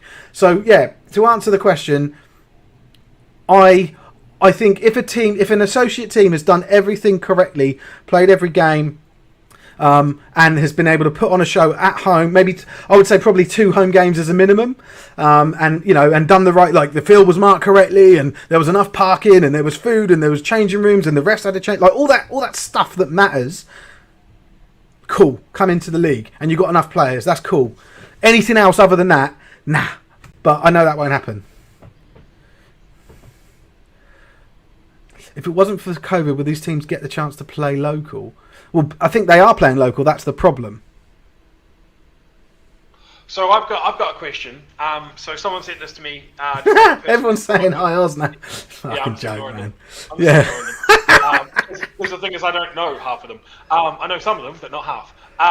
So just on the back of Lewis's original question, someone messaged me directly and said, off the back of Lewis's queue, what do you think should happen to teams like Pompey, Sussex, and Div 1 who folded this year? And I replied back with should happen or will happen, and he said both. What I said will happen is nothing. I don't think anything will happen with them because they were given a free pass. It came when BAFA released the season schedule. They said, forfeitures will not be punished if you fold. It's obviously there's going to be a different thing. If there's a free pass from BAFA, that doesn't necessarily mean a free pass from Britball. Like people will still label you as a team that folded and did this and did that. Yeah. What do I think should happen? It's pretty much the same thing. I don't think anything should happen for the sheer fact of the way that this season went ahead should not have happened. So teams that have folded, the ones that folded right at the start, I have more respect for. Yeah, I do. The Bury Saints, the Berkshire Renegades. Yeah, the one 29-0 Surge Railroaders final score. Oh, 29-0 Surge over Crew. Okay. Yeah. Yeah. So the teams that the moment essentially the schedule was announced, they were just like, nah, we're out. I think was so much better done than teams that have done a couple of games here, a couple of games there, and then have had to drop. So teams like Portsmouth and the Thunder, teams up north that got absolutely slapped, played like 1 or 2 games. I'm thinking Humber is one that comes to mind. No, Humber have been good. Oh no, so it's not Humber. Who is it? Yeah, they've been class. Kestrels. Is it Kestrels? Oh yeah, so the Kestrels are Carlisle. There should not be a team in Carlisle. It's been proven. I think 4 different teams. The Carlisle, is it the Sentinels? They folded. The Kestrels. I'm pretty sure they had different. Is it Walney? I think they were called the Walney Terriers. Or I might be getting that wrong.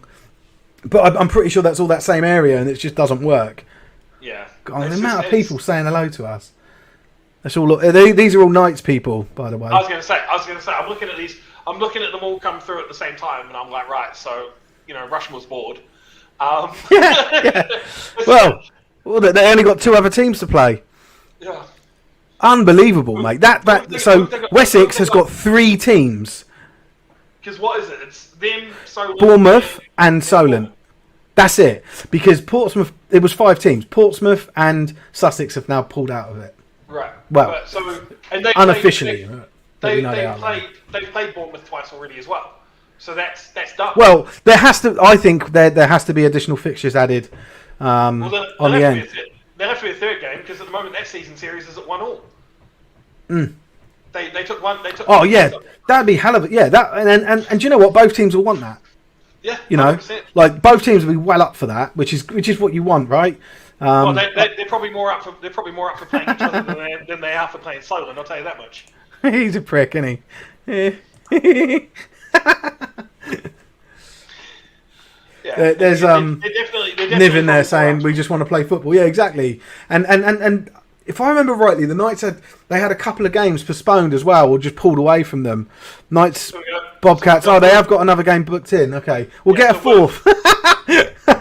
Yeah, more games. Yeah, we're up for every game. Yeah, they got that's the sort of thing you want, is that sort of spirit, and you may be up for every game, but I don't know if you physically turn up for every game. Yeah, the Bobcats done ya. I was more talking about Solent. Like Solent's just on a different level at the moment. Oh mate, yeah. They haven't said that, have they? It's definitely a two-tiered system in that division at the moment. It's Solent and everybody else. Well, it's not really everybody else now because it's just there's only 3 teams left. Yeah. So, but no, it'll definitely be. I can't in a couple of weeks that 3rd game between the Knights and the Bobcats will be an absolute banger. Yeah, be quality. Right, let me just see if we've got. Someone asked me about this after the Bobcats beat them, what the aggregate score was between the 2, and I think I messaged it to you. I think the Knights are ahead on aggregate by about 6 points or something. No, if I remember rightly. Are they? I can't remember. I'll have to find because I sent the message to you not long after it happened. So because I think that at that point in time there wasn't a 3rd game scheduled between them. Right. So I'm just having a quick look back through. And it's where I'm looking is all just filled with shit from Mikey. God, that man chats some shit. He's funny, isn't he, man? Right, so full time 37-35 on aggregate currently is what the Knights lead over the Bobcats. Right, so it's 2 points. Yeah, so that 3rd game's cool. going to be an absolute banger. What's this? We will give you guys a damn good game. I'm not affiliated with Solent, but cool. I'm just an independent. So we've got the full time here. Cheaters, 35-12. Yeah. How can we get on the stream? You go to a pub. You go to a pub and you order a drink. How can we get? Oh, he wants to come on the stream. No, he can come on the stream. Can you not read? He wants to get on the stream. The Titans and the Wolverines are full time. Let me send. I'll send Tutu. I'll send you the link and you can come on and talk to us. And here we were 16 minutes ago talking about wrapping up. No, we're just going to wrap up. Yeah, fucking. No, I've got to stop. Like normally we stop at like R4 and it's like gone like an hour past that. Well, I think pretty much all of the games are done at this point now. If we've got a final for the Titans, and then we've also got Cheetahs their final as well. Oh shit! And I need a drink. Oh, That's I'm what just I going need. to send him this. So all he's got to do is click on this link. So he probably won't be able to do it. is, that, is that just an indictment on him as a person? Or Yeah, just winding him up for when he comes on. Yeah. Right. Bit on the nose, but Right. So he should pop in a second once he's all set up. So it shouldn't take too long. Right. Is there any other scores that we need, Oz? So I've just been sent another. Have we got the full time for the Darlington? That was like 22-9 or something, I think. No, that was my next one I was going to look for. 15-7, sorry. 15-7. No, 15-6 was what we had. 15-6. Cheaters 35. 12. We've got 12. That. Okay, that's full time. I haven't put it as full time yet. So I've been sent a direct message from someone who's talking about Tootle being on the Steam, and he just says a drunk Tootle on the stream with a bee in a bonnet in his bonnet about clubs folding. This is going to be something special. Yeah. Well, I'm expecting fireworks. Right, hold on. Let's. Final score there, Tom, for the Giants, I believe, Here he is. 26-10. There's probably going to be about 10 people with him, though. Yeah, I know. They'll pass the phone around. Tootle. Yeah. Hello, mate. So do you want to introduce yourself? Because there's some people know who you are, but others won't. Other way around. Hello. Tell everyone who you are. Yeah, introduce yourself, Right, not everybody else. We don't give a shit about them. Hang on. Turn off the live stream, everyone, because I'm getting echoes. and could you be quiet? I'm Tootle. I'm the head coach of the Rushmore Knights. Hello, mate. There's Richie behind him. There's Hello, mate. I've got your number. I don't know. What's he saying that to me for? What's going on? Hello, I can see everyone in the background. Tootle, what did you want to say? I just wanted to say hello. Oh, right. I thought you were going to say something because we were talking so much shit. I thought you were going to You tell were us supposed off. to be back this morning, weren't you? At 10 o'clock? No? Yeah, I said You said you were available at 10 o'clock. I said, oh. Yeah, I didn't say... Yeah. I didn't say I was being... There's a difference between available and available for you. He told me he wasn't available because he has training. He could have been free, but he just didn't want to call you. Look, this is not the time. What is it you wanted to say? No, we didn't have anything in particular. Well, let's talk. Let's ask you some questions then. So you must have heard the news about the Sussex Thunder. Yes. Actually, I know you know that. Yes.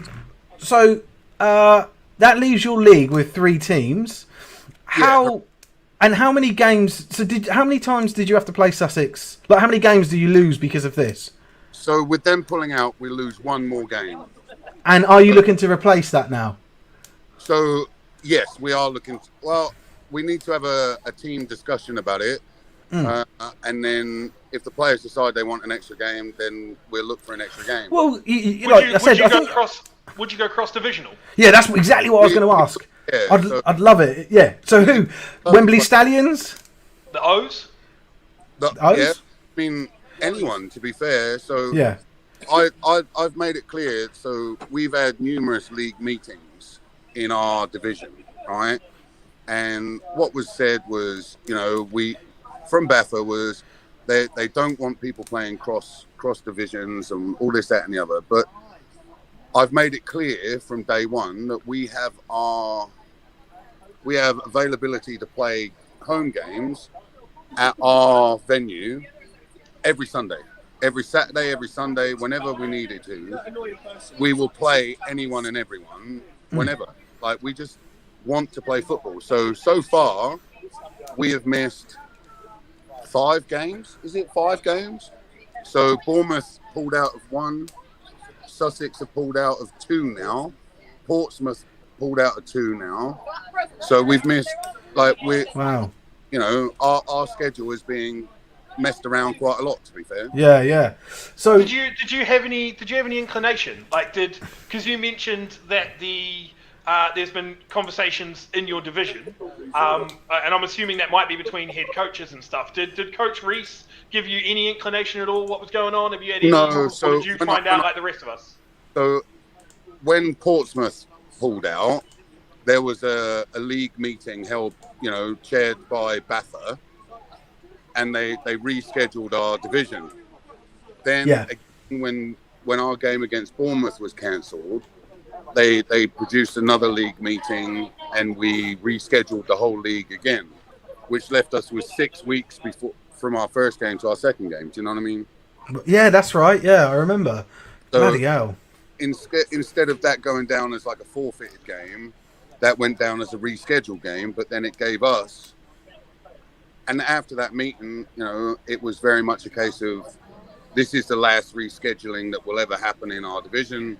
Now it was just a cancelled game after this. So now, like, our schedule was quite late anyway. Do you know what I mean? And we're now in a position where we're going to struggle to reschedule games. Yeah, because we're getting so close to the end of the season, right? There's only so many weeks left. Yeah. And so many opportunities, right? Like the dates that we had our games, no one else would play us. How has COVID impacted your team this year? Because, like you said, you had 6 weeks out. I imagine in that time there were people that were getting pinged and people that were getting positive tests. Like, how bad has it impacted the club? And would there have ever been a situation where you couldn't have played a game? So, that's a big question. So, yeah, I would love to turn around and say we would play no matter what, but then you've got to look at it and say, if you're missing numerous offensive linemen, you can't really play a game of football, right? Mm-hmm. If you're down to 2 offensive linemen and you've already pulled in your tight ends and your defensive tackles and everyone else that knows how to play or could play offensive line, and they're missing, you can't play a game of football, right? So I get it if various positions are missing because of COVID or injuries or whatever else.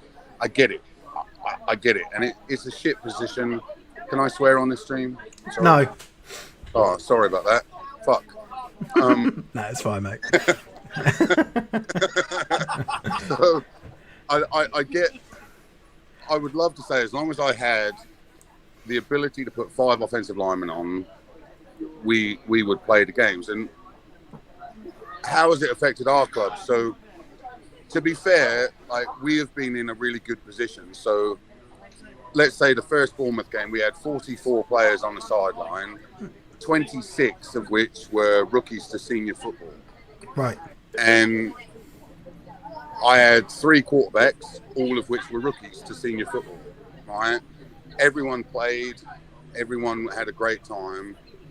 Can you get up and slap Alexi for me, please? Yeah, punch Alexi. Go away. So we've been running Zoom meetings all through lockdown. We've been we've been doing what we can, and we're in a really good position where, as you can see by the number of people that are hanging out today, like, people want to be here. People want to play football. And the atmosphere around the team is great.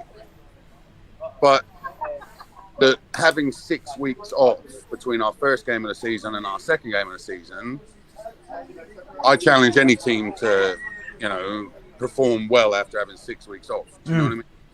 And people are, if the schedule changes, which ours has changed now 3 or 4 times, people have booked holidays around the first schedule that came out. People have booked work around the schedules that came out.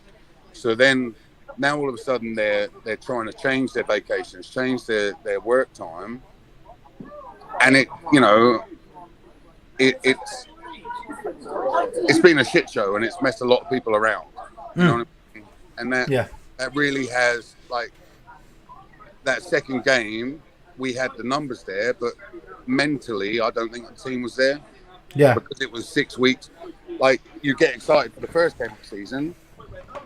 Pre-season game is 2 weeks before the season or 3 weeks before the season. You keep that momentum rolling. Yeah. But then 6 weeks is a long time to keep it going. Do you know what I mean? So the big question. So you guys are definitely playing the Bobcats again, right? You got another. Yeah. So give us your prediction of that. So you're 1-1 at the moment, right? So what? How do you think that game's going to go? And I know you're going to say the Knights are going to win, right? I'm not stupid, but give me a score prediction. Keep in mind you are 2 points up in aggregate as well. You currently lead the series 37-35. Yeah, that's that. Hang on a sec. You're very close to me, Rich. Look how close Rich is. So to be fair, right? That's a very loaded question from you, Knocker, and I will. No, it's not. I want to know the score. I will. Yeah, and that's because we've got Bournemouth coaches watching the stream right now, so they want to know as well. That everyone actually plays the game, and I hope the game goes ahead and everyone stays healthy. How about that? Oh, well, I'm going to ask you again when I speak to you tomorrow. Don't care. Give us a score prediction. Yeah, I want a score prediction. Coach Ellis Hey? predicted. Oh, he just did a score. He just did one. Okay. What was it? Score prediction. Yeah. Hang on, Dave. Can I give them a score prediction? He said no. My president said no. Oh, no one cares about what DC thinks. Yeah, we didn't ask him. We asked you. Yeah. If we were going to ask fair him enough. what the score prediction was, we would have got him on the live stream. It's not loaded either. Give us a score prediction. My biggest hope is the fact that the game actually happens. That's all. Well, and I'm assuming that you're going to predict a Knights win at least. I would like to think so, yes. Yeah. All right. Well, when I speak to you tomorrow, Tootle, I'm going to get a proper score prediction from you. So, to be fair, right, we're not going to talk tomorrow, are you? Yeah, we are. I said to you Monday. Look at the messages. I said I'll speak to you Monday. You're not going to phone me, and you're not going to answer the phone when I phone. Yeah, I will. It's a bank holiday. I haven't got work. Yeah, so I'm going to be busy doing fun things. Well, that's got nothing to do with me. Are you supposed to be doing fun things now and you're still live streaming with us? What was that, Oz? I said, yeah, what was that, Oz? You're supposed to be doing fun things now, but you're sitting on a live stream with us. Yeah. This is fun. Apart from Lexi, too loud. Yeah.